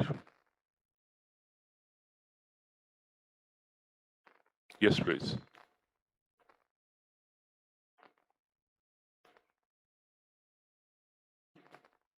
Sorry, I propose a motion to adopt this. Please, your name. Hervé Clément, Orange Ivory Coast. Thank you. Yeah, so I propose the motion accordingly. Who seconds?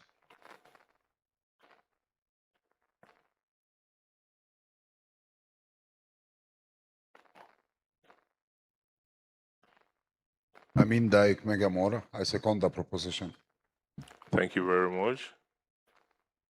The ordinary resolution 2. I need a proposal. Nico Chintu, je supporte la motion. Thank you. Who seconds for the second resolution?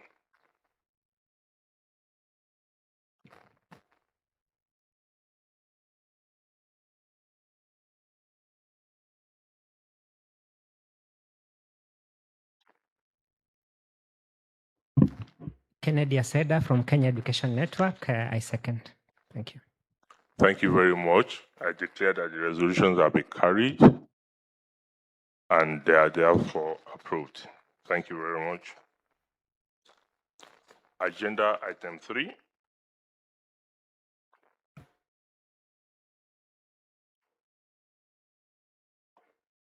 Agenda item 3 is to present the board activity updates.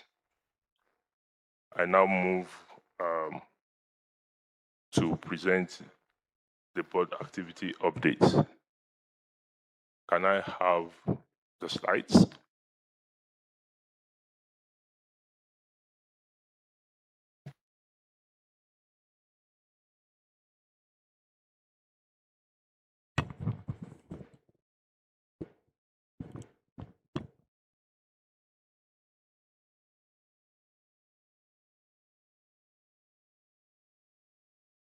Thank you very much. Once again, good afternoon. My name is Wale Aridokun. I'm privileged to chair the board of directors of Afrinic. I will present this update very quickly. So the update that I have, is somebody controlling my slide or you give me?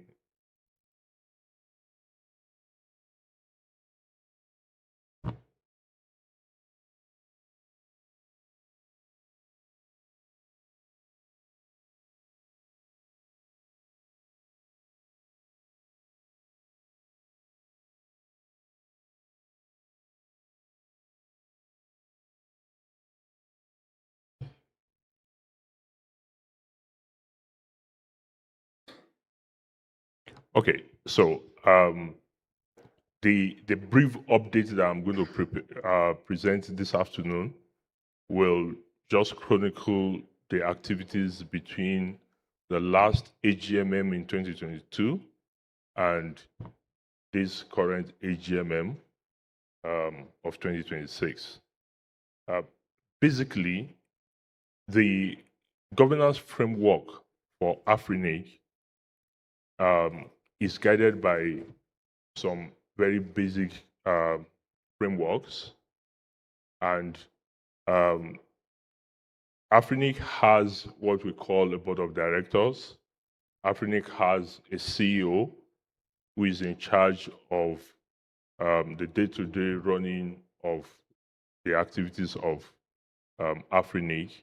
The CEO is supported by a management team, and also Afrinic has what we call the Council of Elders.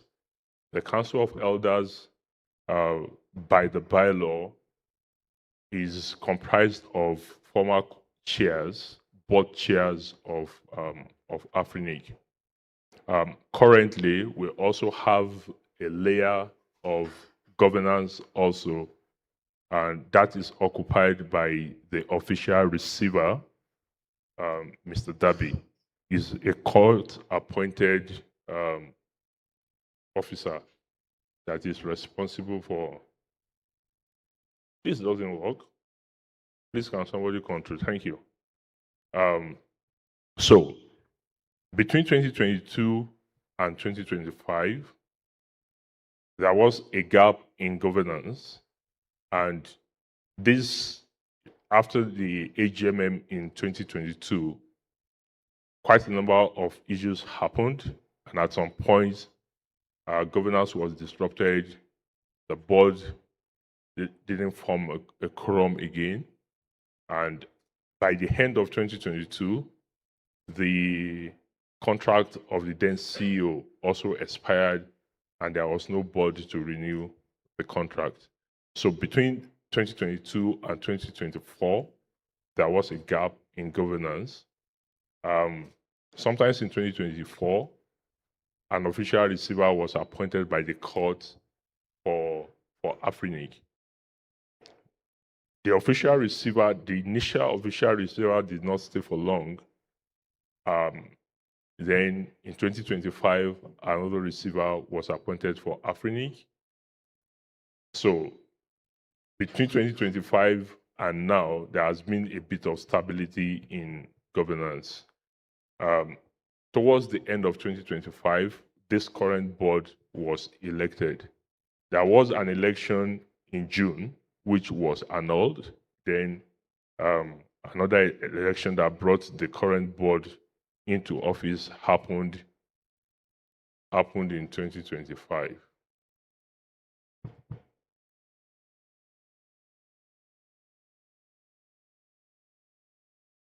Okay, so next slide. Right, so in 2025, the election that brought up the current board has the following people. Professor Aziz is occupying the seat 1 of Afrinic board, and that is the Northern African seat. I occupy the seat 2, which is the West African seat. Dr. Kalim, seat 3, which is Indian Ocean. Seat 4 is Mr. Laurel Ntumba. That's the Central African seat. Ms. Carla occupies seat 5, Southern African. Dr. Fiona, seat 6, Eastern African. Mr. Ben Roberts, seat 7, which is a non-regional seat. And Mr. Dewale Ajao also occupies a non-regional seat, seat 8. Currently, we don't have a CEO, but we have a court-appointed official receiver who is always in attendance in all our board meetings. All that we do, all decisions of the board is in with the consent of the official receiver. Okay, so the board with the official receiver had been managing the governance structure of Afrinic since September 2025. And the board has statutory committees. We have the audit committee, the finance committee, the remuneration committee, the legal committee, and we also have, we had an ad hoc CEO search committee. The CEO search committee is a committee that is working on recruiting a CEO for Afrinic. Okay, so one of the decisions that the board took with the consent of the official receiver is to have a management team that runs the day-to-day activity of the organization while we seek to employ a CEO.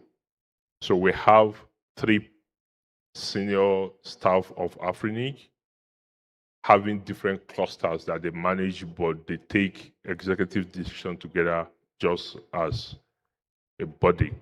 So we have someone in charge of finance and admin, Nemal Manik, someone in charge of technology, infrastructure, and strategy, Mokom Tamon, and stakeholder development and communication, Arthur Cardinal.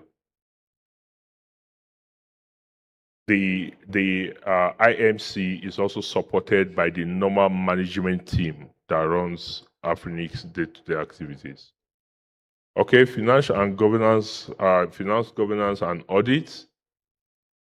Over the last few months, we have been able to carry out the audit of Afrinic, annual financial statement of Afrinic since 2022. So the 2022, 2023, 2024, and 2025 AFS have been done. So this, I'm sure members will understand, that is the official receiver that had to appoint, in his capacity as a court-appointed officer, he had to appoint the auditors to carry out this audit of financial statements. Under standard temperature and pressure, the appointment of auditors is supposed to be done by members at the annual general meetings, and it's one of the things that we are going to do today for this current financial year. Okay, so the board was also able to appoint to approve a budget for 2026, which had not happened over a period of time.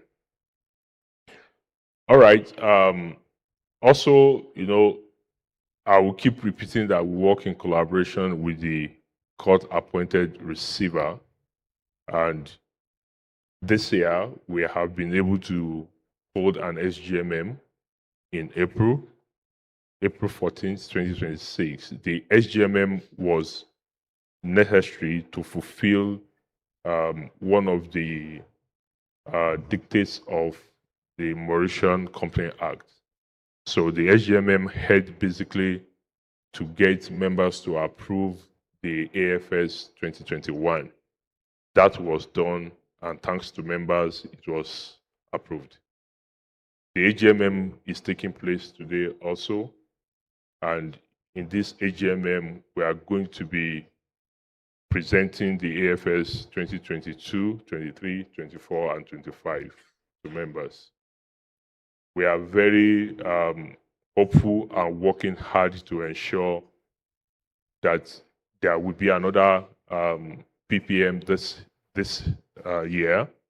Yesterday was Afrinic 37, which was the first public policy meeting, face-to-face public policy meeting in the last 3 years. Also, elections. 2 elections results were announced yesterday. That was for the NRO AC and the PDP co-chair. Today, we are going to be concluding the elections with the election of the governance committee.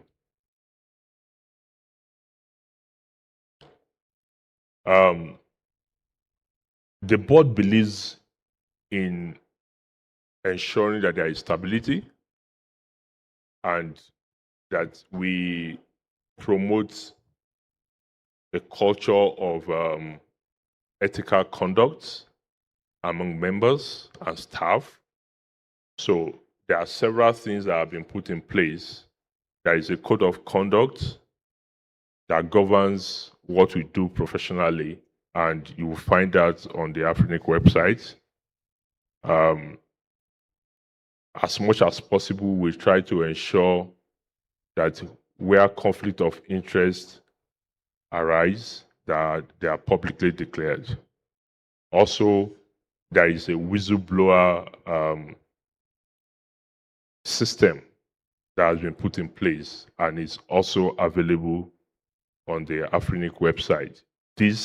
All these are to ensure that transparency and accountability is put in place at all times.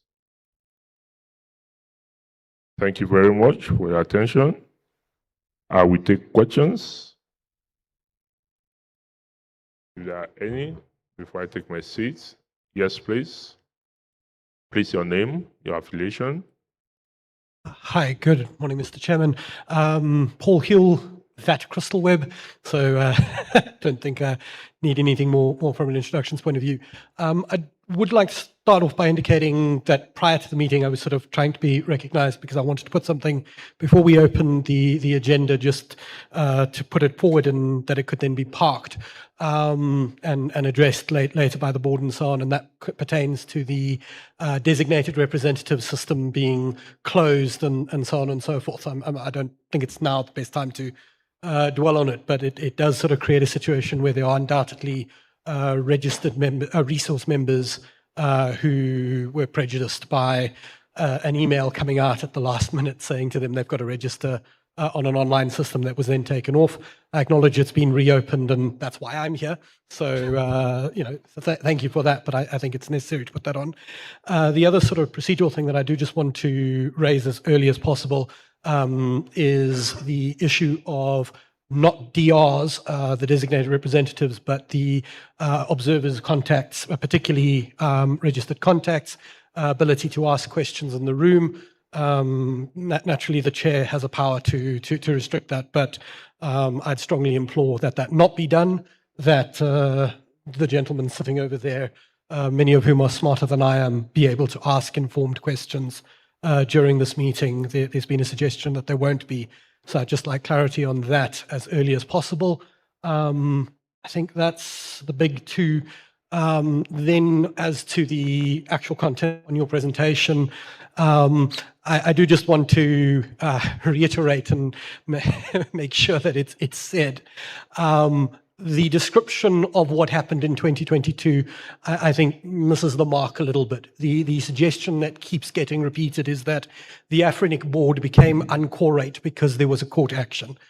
As a party who brought one of the actions in an application in court, the reason the Afrinic board was not quorate was because an election was not held, and an election was not held because despite being properly cautioned by resource members that the company was on a path towards not having a Core 8 board, decisions were taken to protect improper proceedings from the then NOMCOM, and it is a matter of fact that the board was not quorate.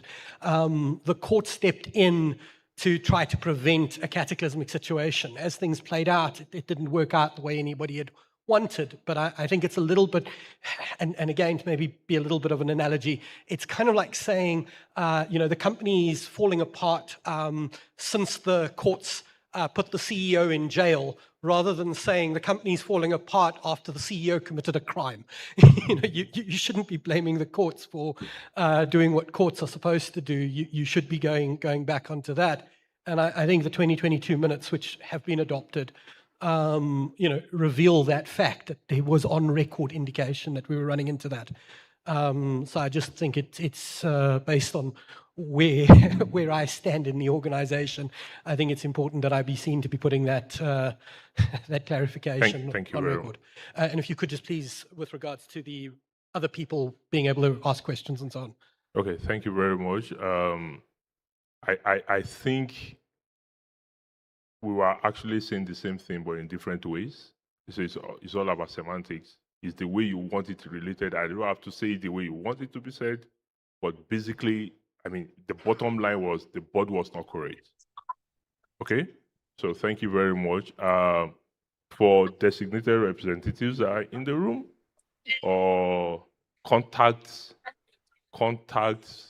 if you're in this room, right? If you're in this room, it means you are a registered contact and you're in this room. When it's time to ask questions, let's see how it goes. We may allow you to ask questions as long as you will keep your questions within the subject that we're discussing, and it's going to be short. So I'm going to moderate that myself, but be sure that you are fine if you are in this room. It means you are one of us. Thank you very much. Is that fine? Great.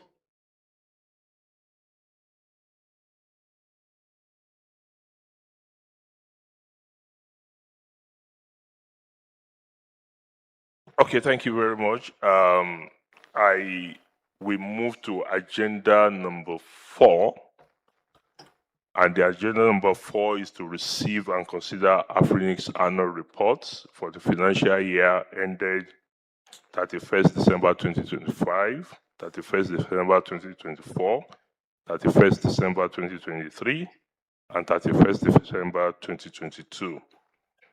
Now, I'm going to call the chair of Auditco to present those. No, sorry. I think their annual reports, I will ask the IMC to present the annual reports.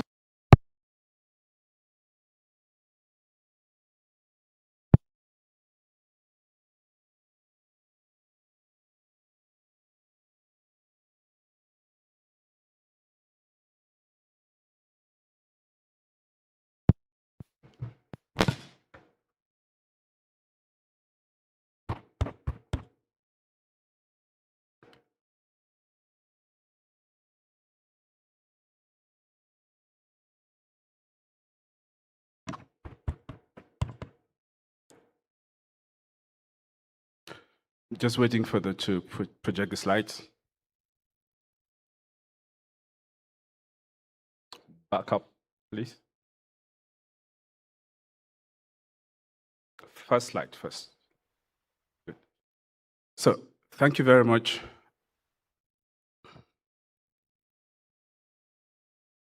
This presentation is to give some kind of a backdrop to the financial reports you're going to receive today. And I want you to imagine a company that for about 3 years loses its CEO, does not have a core 8 board, has almost a substantial percentage of its staff leaving. And without a CEO, without a core 8 board, we just could not appropriate money to use in a budget to fund activities that have been part and parcel of how the organization functions. That's the story that I'm going to talk to you about. So, unfortunately, because of the way things just work in Mauritius, staff were still getting paid. Therefore, we had to figure out how to keep the organization running. And so there are certain things. We exist to ensure that the organizations in this continent that need IP resources to run networks continue to get those resources, and we provide support for them.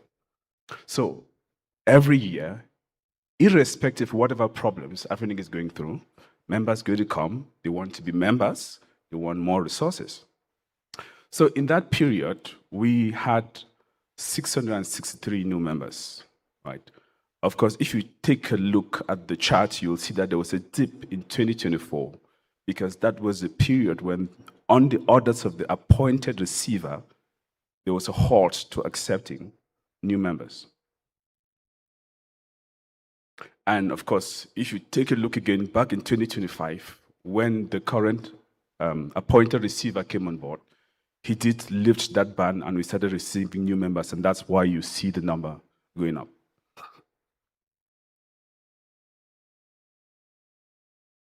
So if you look at the growth, it's consistent with the pattern that we've seen since Afrinic's inception, with the exception that in 2025, we saw one of our biggest increase in members from the Eastern African region, where we had 55 new members in 2025.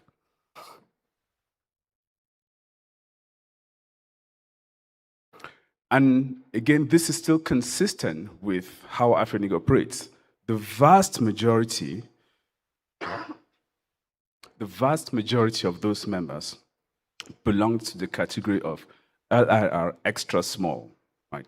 Then, of course, the LIR micro, and then like that. So these were likely small ISPs trying to start their operations in different parts of our continent. And of course, when you have members, organizations seeking to be members or seeking new resources, one of the things that happens naturally is that they are going to have queries from the staff. And so there were lots of requests for support. And if you look at the chart, it's almost an inverse of, if you see 2024, there's a really high number of tickets, which of course is the year where we had the least amount of growth. Those would typically be members asking, I requested to be a member. It's been 2 months now, what's happening? And of course, sometimes we had a gag order, we couldn't tell them why. We're not giving them an invoice, we're not giving them an address, those addresses that they requested for. But generally, our team made sure that most of those requests, we responded to them as best as we could within the terms of our service level agreement.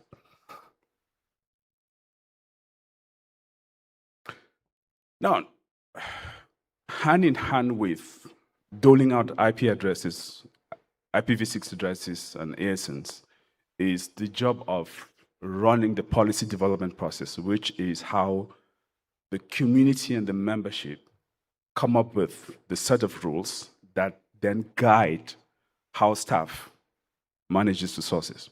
Of course, 2024 to 2024, there was a pause. No CEO, no board, we couldn't run meetings. There was just no way to run the policy development meetings. But last year, we had Afrinic 36 that happened online. And of course, this is the first public policy meeting that is happening live in a very long time. So combine that with the election of PDP co-chairs, I think we can say that we're back on track. Now, we've got a stakeholder engagement team. So what do we do? How do we engage our stakeholders when we do not have budgets to travel? So our ABLE team, led by Arthur, they did the best they could. And sometimes through the graceful assistance of our partners, other RRs and other partners, the team was able to go out and engage stakeholders, whether at international events, travel to different countries, just to make sure that they understood what was happening with the organization and they kept the significance of Afrinic still alive in the hearts and minds of all the various stakeholders, because otherwise the world was going to keep going, right? It was going to keep going, whether Afrinic stood up or not. Obviously, even if we do not have a budget, simply because people come to the office, people get paid, and some amounts of money need to be used, the finance department always had work to do, because especially in this period when there was no CEO, right? Those of us who were in the management team, the level of accountability, we just raised it. No amounts of money were ever spent without all the procedures, the proper procedures for approvals. But also, and thanks to the job of Nyama, every time some other organization helped sponsor something, the accounts and finance department made sure that that was recognized formally. And of course, there were certain purchases, replacing equipment, servers, sending people to our data centers in South Africa, Mombasa. So all of those were operations that needed financial backing that were properly accounted for and went through the proper channels. And of course, during that period, they were always getting ready for an eventual audit by an auditor. Afrinic is nothing without our ability to maintain the WHOIS database and the member portal. And so the IT and infrastructure unit, they did the best that they could do to keep the existing systems running. Fortunately, and I'll have to say, this is where some members of our community were really gracious. They would help with little things that we needed. But they generally kept all the services running at 9.99%. And so at no point during this time did we suffer any significant losses in services, either in the WHOIS database or the member portal or all the other services that we run, like the DNS, AnyCast systems. And of course, we had our communications team there. Even if we could not do meetings, they organized webinars to engage members. They sent out emails, something like the ICP2 documentation documents. They were constantly trying to engage our members to make sure that they stayed in the loop of global internet governance.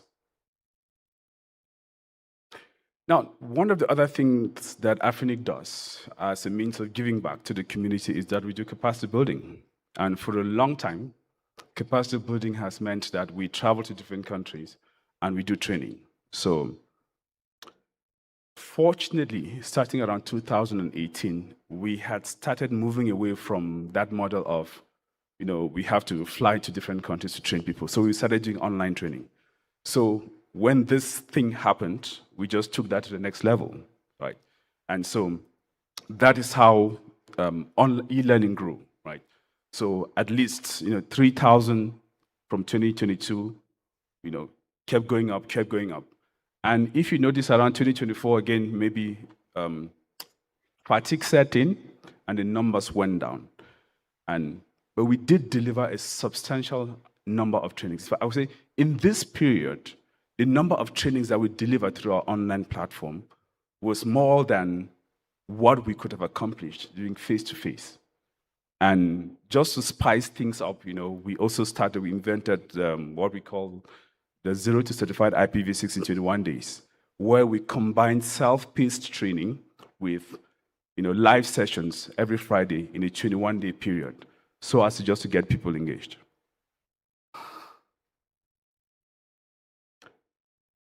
And you could see the number of people who graduated here. And this 373 people, which means that they actually took and completed these courses. Online courses have a terrible reputation, very easy to start, but completing them is difficult. But completing 7 of them in 21 days, that is very, very difficult. And that only happened because of the live component that we built into. And then thanks to some partners, we got some money. We gave scholarships for certifications. And that's how we were able to get those numbers. And this is now the engine that's going to drive a couple of other things. The capacity building department also, just as we pivoted to doing training online, one of the other things we wanted to lay emphasis on is actual deployment support, where every engagement should be able to lead to someone turning on IPv6 RPKI on something. And so one of my colleagues spoke about it earlier. We track this by deployment milestones, specific things that an engineer does on a network to turn on IPv6. So from 2022, we went from 95, and unfortunately kept coming down. The reason is twofold. There are two main mechanisms by which we do this. There's the on-site deployathons, which is 4 days, where engineers leave their companies and come to a site. And then there's what we do, what we call the help desk. Obviously, the on-site deployathons tend to be much more effective because there's no distractions. And that's why you see the trend go down like that. And if you look at the Net Promoter Score, they are highly recommended by all those who attended them. We have the Net Promoter Score goes from -100 to 100, and that's extremely high rating. Now, during that period, we did the pilot of what we are calling the Government Accelerator Program. The idea is to get governments to develop the credibility to drive IPv6 deployment, because we realized that the whole idea of mandates from a government entity that itself does not have IPv6, they were never going to go anywhere. And so we started 2 pilots with the Nigerian's Communication Commission and the Botswana Communications Regulatory Authority, where the idea was to not just train and certify engineers, but also get the managers, the heads of ITs, to come up with action plans. So you have an action plan and certified engineers to work on those action plans. That was the beginning of what we're now developing and expanding into what we call the Government Accelerator Program. And as you can see, at least in Botswana, 70% of the engineers got their global certification, which was quite good. And then one of the things we took advantage of the crisis to do was to migrate our online learning, because that, since we could not travel, that became the most important way we taught. So we migrated from the cloud to in-house. And the good thing is that in the cloud, just imagine doing IPv6 on a platform that did not support IPv6. But when we moved in-house, that became not a problem. And so we saved at least $5,000 on an annual basis doing that, which was good. So 8 staff left during that period, rendering some departments impossible to continue. And we had 41 staff members who held the company. And so we want to extend our special thanks to the members, some of who gave us their credit cards to put on systems so that we could keep running things. That meant a lot to us. Questions? And thank you.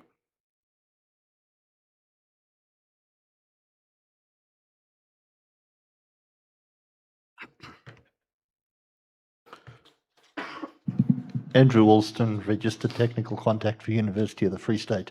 Andrew, I didn't open the floor for comments. Apologies. Okay, go ahead. Just a question. You showed a whole bunch of new members coming in, and the vast majority of them were extra small members, which falls within the /22 under soft landing. My question is about the rest of them. With the limitations of soft landing, how did we end up with larger members, considering that you can't get more than a /22 as an initial allocation unless people were applying for multiple blocks, etc. I'm just trying to balance that with the terms of the policy development process. So thanks for that question.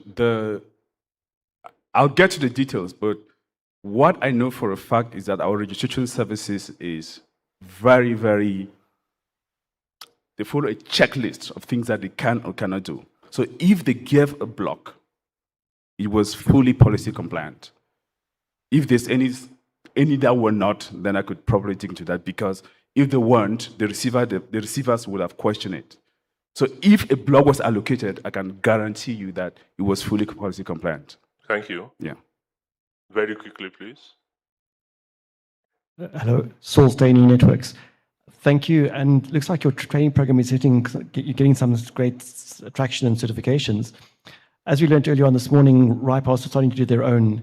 Is there not benefit in having one international global certification to give it more credibility?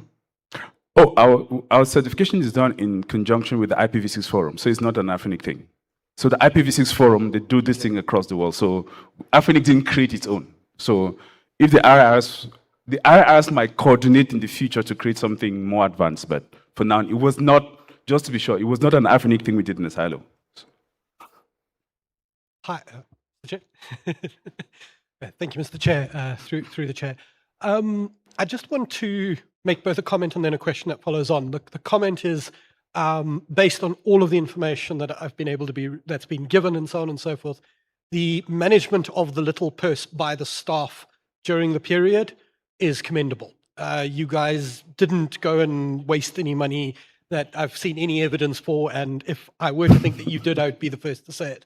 So I think it's important to commend the staff on under strenuous conditions, keeping the company's finances as best afloat as possible.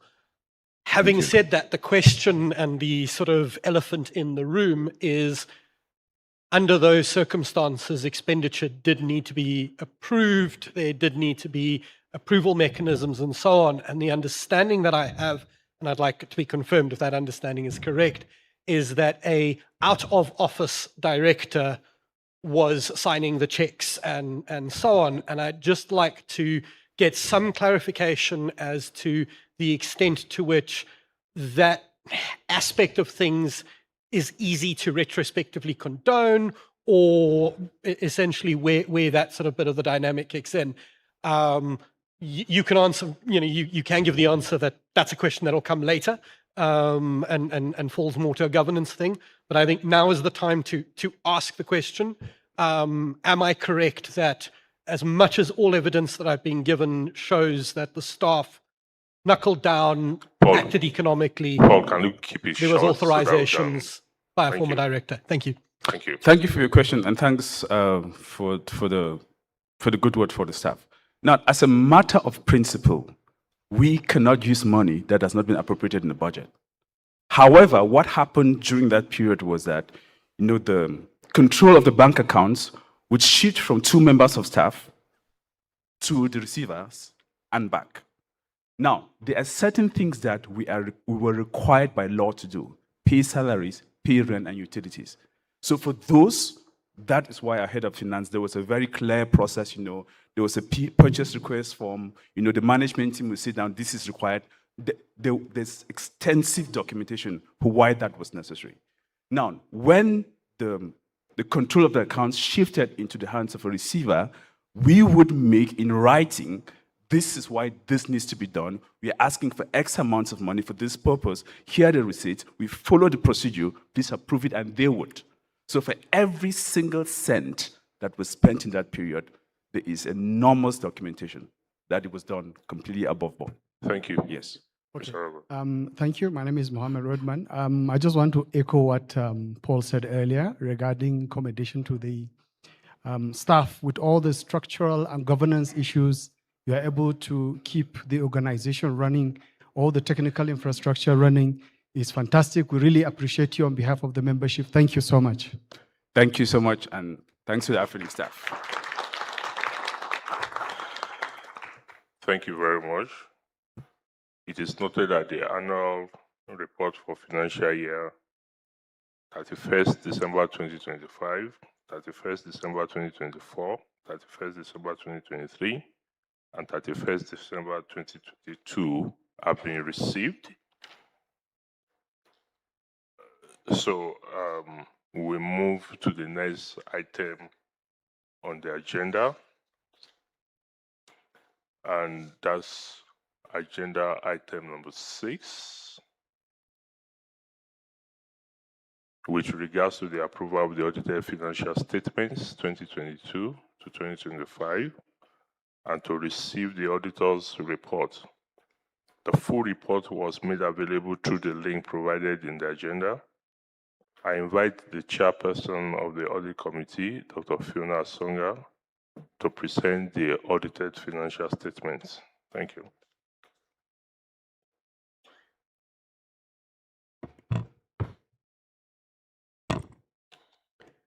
Good afternoon, everyone.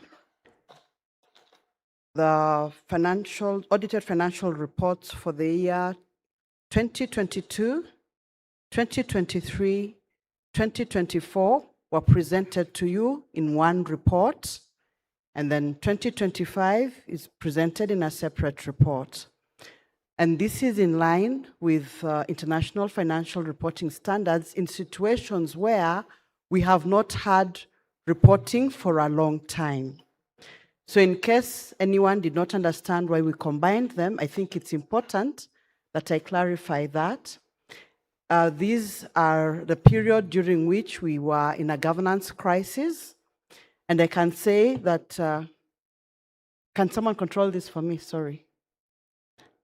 I'd like to say that we have, as a board, we have looked at the reports, we have looked at the evidence, the documentation, and we are very confident of the numbers we are presenting to you today. So I will now go to the presentation. The first slide, please.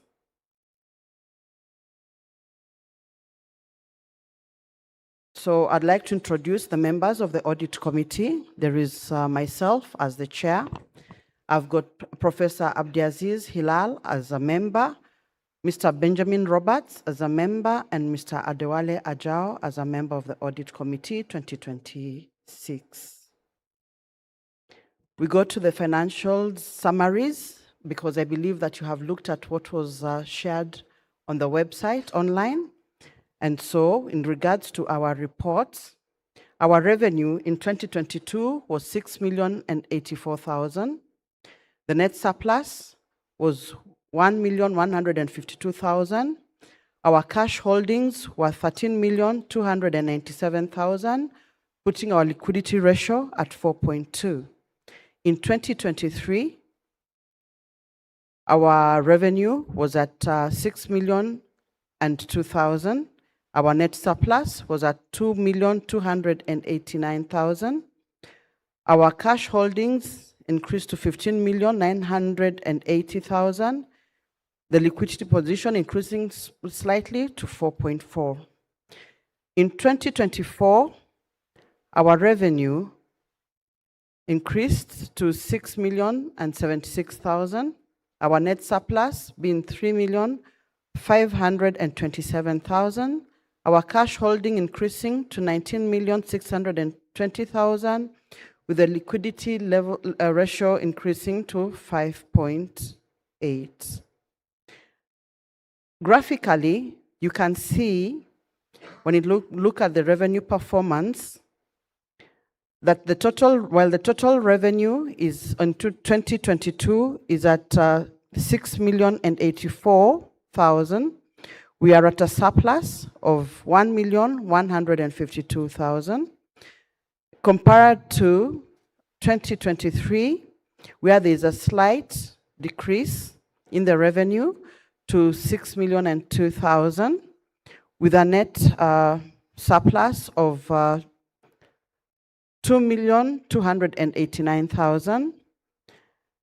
The reason has already been explained, I believe, in the staff report, but I'll just emphasize again. In 2023, we were switching between receivers and staff, and when the new receiver came in, we were not able to onboard any new members, we could not add resources, so we were sort of at a standstill. And then I think there was also in the community, and my view that is in the community, members were not going for more resources because they felt things were stuck. So there was very little activity in terms of increase. When you look at the staff report, an increase in the numbers in that particular year. Compared to 2024, where we see an increase in the total revenue to 6,076,000. And then we also have a net surplus of 3,527,000. So in the two periods, first receiver, then no receiver, no one, and it's just staff. Then again, a receiver comes. So the staff action and what they could do under the circumstances had an impact on the revenue streams that we had. That said and done, we look at the operation costs, where we find that if we make a comparison on the operating costs, the cost over the 3 years was reducing, 2022, 2023, and 2024. However, we do have a line item that we felt should be highlighted because it has raised a lot of concern amongst the membership, and this is the legal expense issue, where in 2022, we accrued 1,251,000 in legal fees. In 2023, 1,124,000, and in 2024, it shows 27,000. These figures are as a result of the legal action we found ourselves in that was reported earlier by legal staff, that has been shared again by the IMC, and that I'm again talking about and explaining that was legal fees as a result of the first part contract with the previous board and external legal. Then external legal operated, then the receiver came in and appointed for us another external legal, now under his mandate, who continue to operate. And we do have some ongoing cases from the previous period, from amongst the 37 cases still remaining. We have some that started earlier that are still ongoing, so we've not quite closed on them. So we're going to see the legal fee moving with us even through the 2026 financial year. And that's something that we need to prepare ourselves for, because we'll see an increase in the 2025 period. It's not 27,000, it goes up. And then 2026, we're still getting more cases. So we are going to see an increase. And that's a number we're going to pay attention to. And we're going to do what we can. We've already done quite a bit in terms of reducing the cases from 97 and remaining with only 37. We hope that we can continue to clear the funnel of legal cases we are handling and be able to reduce those costs and come to a point there where we no longer have to have that extraordinary expense as a line item. We move on to the reserves and cash growth. And so you find that our reserves, revenue reserves, have increased, and so has the cash holdings. 2022, our cash holdings are at 13,297,000. Our revenue reserves are at 11,085,000.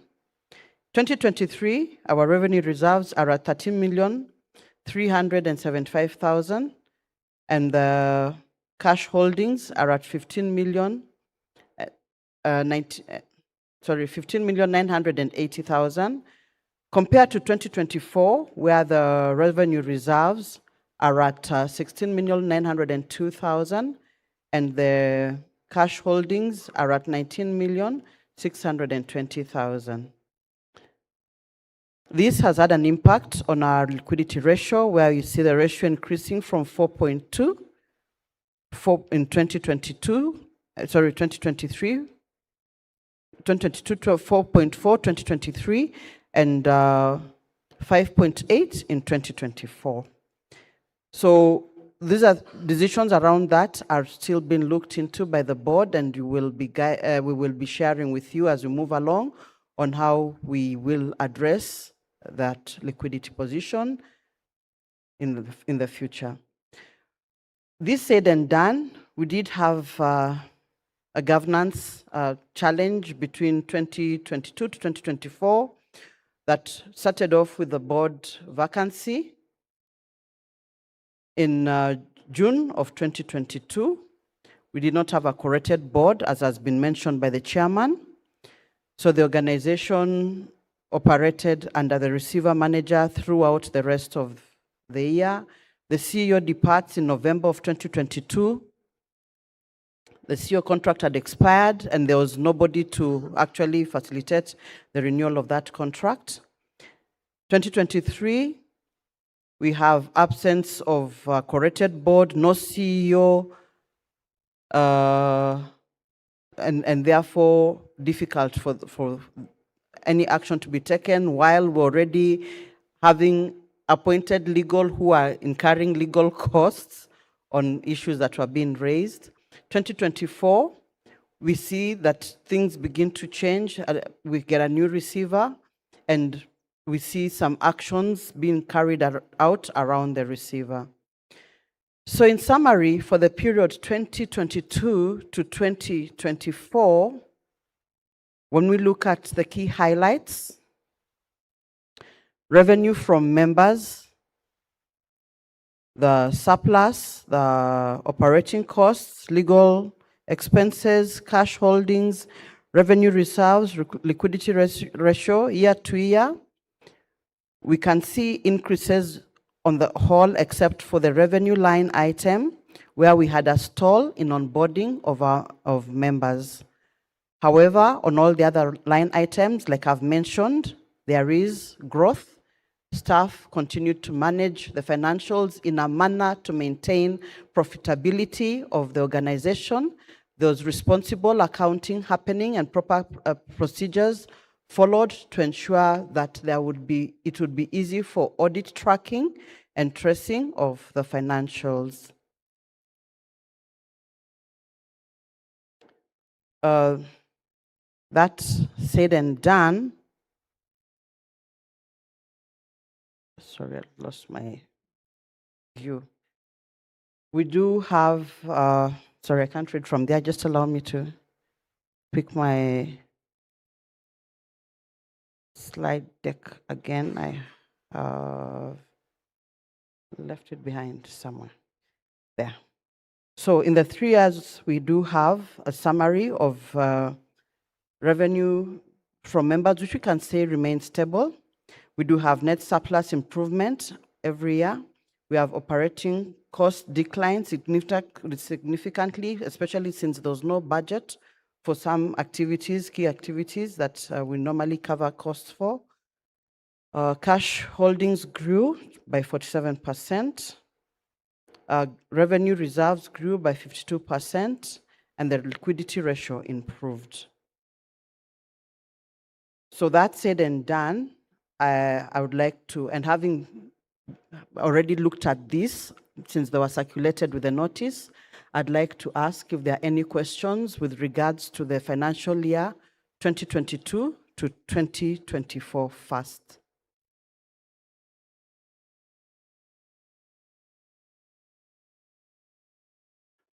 Yes, name and then. Chair Malika, DNS. I was looking at the previous slides where the gentleman that made the presentation, he was showing between 2022 and 2024, there was growth of 179 members, and then 185, and then it dropped by 28%, the growth. But I see that the revenue has remained stable. Is there a reason why there is no fluctuation that follows the growth? Thank you. The membership period is what he covered from 2022 to 2024. When we go year on year, the growth is actually mainly in 2024. And I think Nimal can confirm if that is not what we see, because that is what from the financial side, at least I saw in the financials.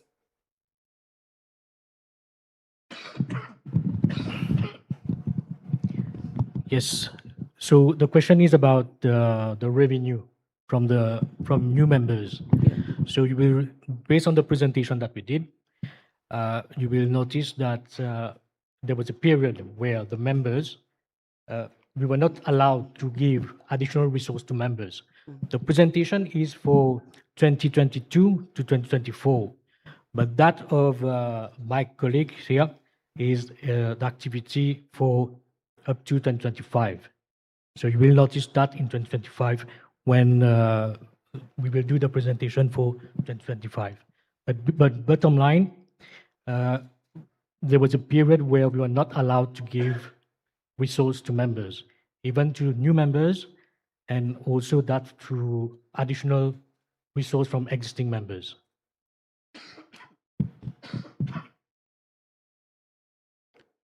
Yes, Andrew. Hi, Andrew here again. Fiona, I just wanted to ask about the revenue reserves. Are those referring to the reserve account? I ask this because the board resolution that established the revenue reserve account requires a board resolution to either add to or remove from that revenue reserve account. And so that particular account, other than interest, without the current board, should theoretically have remained completely stable. And so I just wanted some clarity about what has happened with that revenue reserve account, if you could, because, yeah, we've got this board resolution and then we've got, but then again, your revenue reserves here could also refer to money other than what is in that account. Nimal, have we done anything against that resolution? Yes, so we have a resolution about the revenue reserve account, but there was a moment when we did not have any correct board. So there were certain funds that was placed as a fixed deposit for the revenue reserve account to strategic cash reserves. But after that, we haven't done anything. But the board is here to look at alternative solution going forward.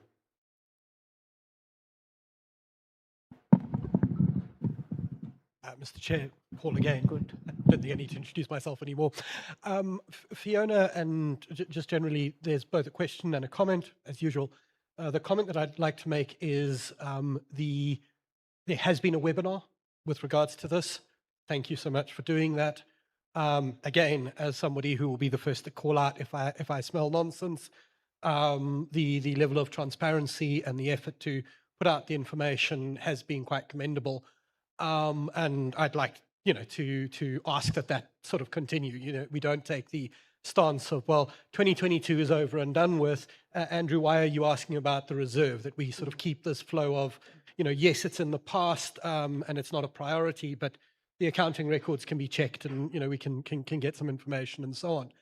The question that I'd just like to sort of ask, particularly pertaining to 2022, and there may be reasons why the board would not want this to be answered, particularly to me, because of pending matters and so on, but is to what extent was the expenditure of over $100,000 on litigation authorized prior to the expenditure being incurred? I am not seeing anything in any financial document that gives any sort of sight. And if anything, the budget was for very different. And when we come to the 2021 financial statements, we actually had no contingency made for litigation, and that was proved to be wrong, and so on and so forth. So I'd just like to, and again, there may be reasons why it's decided that won't be answered. If that is the case, then I'd like that to be said. And there's very good reasons why you might not want to answer it today. I'm happy to wait. That's not the problem. But I do think this is the appropriate juncture to ask that question, particularly about 2022, whether or not there is a record of decision-making to authorize that level of expenditure. My comment on this always is the best way to reduce legal expenditure is to be proactive rather than, it's easier to let the lawyers read the contract beforehand rather than being caught. So I know I'm taking too much time, but thank you so much. And again, thank you for the webinar, and the levels of transparency have been commendable. Thank you. Thank you so much, Paul, for that question. I believe that within the room, we do have Mr. Sendiren, who's the representative of the auditor that carried this out, and they did confirm to us as a board that they did see all the documentation of the expenses. In terms of which ones were over 100 and the decision-making process, we would have to check and retrieve those and see which ones those are and be able to share that. So if you will give us time to look into that and separate the different invoices, receipts, or whatever it is we got from legal, and documentation we have, we shall be able to highlight which ones were 100 and over and how then that was arrived at and which ones are below. Yes, thank you. Thank you, Mohammed Redman again. I want to thank the audit committee for the excellent job, even though with all the troubles we've seen increase in our surplus, at least minimum of 1 million naira year over year, which is fantastic. Thank you so much. But Mr. Jerry here raised a question that I think he is not convinced and is not answered regarding that the membership has seen an increase in terms of membership, but in terms of revenue, it's quite stable. You can see that over the years, it remains within the 6 million threshold to 6.1 million. Because what the financial person here mentioned did not really clarify. I think even though Afrinic is gaining members, I think it's also losing members. There are members that we are maybe possibly delisted, and if one member that have huge resources has gone, and then you have 10 new members coming in, of course, you might not see growth in revenue. It's just at least to maybe clarify that. Thank you. Thank you so much, Mr. Rodman. Mr. Jerry, just for clarification, I think I focused on the part where you said new members. So we talked about the new members. But yes, there are also members who we lost as a result of them not coming in to renew. When the crisis started, some had cold feet and did not come back to renew their membership, but were since able to onboard them back. So it's about trying to maintain. And yes, during that period of uncertainty, some people were not sure that we were going to now be closed or were going to be operate. So they just went quiet and weren't responsive. So at that point in time, when you're doing accounting, you can't count that as revenue because the entity may be in your register, they are not responding, they are not paying, they're not saying anything. Where do you put them? Financially, we don't count that as revenue for that year. So when they come back and they renew, then they will get back into revenue. So when the receiver came and we began to issue IP addresses again, building confidence within the community, there was an increase and we were able to now move from the 6,002,000 to 6,116,000. Does that answer? So the 115 that he's talking about, as he said, the new members came in 2024 into 2025, and we're going to see that in the 2025. If you can just be a bit patient with us. Thank you. Okay. My name is Alexandre Sano. I'm from Mdata Telecom. I just want to make an observation. I think this board was not present from 2022 until last year.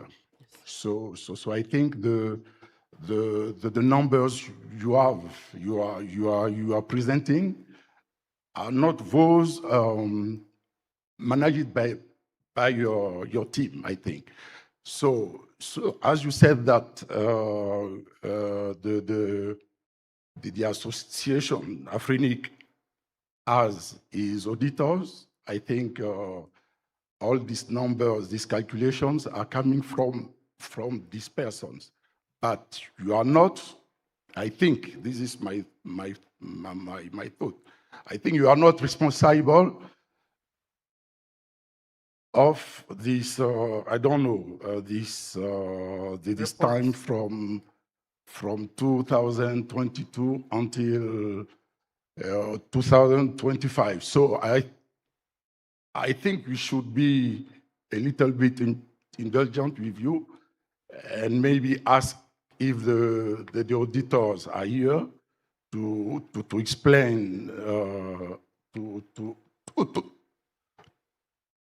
I mean, summarize the expenses related to this time and let us move on, I think. This is my opinion. Thank you. Actually, according to the Mauritian Companies Act, as a sitting board, when we come in, we are responsible for the decisions of the other directors. And so you'll find on the reports that we have put on the website, we have listed the previous directors and we've listed ourselves. It has all the two sets of directors because there is actions that staff made based on a budget and strategy approved by the previous board. And so they worked around that to the time that the CEO left. Then we've got now the receiver who comes in and tries to follow on what he can to keep us afloat. And the receiver is also available online, like you've heard. He's with us in this meeting. And so we also take responsible, we are expected to be responsible for those decisions jointly made with the receiver and the decisions of previous directors. And that is why we are presenting the reports. We have gone through what the auditor presented to us. We have checked with staff, and we believe that what we are presenting is supported by documentation. It is true, and it is accurate of activities incurred by the Secretariat Afrinic during the periods presented. Okay. Thank you. Thank you. Thank you. I just want to make just some additional information around the membership going up, but the revenue not going up. If you recall one of the slides I presented, the vast majority of members are that extra small. They don't pay quite a lot of money. So if you look at those numbers and you add it with late payments and all of that, they actually match. So the vast majority of those 663 members were extra small. The amounts, their annual revenue, the revenue we get from them is not that much. So the numbers match up. So thanks, Andrew, for. Yes, please. Okay. My name is Kone Bakino from Sankfis Faso. I'm from Burkina Faso. I just want to congratulate the financial committee team with the best presentation we have seen, in spite of the challenging period we know. Thank you. Thank you very much for that. Okay, thank you very much. Chair, I know hand over to you. there is a question I'm seeing online from Mark Elkins. He's asking if Afrinic is going to pay back things like salaries to other regional internet registries, e.g. ARIN. We have within the 2022 report and the 2021 report recognized the support that Afrinic received. Actually, it was in the 2021 and moved into 2022. The support that Afrinic received from other organizations like ISOC, like TESPOC, ICANN, and that money has since been confirmed that it was not a loan. It was a grant, and we have got written documentation to support that. We have followed up with those organizations to just verify, and it is grant. So it isn't, initially it wasn't known in 2021 what it was, but moving forward, by 2022 reporting, we did confirm that it is a grant. Thank you. Thank you very much. I think we should go to AFS 2025. Thank you. Okay.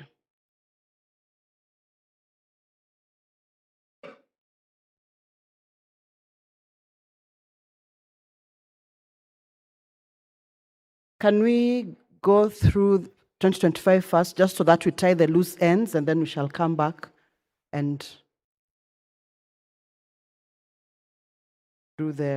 pass the resolutions.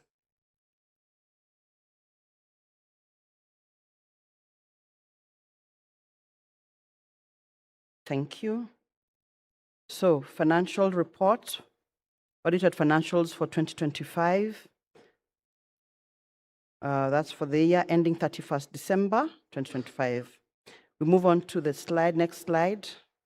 that represents the audit committee is still the same committee, so move on. So 2025 at a glance, we find now our revenue has risen from 6.1 to 6,289,000. Our surplus, net surplus, is 1,446,000. Slight drop from the 3,527,000. I'll come to explain why. Our cash holdings increased to 20,413,000. And then our liquidity ratio has gone much higher to 6.8. This is despite the challenges that we had, where there is no quorum board until September of 2025, and there is no CEO, and we are working under the, depending on the guidance and support of the receiver. We move into the revenue. Next slide. The revenue performance. When you look at the revenue performance for 2024-2025, we have broken it down into the different revenue streams, membership fees, allocations, additional allocations and assignments, late penalties, and then other revenue streams. And so what you find is that the primary revenue source is the membership fees, and total membership revenue increased from to 6,238,000 from the previous year, 6,076,000. The allocations and assignments increased by 9%, which is demonstrating strength and growth in 2025. Community support, it comes to 226,000, which is as a result of discounts for research, critical infrastructure operations, and education. We move into the operating costs. And I'm going to take a bit of time to explain this slide. And I know people normally, when you look at a pie, you want to look at the big part of the pie to see what that is. That is the core operating costs, which are the costs that Mr. Mkom has explained here, what the cost staff was incurring, that are their core operations, the salaries, the rent, utilities, and all the things that they needed to do to just maintain operations and systems. Then we've got election costs for the June election that was annulled, that is 18% of the costs. We've got the cost for the September election, that is 2% of the costs. We've got legal expenses, 17% of the costs, and bank charges at 4% of the costs.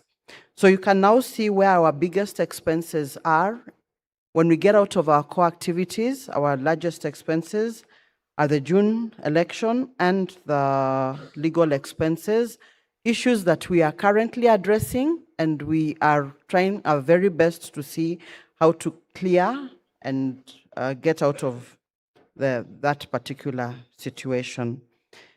This leads me to just share with you the issues on governance and elections that came up. So in Jan to September of 2025, we still had no board, no CEO, no approved budget, no strategy to guide on operations. Operations were really the bare minimum and a very disciplined cost control measures. Like I keep saying, every action that the finance team had to make in terms of releasing payment, even with the receiver coming on board, have had a track trail of documentation. We've got all the documentation and we've had it checked.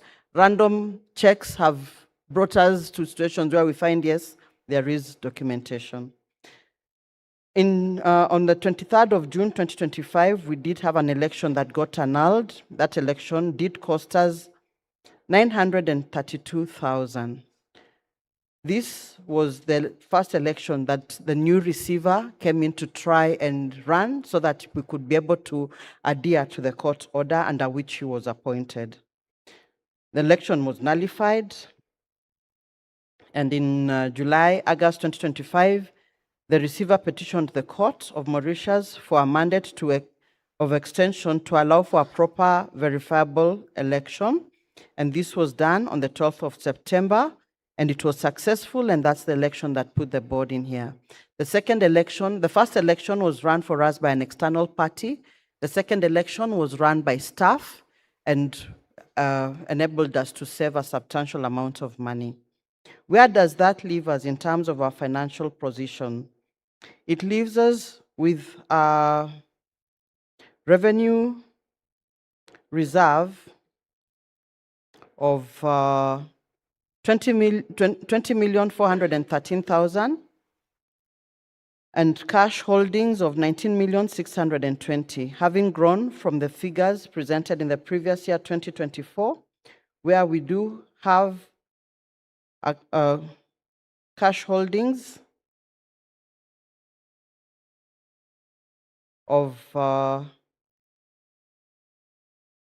16,901,000 and revenue reserves of 18,348,000. So that said and done, we do consider that we have been able to grow and maintain a liquidity ratio of 6.8 and 29 in 2025, which you can see is an increase from what we reported 2024 of 27,322,000. Sorry, of 27,322,000. So, excuse me, of 27,322. Forgive my saying million. Then the liabilities in this regards to the legal matters are still in existence. We have current ongoing liabilities that we are working around and looking into. In the absence of any negotiations on the 37 cases that are pending, the current liability is at 785,000 inclusive of VAT. However, subject to negotiating and maybe finding ways around some of the matters, that liability may go down. But I think, and as a board, we feel it is important that we share this so that you are aware of where we are at. Our bank charges increased more than anticipated, and this was driven by increased use of credit card settlements and higher overall revenue volumes.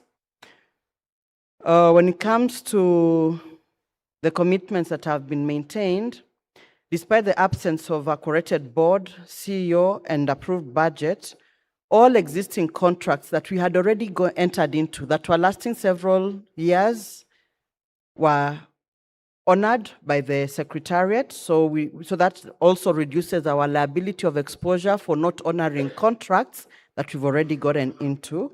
And we commend staff for being disciplined enough to work within the frameworks agreed within the contracts.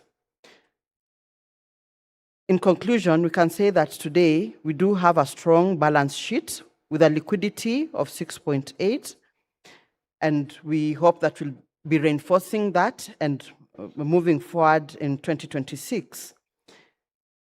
We have faced challenges still as we move along. We continue to face litigation from one particular entity, but we are keen on finding a way to address all that. We have seen the revenue grow steadily and very surely. We do have the extraordinary costs for legal, which we are highlighting separately from other expenses as an extraordinary item, and this will continue until when we are clear on the legal matters that are pending. And the board that was set up in 2025 continues to foster on proper governance to ensure that we can put structures in place, that we can get the organization to a level where it is all round stable, and see how everything else goes. And so with that, if there are any questions on the 2025, and I hope I've answered your question, Jerry, now on the numbers and the 2025. You can see the increase in the numbers. Thank you. Hi, Fiona, it's Andrew here again. Just quick question. At the moment, even going back prior to 2022, Afrinic has been making surpluses of north of $1 million a year on a $6 million revenue. Now, that in terms of the non-profit status and potential issues around the non-profit status, what does Afrinic board plan to do about that? Because I know that there is a limit in terms of percentage of revenue that the company can accrue surplus to. And right now, you're almost at 3 years surplus, and it keeps growing. How do you see addressing that going forward without potentially incurring tax liability? I think that is going to be part of the Finance Committee's report. If you can be patient, Andrew, we do have an answer. We have been looking at it, and my board colleague, Chair of Finance, will definitely have a response for you as she gives her report. I would like us to focus on the audited, just the audit, but it's a good question. Thank you. Thank you very much, Chief DG, Register Contact for you.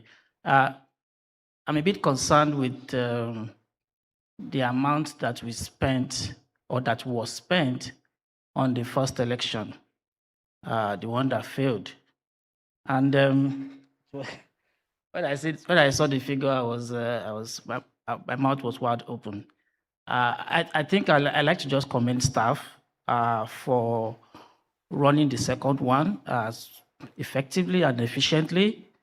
But I also want to note that whoever took the decision of the first one, perhaps I wonder if they consulted staff in the process of doing that. I would like to hear from the person or whoever took the decision whether staff was consulted in the first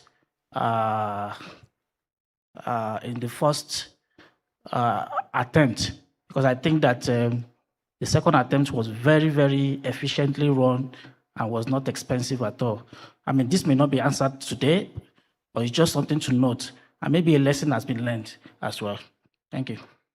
Thank you very much for that question. The board was also very concerned about the amount of money that was spent on the election. Both elections were managed and administered by the same person as the receiver. The receiver is online.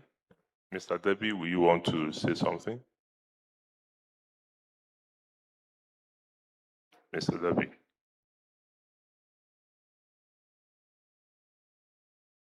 Okay. Let's take the next question. Sorry.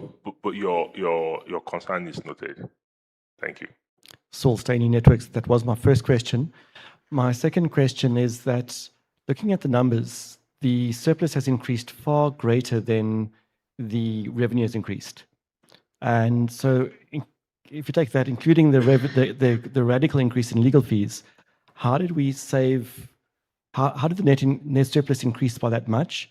Is it a case of we've saved ourselves into profit? Was it efficiencies in operations? Was it saving in salaries like the CEO, the 8 people that staff members that resigned? How this isn't adding up. I know we haven't touched expenses. You've only spoken on the surpluses, but is that an answer? And what are the projections in the budget going forward when we do get a CEO, when those 8 positions are replaced? And of course, there's also the board travel for meetings, all those kind of things, which hasn't happened in those 3 years. All things that I'm qualifying as saving us into profitability. Actually, Saul, you're not so wrong. That is very much what happened. And when you look at now what we are going to present through the Finance Committee moving forward, then you'll begin to notice how we have saved, because when we have no executive expense, and we are not buying any equipment because we have not been, until the board came, staff have had equipment that they were almost holding together with sellotape, glue, and everything because it was really falling apart. They couldn't purchase. They couldn't. So when you're not incurring a lot in your normal activities, an organization will tend to save, but it is that surplus is not. It is a perceived surplus because you are not carrying out your activities fully. And so you'll find when you look at the 2025 amount, the surplus comes down from 3 million to 1 million. Between September and December, when the board came in, we did give approvals for equipment to be replaced, what was really hanging by the threads. We did a very big expense of about 2 million in a quarter. What that tells you is that we were actually just coming into salvage because we were really at the tail's end of our systems failing. And so we did approve those activities around those expenses. And so you are very right. It is a combination of different expenses not happening that normally happen and keep our surplus at a certain level. And so we haven't yet even done, we did a short 3-month key issues to address, then we did a 6-month period key issues to address. We've not yet even done a full strategy. Okay.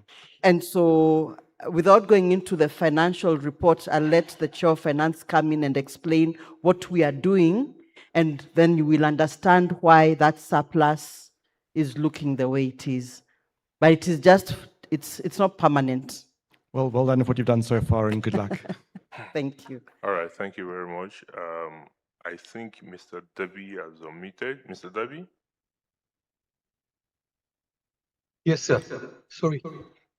Your answer was on the first election was organized, it was on a larger scale. It has a foreign nomination committee, and it has helped to draft the guideline that was used for the second election. So every material and every resources that was invested in the first election was ultimately used into the second election. And in the first election, we had the on-site voting that we have to organize. And the second election, there was online voting. So in both, so we can say that amount was used for 2 elections. Not for 1 election, because we invested a lot in the first election, and the same resources and material has been used for the second election, which was online, and that was definitely a cost that was incurred going forward.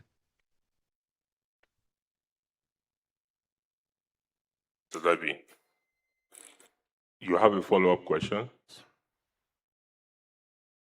Okay, go ahead. Yeah, thank you, Mr. Debbie. I just show again.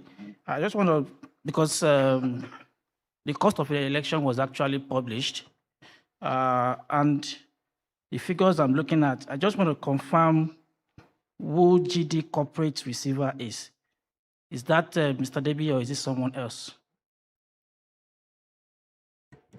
There's a line item in the invoice that is written GD corporate receiver's fee.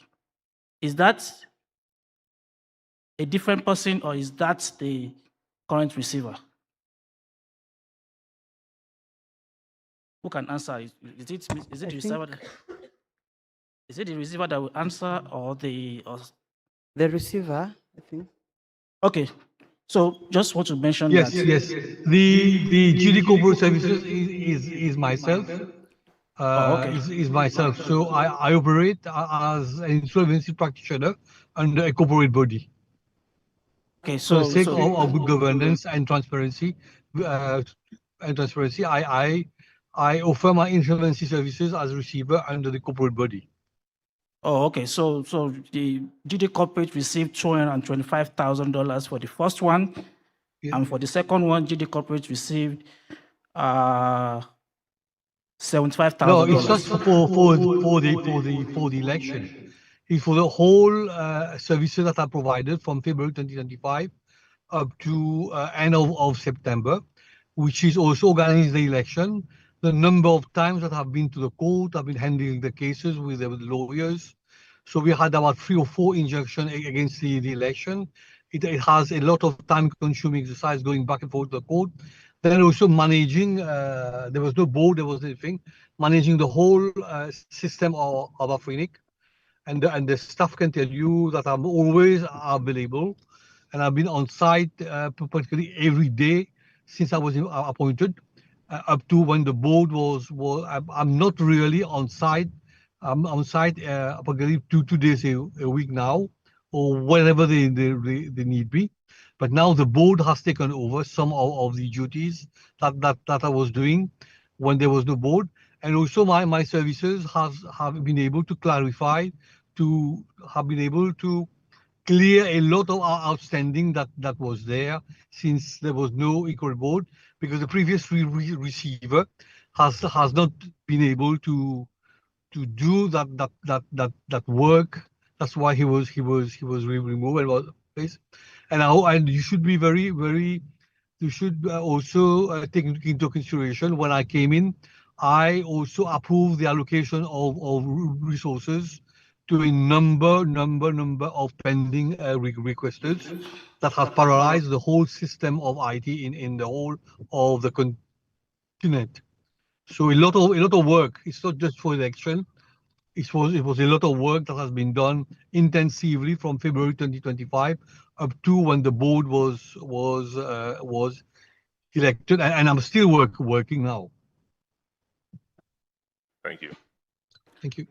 Thank you.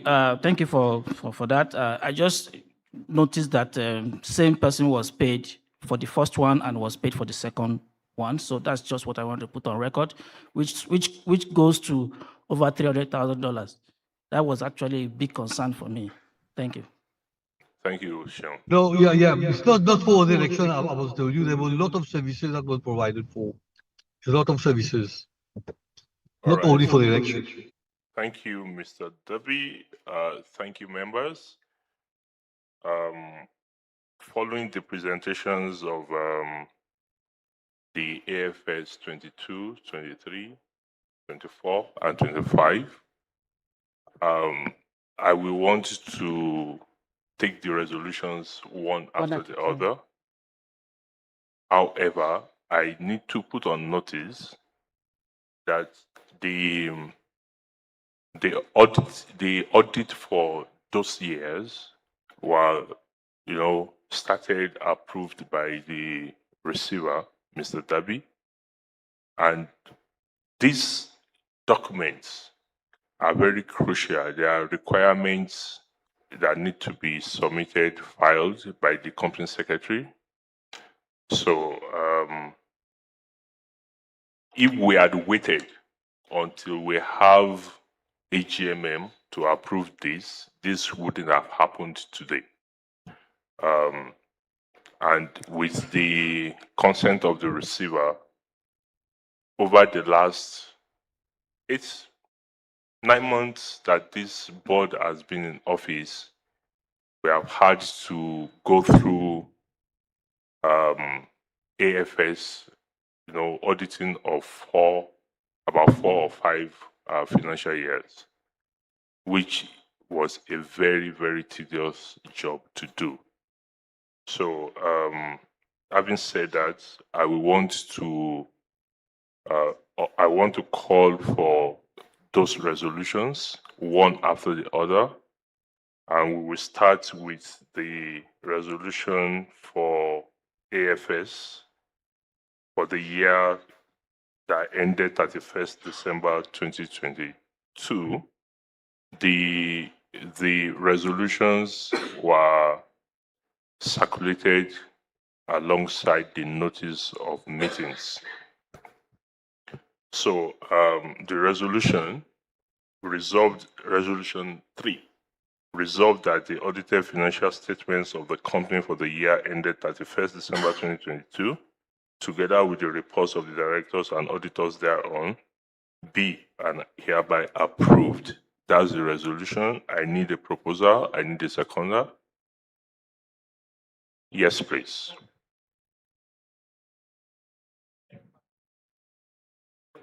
Can't hear you. Sorry, can you come to the Use the mic, microphone? I can't please. hear you. Basic thing, and I believe the bylaws make this very much possible, that these resolutions be done by poll rather than just hand. We are just taking the Okay. proposal and seconder, then we'll do polls, please. So I want the proposal, please, and the seconder from members.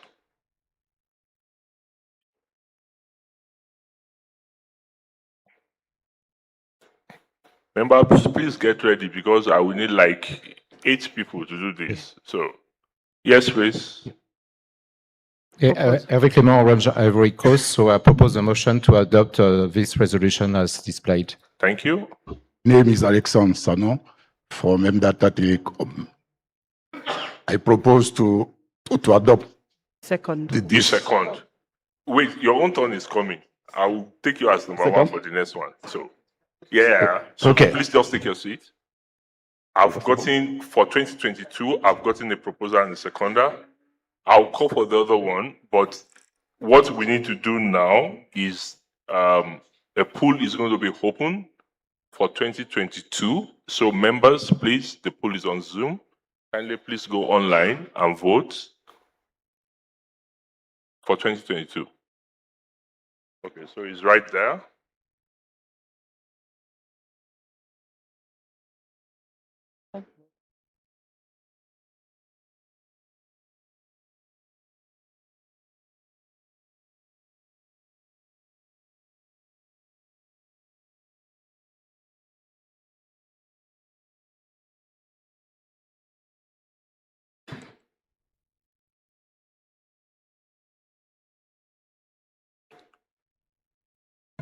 Okay. Nkom, kindly assist. Some are Please. able to vote, some can't vote. Please come.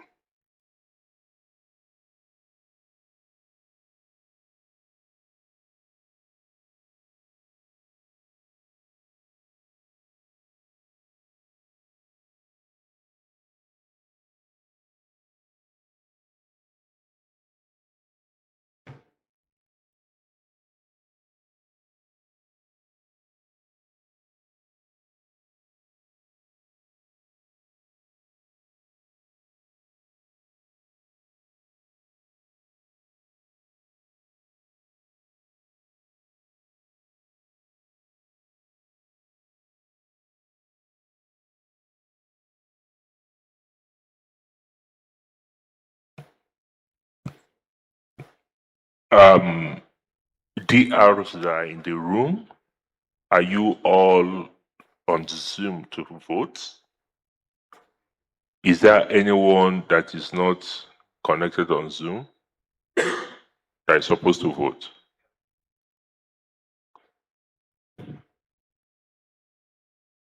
For every DRs, you are supposed to have a link in your email to be able to vote.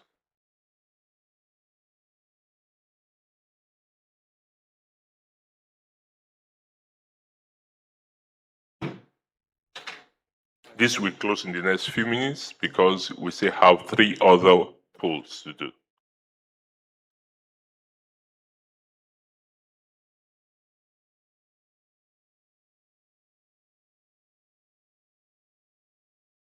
How many members in the room are not connected? You should have the link in your email, the mail you use for registration. Sorry? Oh, are you connected?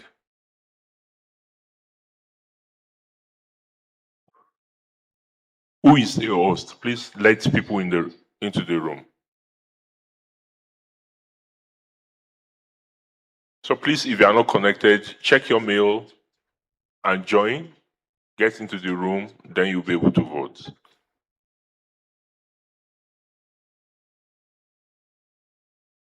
And when you are in the room, please stay in the room.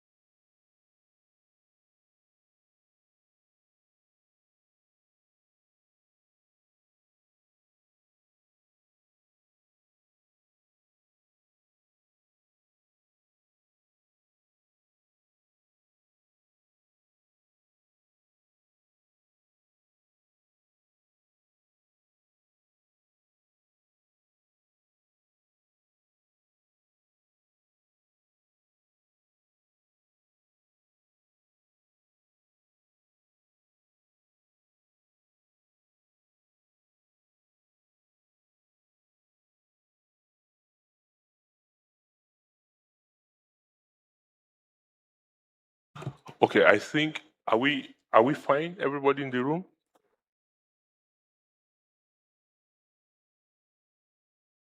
It's only designated voters that can vote, and they should have a link to vote. Registered contacts that are not DRs will not be able to vote, so you will not have the link.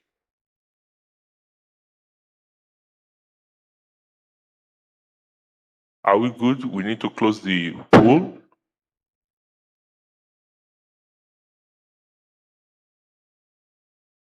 Thank you very much. We can close the poll.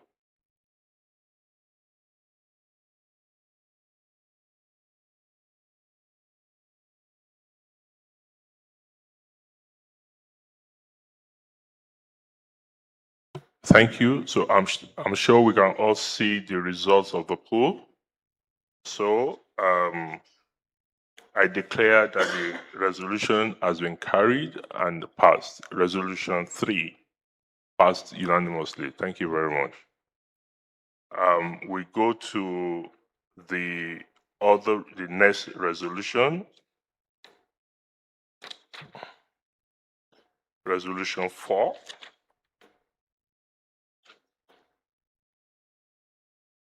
And resolution 4 is for the AFS for the year ended 31st December 2023.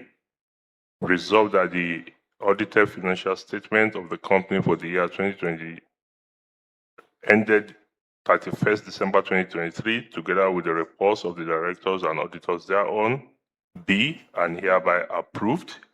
I need a proposer and a seconder, so you can take the microphone now. You can take the microphone. I need a proposer and a seconder for 2023. Yes, please. Kone Bakino Karim from Burkina Faso. I approve this proposal. Thank you. A seconder, please.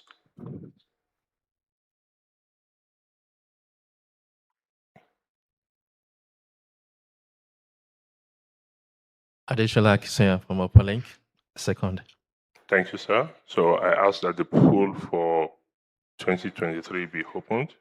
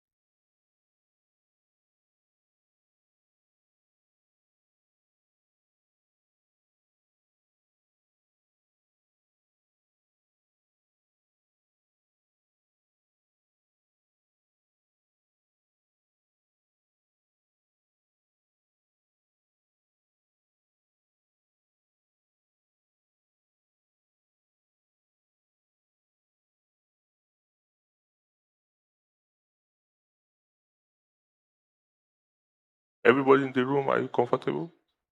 Can we close the poll? Thank you. Please close the poll.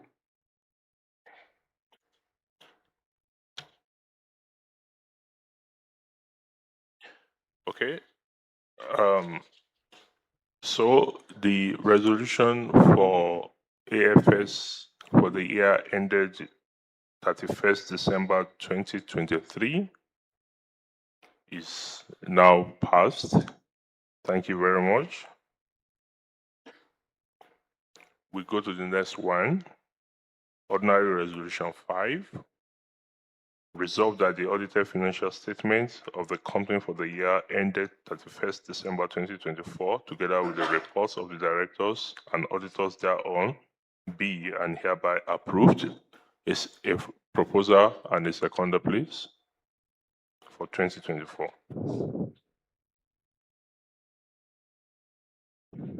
Hi, Andrew Owens, Snap Africa Terrico, propose a motion to adopt. Thank you very much. A seconder?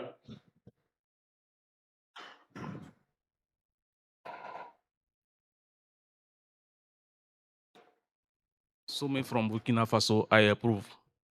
Thank you very much. I ask that the poll for 2024 be opened.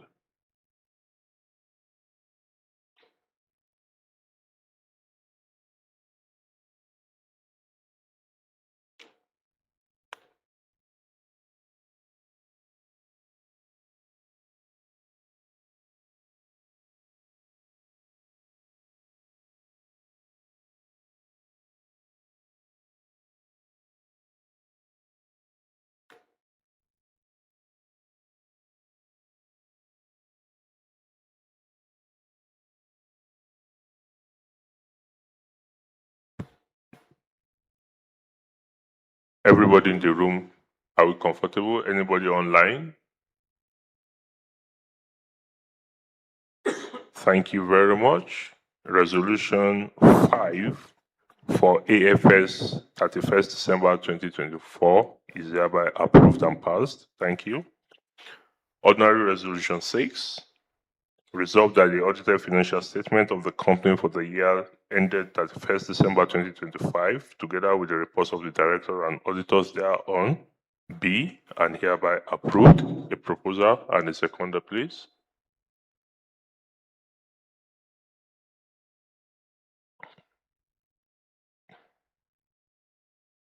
Hi, Mohammed Redman, Internet Exchange Point. Hereby move the motion to adopt the audited accounts of 2025. Thank you, sir. I'm Julius Ringochi from Cameroon. I approve this proposal. Thank you very much. I ask that the poll for 2025 be opened.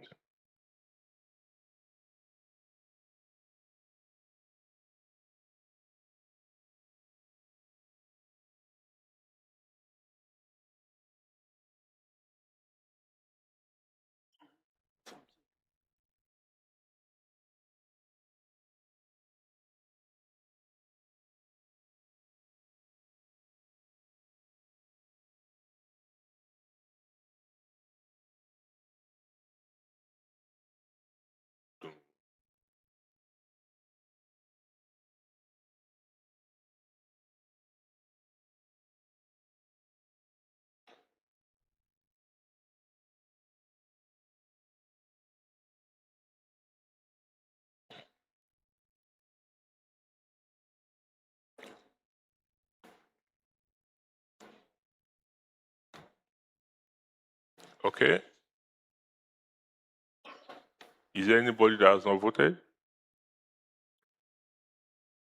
Thank you very much.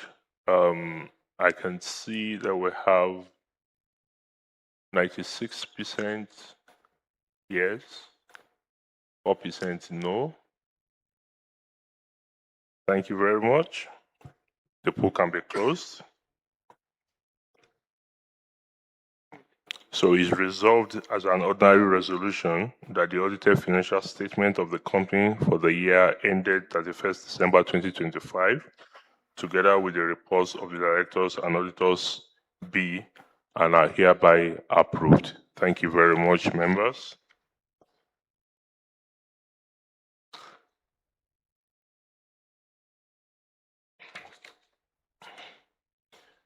Okay, having done that, agenda item 6.5.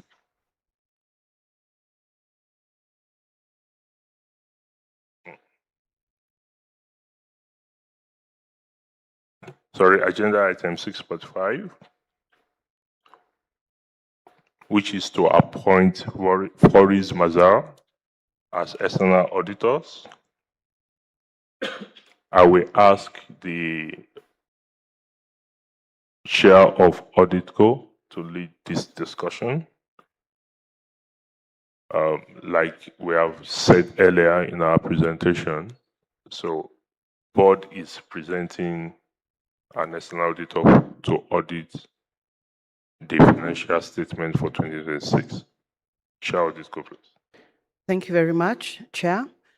Now, to our dear members, during the period 2022 to 2025, when we were having a governance crisis, the current receiver came on board, and one of the things that he did was, within his powers, is to get as an auditor to audit the financials, and he did appoint Faris Mazars as the auditors who have undertaken the task of auditing our financial reports of 2022, 2023, 2024, and 2025. Now, when you look at it technically, they have covered, say, 3 years of audit. However, it's all work that has been done in the last 9 months. So that said and done, we have looked at their work as a board. We have considered the performance that they have provided us and the meticulous way in which they have taken time to look into the questions that we raised and going through the documentation of staff, which was quite a lot, and helping us clarify the questions and the issues, even that members raised when we first put up the financials. We are proposing that we appoint them for just 1 more year, and hence the resolution that we are tabling for members to consider the appointment of for Ms. Mazar as an auditor for the next financial year. That way, we'll get our justification being that it provides us also the stability that we need to handle the transition we are still going through. Thank you. Thank you very much, Auditco. Any proposal and seconder?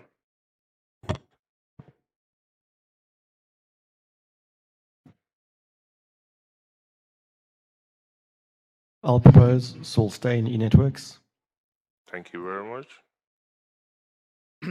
Hervé Clément, Orange Ivory Coast, I second it. Thank you very much. I request that the poll for the appointment of auditors, external auditors, be opened.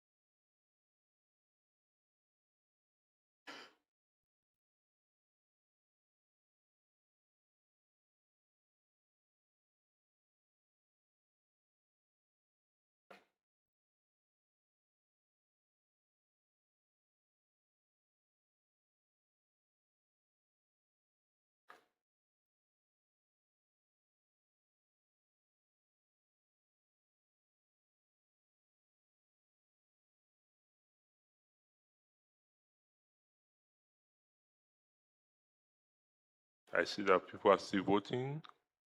Is there anyone that is still yet to vote? All right, thank you very much. We can close the poll.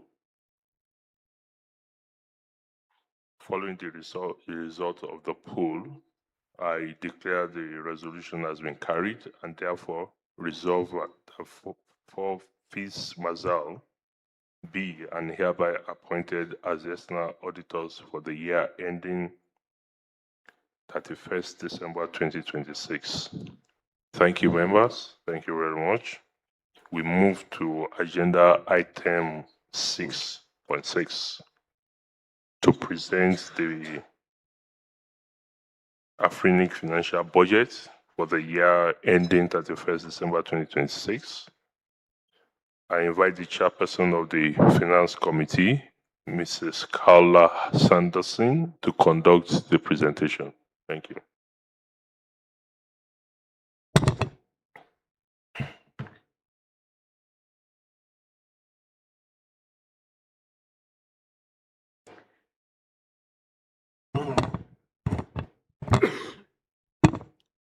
Good afternoon, everyone, and welcome.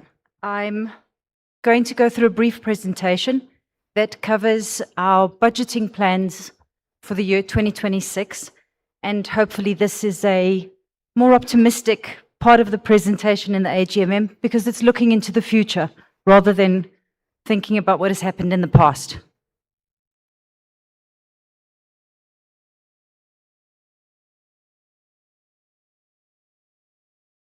Okay.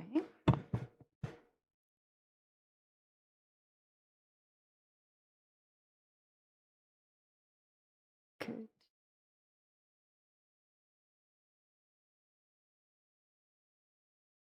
Susan. Right. Thank you. That seems to be up and running now. Just to start from the beginning, some highlight. I'm not going to read the numbers out to you. I think we've made them fairly large. Everybody can see them quite clearly. But for the year 2026, we're expecting a projected revenue of around 6.64, which is obviously up from last year. And hopefully we can kind of explain this. Total operating expenses of about 6.61, because we are trying to get the operations back in full swing. So you're certainly going to see a lot of the costs that we haven't seen over the past 3 years. We've budgeted for a small surplus of about 26,000, and we have also planned a contingency in case something unforeseen happens. I believe that as part of Afrinic's history, unforeseen things occasionally happen. There are some serious strategic objectives that we're hoping to achieve with this budget. As I said, they're going to cost us some money, expenses that we haven't seen in the past 3 years, because they just didn't happen then. But to start off with, our biggest objective with this budget is to stabilize the organization.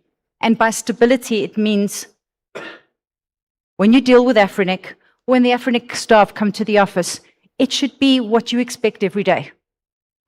That type of stability. And then, of course, recovering. Many things have happened in the past. We've lost some staff members, some systems need updating, etc. So those are the things that we need to actually recover to get back into full swing. Second objective, of course, is our members. Get back to full-time, every time member engagement. We should be talking to you all the time, every day, whenever you need us, and certainly engaging more on a face-to-face basis than we have managed to in the past.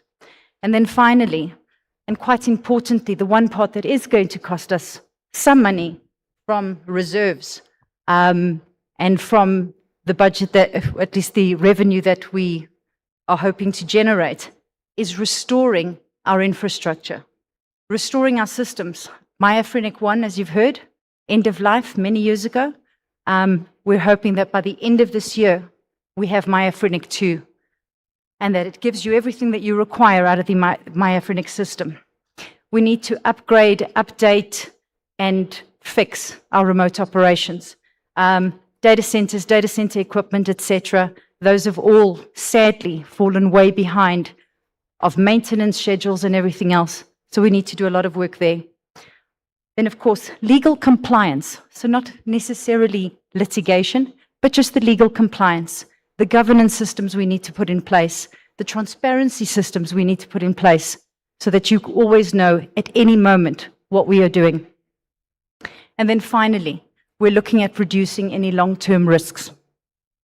All of this is done under the watchful eye of the court-appointed receiver.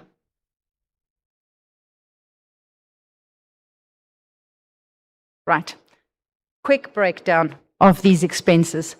As I said, I'm not going to read them to you, but as you will understand, our core costs are carried under HR, our people, and those resources, some depreciation costs, legal fees. Apart from the legal fees that we know are still outstanding as a liability, we have budgeted what we believe is a reasonable budget for legal costs. We'll see how that works out for me by the end of the year. There's some professional fees, computer expenses, and everything else that you would expect to see in a normal company. Our distribution costs, so the cost of us doing business, which were mentioned previously, that haven't happened in a while. Travel expenses are obviously going to increase. We need to meet with you more often. We need to see you more often. And we need to provide training, capacity building in your place rather than at ours or online. Remote site operations I've mentioned, community engagement, outreach initiatives, and other distribution costs. These details are available for you online. I believe our webinar went a long way to making sure that people took some time to look at the numbers, but if you have any questions, we are available to answer those. Right, then the expensive bit. Well, I suppose that's all kind of relative.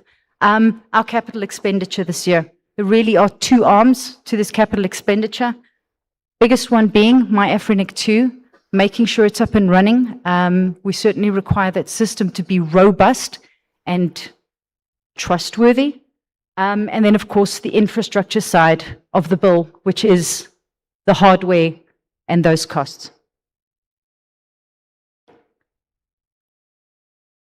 Then, a few things to note that we have taken a lot of time, and it's really a considered budget, but we have made sure that there are strict cost controls in place.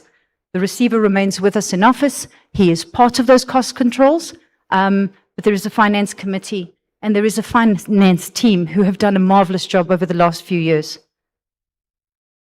We prioritize our spending, things that are important, infrastructure, my Afrinic 2, resources, our people, etc., will be prioritized. Our reserve use policy remains in place. There is close procurement oversight. All those things that made it look like we turned a profit during 3 years of struggling with operations, they really do remain in place. And then, of course, mid-year budget reviews. And what I can tell you is, having reviewed the Q1 numbers, we are tracking really, really well to the budget at this point. And we will certainly share information with you at our mid-year review as to how we're tracking to that budget. Right, looking ahead. We firmly believe that this budget is balanced. It's as realistic as we can make it without a crystal ball. And it is aligned with every one of Afrinic and the membership's strategic outcomes that we would like to see. We're concentrating on our core services, a greater community focus, and of course, maintaining a healthy financial organization. And that, ladies and gentlemen, is all from me. Quick, I tend to talk quite quickly, but there is certainly time for questions. Thank you very much. Any question? Okay, Saul? Saul from Networks. Thanks, Carla. It was very interesting. I don't think quick. It was short, concise, and to the point. Thank you. Just an old topic that I'm going to bring up again, and I know possibly it's a bit premature, so I am aware of that. But our fees in Afrinic are pretty much the highest around the globe. I know we've spoken about already. We have a backlog of capex and to spend and to recover. Is there a vision beyond 2026 financials to make our fees more aligned with some of the other RRs, make them more accessible, affordable? Just some thoughts. We're not going to dismiss anything out of hand. I think the reality is that we will find 2026 gives us a more real picture of what real expenses look like. Over the past 3 years, we haven't increased fees. As a matter of fact, from what I understand, we have not increased fees in an incredibly long time. But costs of running a business, costs of offering the services that Afrinic does, those have not remained at the same rate that they were at 3, 4, 5 years ago. We've just been working in a bit of a vacuum that is an unrealistic environment. We need to take this year, we need to look at those costs very carefully. We need to look at where we can economize and where we have underspent over the past period. And once all of those bits of information are analyzed, absolutely, it's a discussion we need to have. Andrew. Hi, thanks, Carla. That was very informative. I just have 2 questions. Firstly, you've got a $100,000 contingency and a budgeted surplus of $26,000. Do you feel that that is sufficient, particularly when you consider Forex gains and losses that can tremendously affect financials? I know that Afrinic switched to a dollar-based organization, but to give you an idea, there was a year where the Forex fluctuations cost Afrinic $80,000.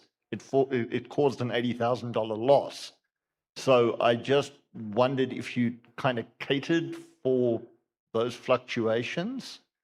And then secondly, obviously we're budgeting a lot of money for things like training programs, etc. How is the board monitoring the success of these programs?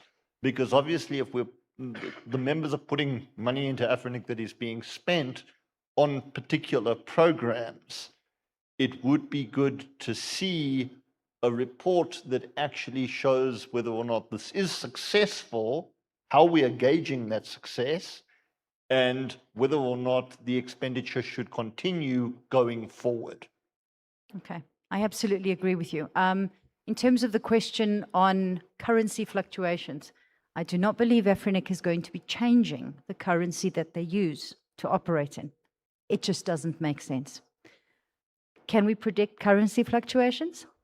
If you know how to, let me know. I think we can make some money.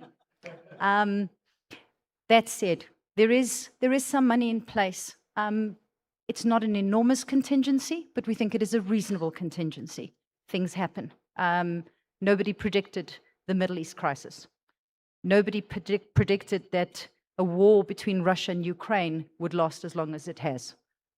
Every single one of those things in the environment affect us, affect the business. And we're not experts in either politics or economics. So we do our best, and we take measured decisions that will not adversely affect the organization. Your second question was about? Yes. One of the things that we looked at incredibly carefully when creating the budget is, what does Afrinic actually have the capacity to do? We looked at our resources closely. What can our resources achieve? Making promises about face-to-face engagement and capacity building every single week, they're just not realistic. We don't have that type of capacity. Every time we spend money on an event, on a capacity building event, on training, etc., we measure certainly the short term of what was achieved through that. We're looking at measuring what happens in the long term. A friend of mine raised an interesting point, how looking at numbers doesn't give you real information, how looking at a growth in membership doesn't give you real information, how looking at traffic across an internet exchange hides the truth. Big numbers are not what we are looking for. Impact is what we are looking for. And sometimes digging through the number and talking to the numbers behind it will show the impact. So this year and going forward, we're really, really keen to find out what the impact of those numbers are. Are we reaching all those tiny, extra small resource holders? What are they achieving within their communities? How many people are they connecting? How many people are they serving? Those numbers are almost more important than the fact that we have one new member. The same thing with training. You train 5 engineers. You make them passionate about a subject. They, in turn, will train an additional 20, 25 engineers. And it's not about the certification. It's about spreading the word. And it's about people understanding what we need to achieve, not for right now, but certainly for the future. So sometimes numbers hide those things, but we're certainly working on having that type of information brought to you. We're hoping to have something through the mid-year review of the budget in terms of the impact that it's had, as well as how we're tracking to what we said we'd be able to accomplish and what we're spending. Thank you. Okay, thank you, Carla. You're absolutely right when it comes to the numbers, in terms of the value add. But at the same time, as membership, we have to monitor the progress of those numbers as well. I look at the revenues in terms of increase. It's just maybe barely 250,000 increase from the 6 million figures. But in terms of expenditure, it has really increased that our surplus that has been growing year over year by $1 million has now been completely eroded to only $26,000. I understand that, yes, over the years, there are things that we have not achieved. Now that we have board, I think it's your fiduciary responsibility is to really manage those funds and spend prudently to ensure that you don't spend everything all at one go. Instead of stagger it over the years to see those items. For example, if staff, you want to buy 10 laptops, you can buy 5 this year and budget 5 next year so that we see those numbers. But I'm really concerned that possibly next year we are going to be at a loss. And meanwhile, the bottom line of all this is to see the numbers of membership increasing. A member mentioned here regarding the prices, what the membership pays. If you are to be a new member and to be onboarded into Afrinic, it will cost you around, in January, maybe $2,200. In the Nigerian naira, where it has been devalued, that is well over 3 million naira. And people, the smaller service providers, community networks cannot afford that. So I think those numbers that you want to show, maybe part of the things you can do is to reduce your fees for the new entrants, especially for the first year or for the first 2 years, so that you have more members. It's unfortunate and sad when I see, for example, Brazil has 10,000 autonomous system numbers, and I'm seeing only 2,600 or a little bit less for the entire Afrinic region. So I think the responsibility of the board is to ensure that more and more people adopt the autonomous system numbers. If there are bottlenecks, try and see how you can solve those bottlenecks, because the more members you onboard, even if you have to sacrifice the revenue for 2 years, eventually the revenues will increase. Thank you. Mohammed, thank you so much. I agree with you. And as I said, nothing is off the table in terms of growing this African internet.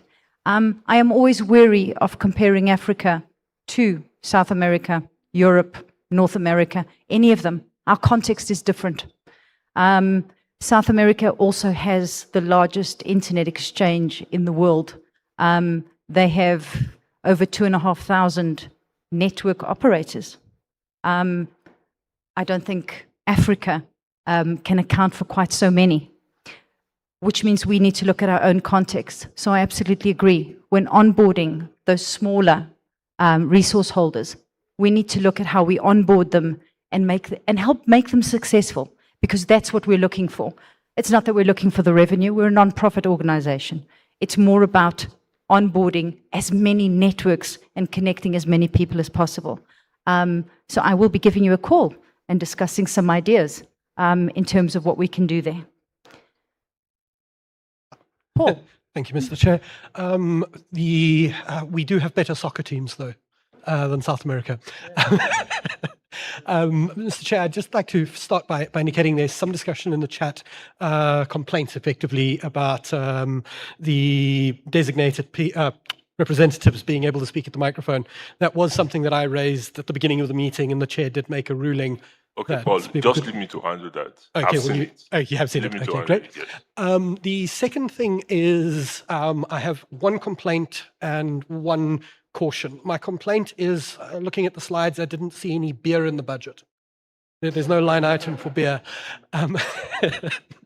My more serious sort of comment and concern.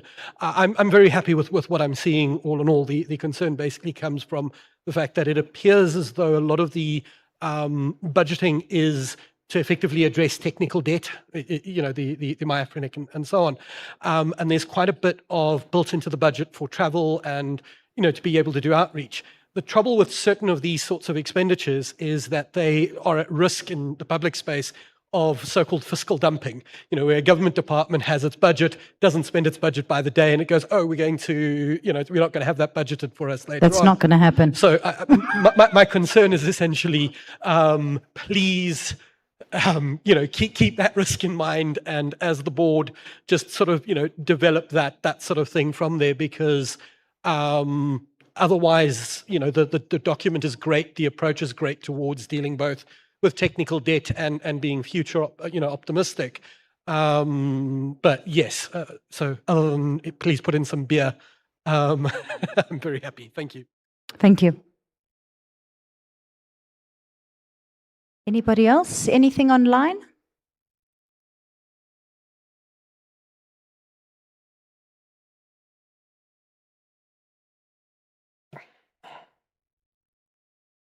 Okay. Thank you, Chairperson of the Finance Committee. Anything online? What? The comments? Which of the comments? Okay, Okay, somebody. Okay, please. Mr. Chair. Richard, please, you have the floor. Thank you very much. I have put my point in the chat, but I just wanted to make sure. I may have missed a ruling from you, but why is it that somebody who's apparently an observer, Mr. Andrew Olsen, being allowed to approach the mic so many times? That's my question. Thank you. Comment noted. Thank you. Thank you, Chair Finko. Thank you very much. You can take your seat.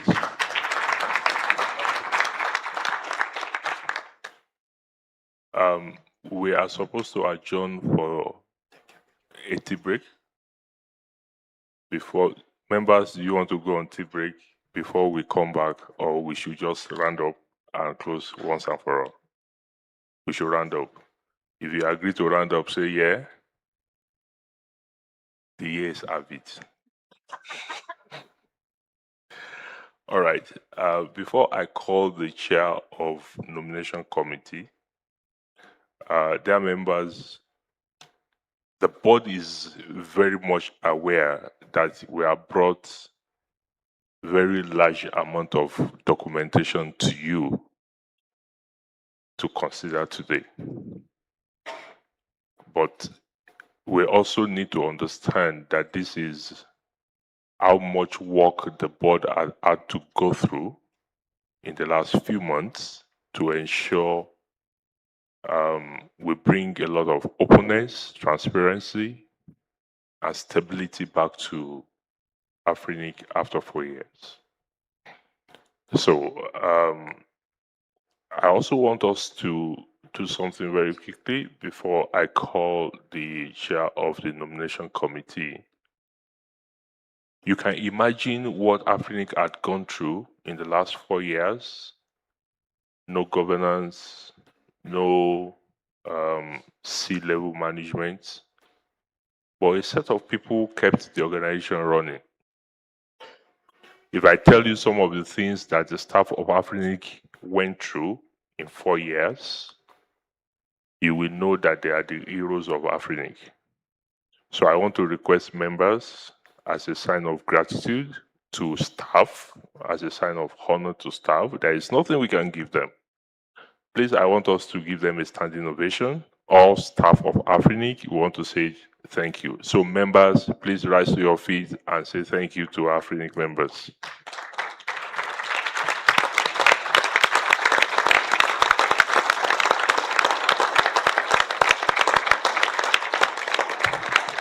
Thank you very much. Thank you. Thank you very much. I'm sure if we have approved the bonus for them, you will have seen that there will be deficit in our budget. And even for you not seeing deficit this year, you know, is we have moved expenses of 4 years into 1 year because we did not even want to go into our reserves. So to have the small surplus that you have seen, I don't know how many sleepless nights Carla and Nemal had to ensure they can juggle things around. Imagine we are a service organization, nothing was done in 4 years, absolutely nothing. Equipment needed to be changed, so many things, licenses. So all those expenses moved into just 1 year, and we are still carrying some forward into next year to ensure we are not going into our reserves. Maybe at the open mic, we will discuss a bit more, but board is looking at quite a number of things. I recall that Andrew raised some issues about the surplus. And board is looking at quite a number of things. They are still we are still working on them, and very soon we will bring them to members. It's all about giving back to the community, giving back to members.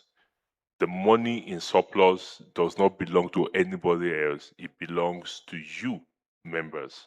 And all we can do with the money is to ensure that we give them back to members, not necessarily reducing the fees. Thank you very much. So at this juncture, I want to invite the chair of the nomination committee.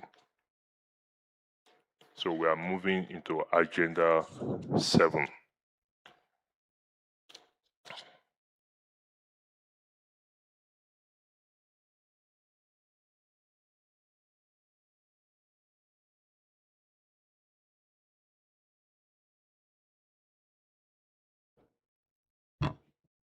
Thank you, Chair.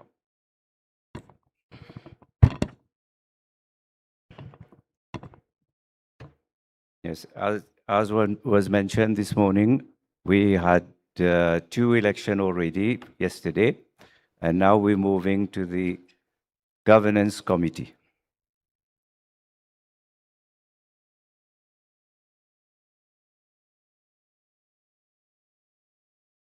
The governance committee has a role and responsibilities, which you can see there. The GovCom advises the Afrinic board, membership, and community on corporate governance.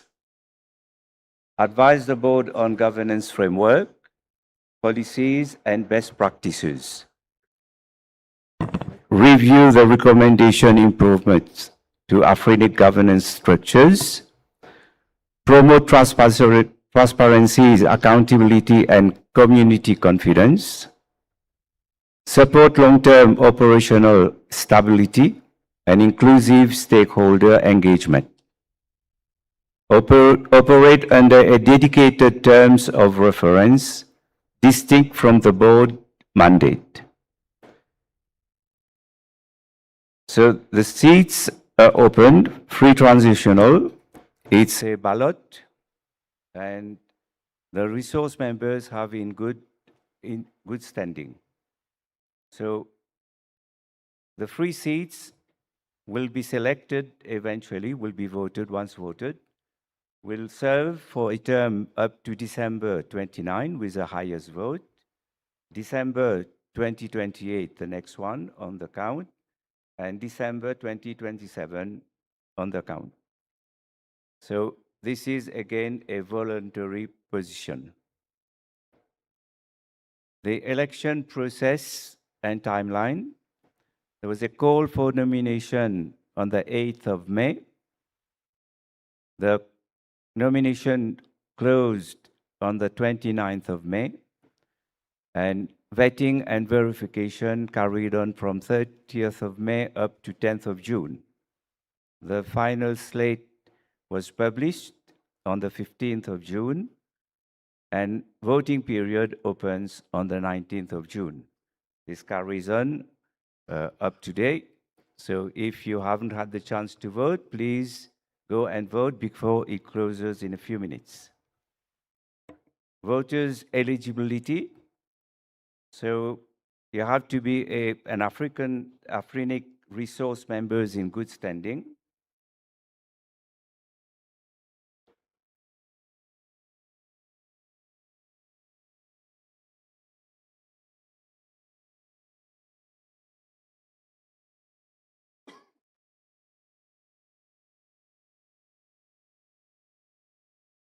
So the nominations received, there were 20 submissions, out of which there were 2 duplicates. So unique candidates was only 18, and we found only 5 eligible candidates. So 13 was not preceded. So on the slate, you have 5 candidates.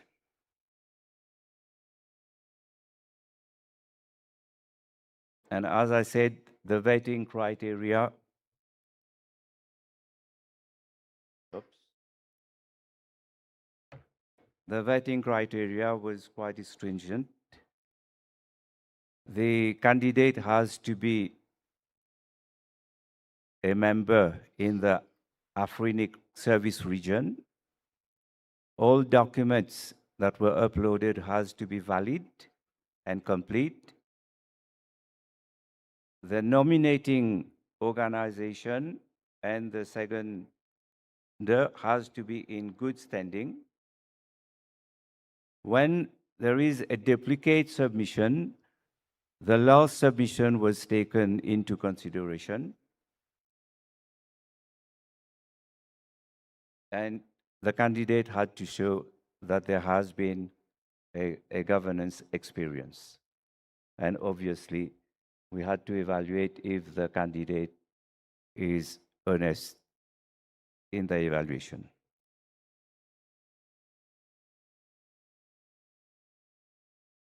So here are the 5 candidates which has been retained and published on the slate. Afaf El Mayati from Morocco, Alal Mohammed, Libya, Daniel Nakanga from Uganda, Maud Asong Elliott from Ghana, and Eddie Laren from Mauritius. So once the vote is complete, the first candidate with the most votes will go up to December 2029. The second one will go up to December 2028. And the third one will go to December 2027. So ICOM Chair, can we confirm if the voting is closed?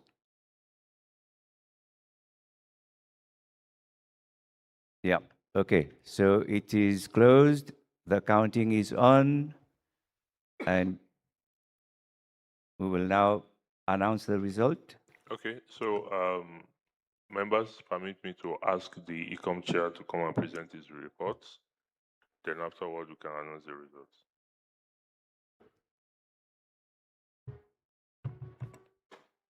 Oh, careful. Sorry.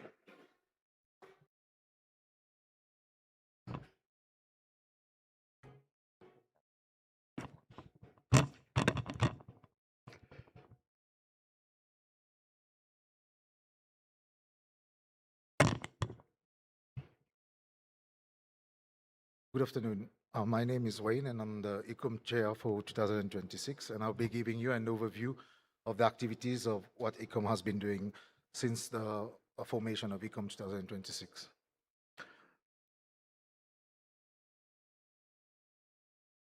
The ICOM authority is derived from the Article 10 of the bylaws, and it was formally set up by the board under the guidance under the election guidelines. Our scope consists of 3 key governance pillars. We are the SGMM, the AGMM, and the election of 2026.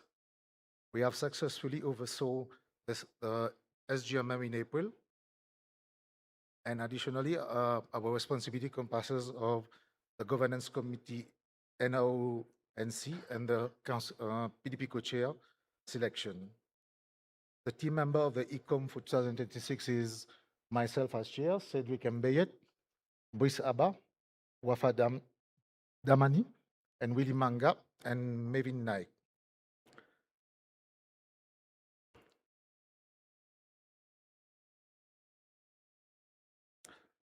Following the setup of ICOM, in March, we focuses on the induction and onboarding of the support staff, which led to the launch of the designated representative registration in March.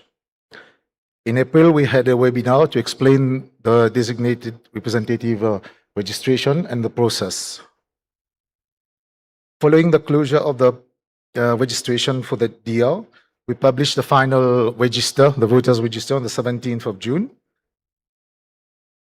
which led to the election which we have conducted this week. And following the election, the ICOM will prepare a report and give to to the board.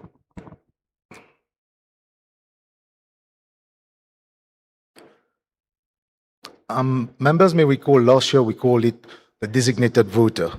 And this year we have transitioned from the term designated voter to designated representative. This update brings more, it's more accurate to reflect the broader scope of the role of the DR, which include voting, participating in AGMM and SGMM. To maintain the continuity from last year's DR process, we have bring all the DR that was registered last year, and we have also sent an email to all the nominee of the DR if they had any issue not to carry forward the DR for 2026 to let us know. And there was 2 channels, one for existing DR and one for new DR.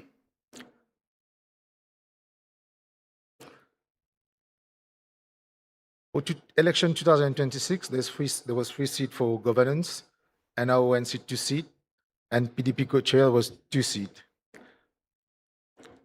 And yesterday we had the PDP co-chair and the NRONC, and today is the GovCom election.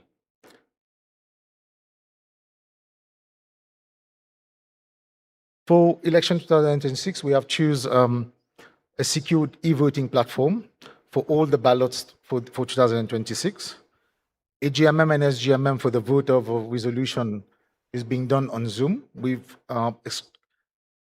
restricted access only for DR, which can vote via poll.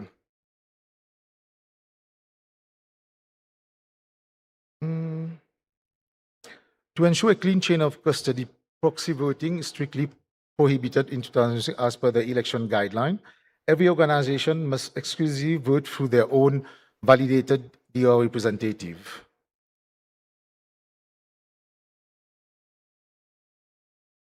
Our aim for this year was to reach, by the end of the year, 750 DR, growing up from the baseline of 579 from last year. As you can see on the screen, there was 22 when we closed the DR process on the 12th of June. There was 22 applications still pending, and these applications they couldn't make it to as a voter, but was processed to be able to participate in the AGMM.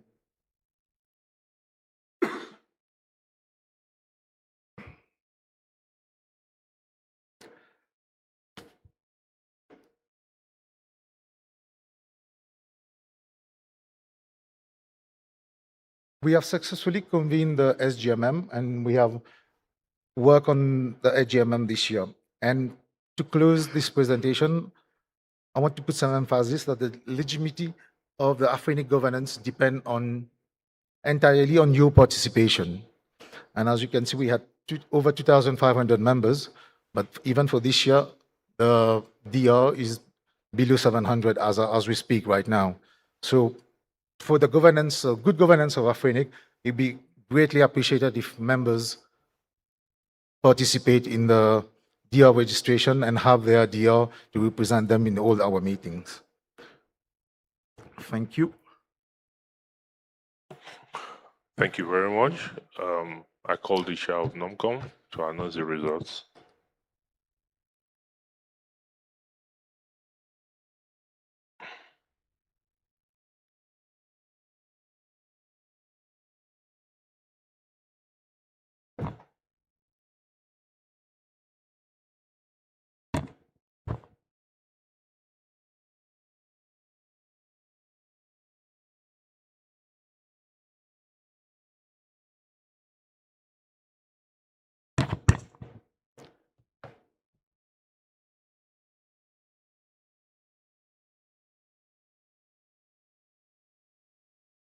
Okay. So as you can see, the result, the first one is Daniel Kulanangala. Second, Afaf El Mayati. And third one is Maud Edili Asranga Elliot.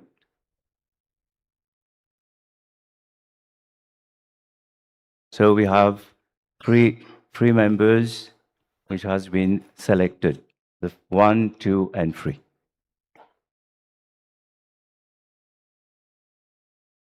Thank you, Chair. Thank you very much. Please, again, a round of applause for NOMCOM and ECOM. Thank you very much. I would like to say that as much as board, we want our election processes to be very smooth and credible. We are not there yet. And as a board, we take responsibility for whatsoever glitches that we had over this election period. We are trying to improve the process, and I'm sure we'll get to a very comfortable point that everybody will be proud of our elections in Afrinic.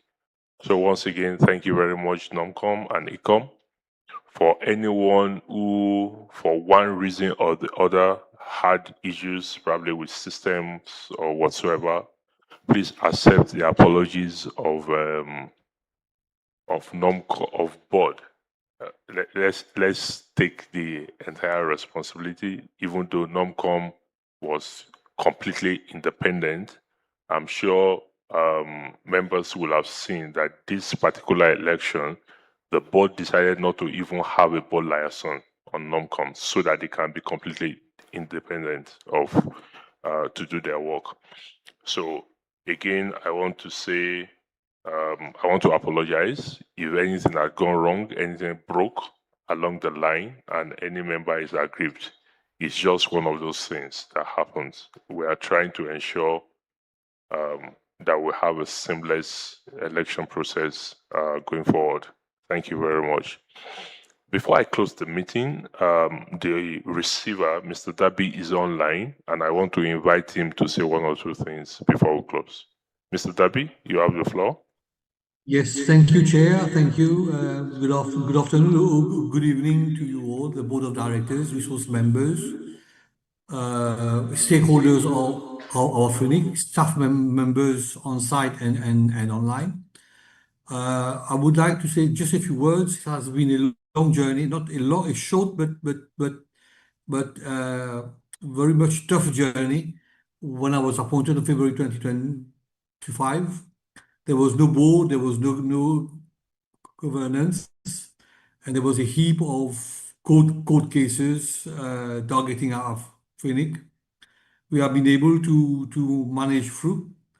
Unfortunately, the first election was cancelled, but the second one was a successful one. I would like to place on record the contribution of all the staff of Afrinic. My team of legal advisors, Mr. Ramasomi and Mr. Namdaka, which we went through all the injunctions and so on and so forth. On that, we will not go on that again. The election commissioner who supervised the election, who gave me much assistance, and I have applied to the court for my release, but up to now I have not obtained the judgment to my release. I'm part of the team. I would like to place on record the hard working and the excellent and the effort put by the new board in getting Afrinic back on track, which in my opinion is we are nearly there. I wish the board and the resource members a fruitful journey with Afrinic. I wish also to say that we have no constraint now on the allocation of resources so far. And I think that this meeting of 2026 is a new journey that Afrinic is going to embark. And I am certain that all resource members will not support the new board of directors. And the staff was been putting out a lot, despite the governance gaps they have put it in a lot in the last 3 or 4 years to maintain Afrinic afloat. I wish you a fruitful annual conference. Thank you so much. I look forward to meet you again. Thank you.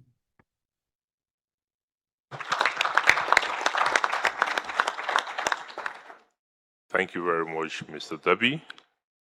I now move to item number 10 on the agenda, which is closing remarks. And I want to just transfer Mr. Debbie's remarks to the closing remarks. So once again, I want to say thank you very much, members. It's been a wonderful time having you here. As the board, we are glad that we will have this AGMM.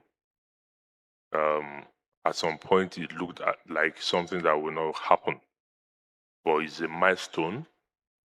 We are very confident that Afrinic is stable. We're on the path of stability and growth again. And hopefully, by the time we meet at another AGMM, we have better reports of growth to give to you as a board. So once again, thank you very much. And this brings to an end the annual general members meeting 2026. Thank you very much for the opportunity. Thank you. So I declare this meeting closed.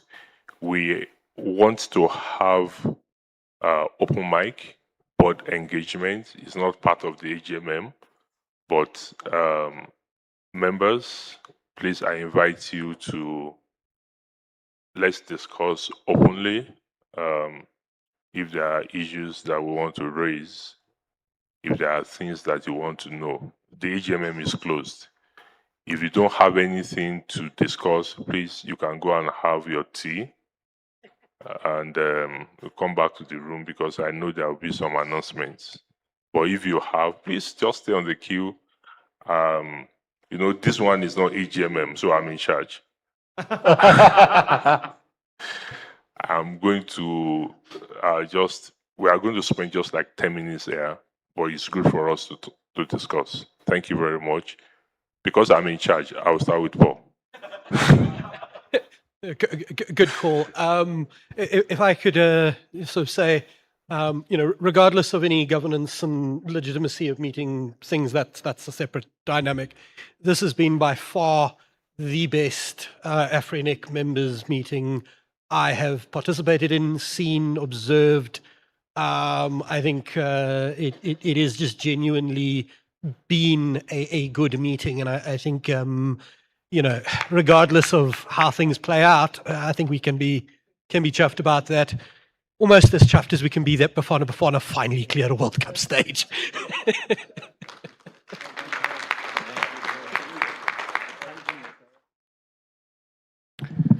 I wanted to jump. Okay. Chair and board, I wanted to say thank you very much. This has definitely been one of the best AGMMs, and I've been at pretty much every AGMM going all the way back to 2012 or something. I appreciate the board's willingness to engage. I also just wanted to say to all of the members and the community, obviously, you know, we're in the middle of the bylaw review process, and I really would encourage members to get involved once we issue the draft reports, etc. The more feedback we get, the better the end result is going to be. The bylaws and the way that Afrinic functions are based on the members. This is a member-based organization. And I thought I'd take the opportunity at the open mic to really encourage people. We got a lot of very, very good submissions. We will be seeking further feedback and clarity. So please get involved. It really is helpful to get feedback. And once again, Thank you to the board for a very well-run meeting. It really has been tremendously successful in my view. Thank you, Andrew. Let me take Sylvan online.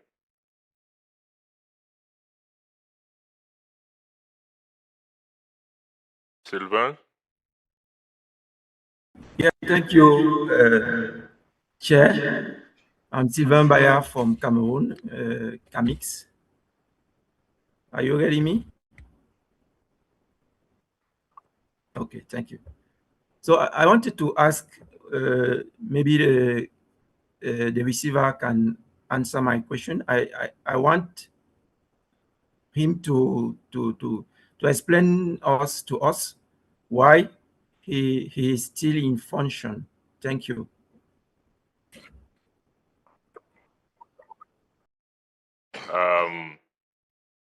The receiver just mentioned it a few minutes ago, and if you have been following the meeting, we have mentioned several times the receiver has applied. He was appointed by the court. He cannot discharge himself. He's a prisoner of the court until the court discharges him. So he has applied to the court and waiting for the court to discharge him. That's why he's still in office. I'm sure he wants to leave. Thank you. Thank you. Hi, Samuel Stefan, RIPE NCC board member. I just want to congratulate the board on their first successful AGMM, and good luck, and thank you for doing this for Afrinic, and may this be the beginning of a successful future for Afrinic and the African continent. Thank you. Thank you very much. Thank you. Good evening, everyone. My name is Edwin from Express Data Networks, Kenya. Mine, I think I had to wait for the open mic. When I look around the room, even I would speak about the engagement of the community that form Afrinic. You will see that we have a few members, quite a number, from Kenya, but they are not even in the room. So I think the biggest thing that I have found is that our member engagement, when she was speaking about budgeting, I would encourage you to form forums where you educate even the importance of participation in such forums, because we will see that most of them don't really see the importance after they get the resources that they have.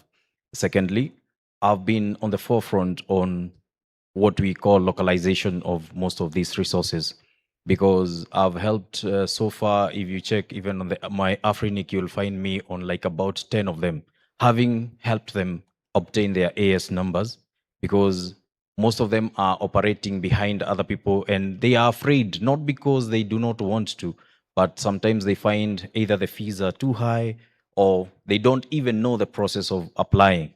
And so if you would form something that is different from just member engagement and sometimes get into the communities of the people who actually run the internet, that would be a great thing. Because, for example, in my area, which is less than 10 kilometers squared, I know about 50, but probably 2 or 3 who are registered on Afrinic. So they are all riding either behind people like us who have gone ahead for quite some time and are on the community. So that is something that I would put as a challenge, and not just in Kenya, probably the whole African as a region. And we would be glad to help, because sometimes our resources can only probably get me the 10 that I have helped, but there is many, many more.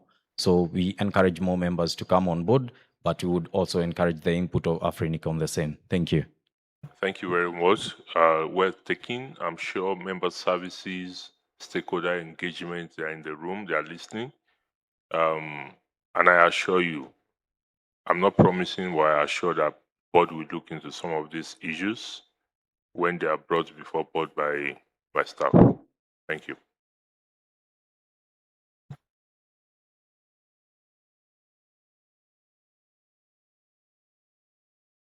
Okay, I'll just come over. Oh, here we are. All right. Cheers. Good afternoon. I'd like to start by congratulating the board on running a fairly successful meeting. It's my first time coming to one of these, And by most people's standards, they think this was a pretty engaging one, so well done. I have a comment and a question. The question is, there was an allusion to some reserved resources. I'd like someone to just speak a little bit more about that, because it was mentioned as a large figure, about 4 million IPs that are maybe available, but it's not clear what the status of that is. So if someone could just speak on that a bit, I'd appreciate that. And then secondly, I'd just like to appreciate a couple of small organizations that are the reason why I'm here, KENOG and TESPOC, through the engagements through forums like WhatsApp. So I think there is the official Afrinic mailing list, and I imagine that does play a role.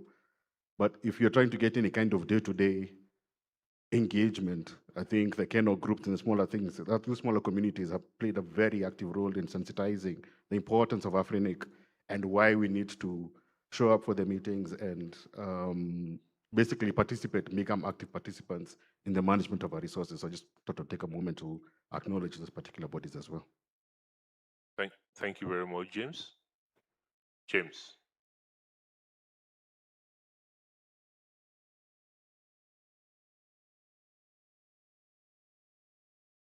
You told people that you have 4 million IP addresses. Please explain where you kept them. Thank you, Chair, and thank you for the question. Yes, we do have that pool indeed. So out of that 4 million, 0.2 are reserved by policy, 1.1 is for future use, and the other one is part of the CIF reserved resources, which are being issued slowly. So there's about 3.5 or so that we have recovered from. We've recovered from members who have gone out of business, stopped using them. So right now, those are still reserved, but we haven't put them back into pool. Now, if you attended the session yesterday for policy, there are proposals that are trying to define how we should move forward on those ones. So I would urge you to be part of the working group, policy discussion working group, because the discussion is still ongoing. So it would be interesting that you can also participate. Thank you. Thank you very much, James. I see nobody at the mic again. Members, this is an opportunity for you to have a one-on-one with Afrinic staff. Please, if you have issues, see the guy that just left the microphone now. His name is James. He's the one that keeps your IP. There are some in his pocket. If you want any IP, please just hold him responsible. Thank you. Yes, sir. Okay, thank you very much, Chairman. I just want to say thank you to the staff who maintained the registry during the challenging period. That's very good. And also thank the chairman and tell him that he has the support of the members. Thank you very much. Thank you very much. All right, ladies and gentlemen, let me give the floor to Susan. She has something in stock for you, right? You want to say something to them? Please come on. I'm handing over to you. You don't want to tell us that there is gala dinner. You can't do it alone. We must be there.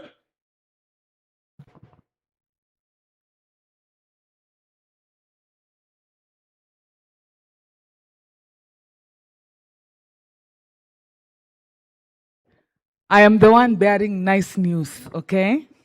So pay attention. So wherever you are seated as DR, there was a bag, okay?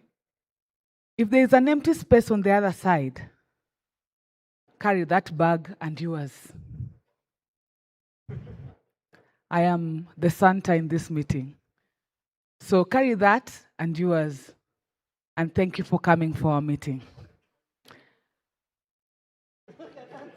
Dear registered contacts, I know you got something when you got in, right?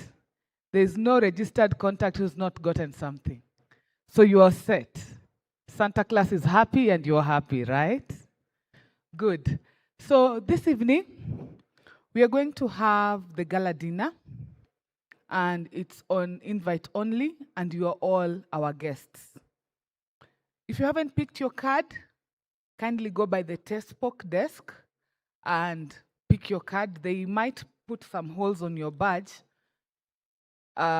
because they are doing their stats as well.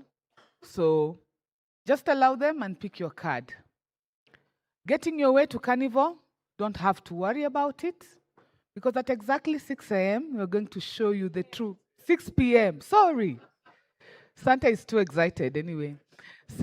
At exactly 6 p.m., the first bunch of people are going to go, and we're going to show you the true experience of Kenya.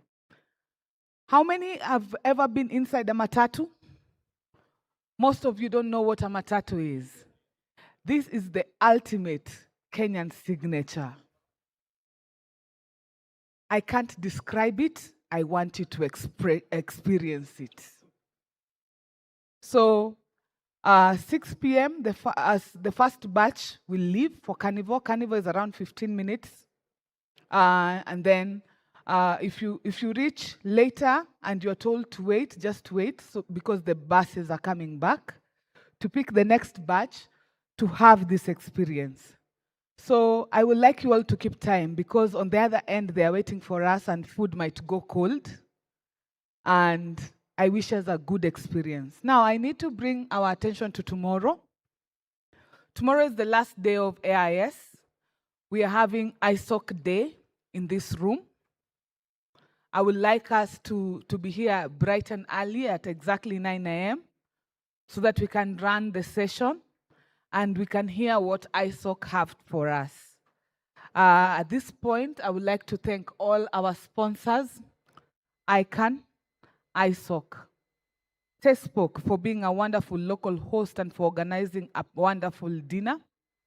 We have coffee break sponsors, Africa, Links, London Internet Exchange, and Team Simro.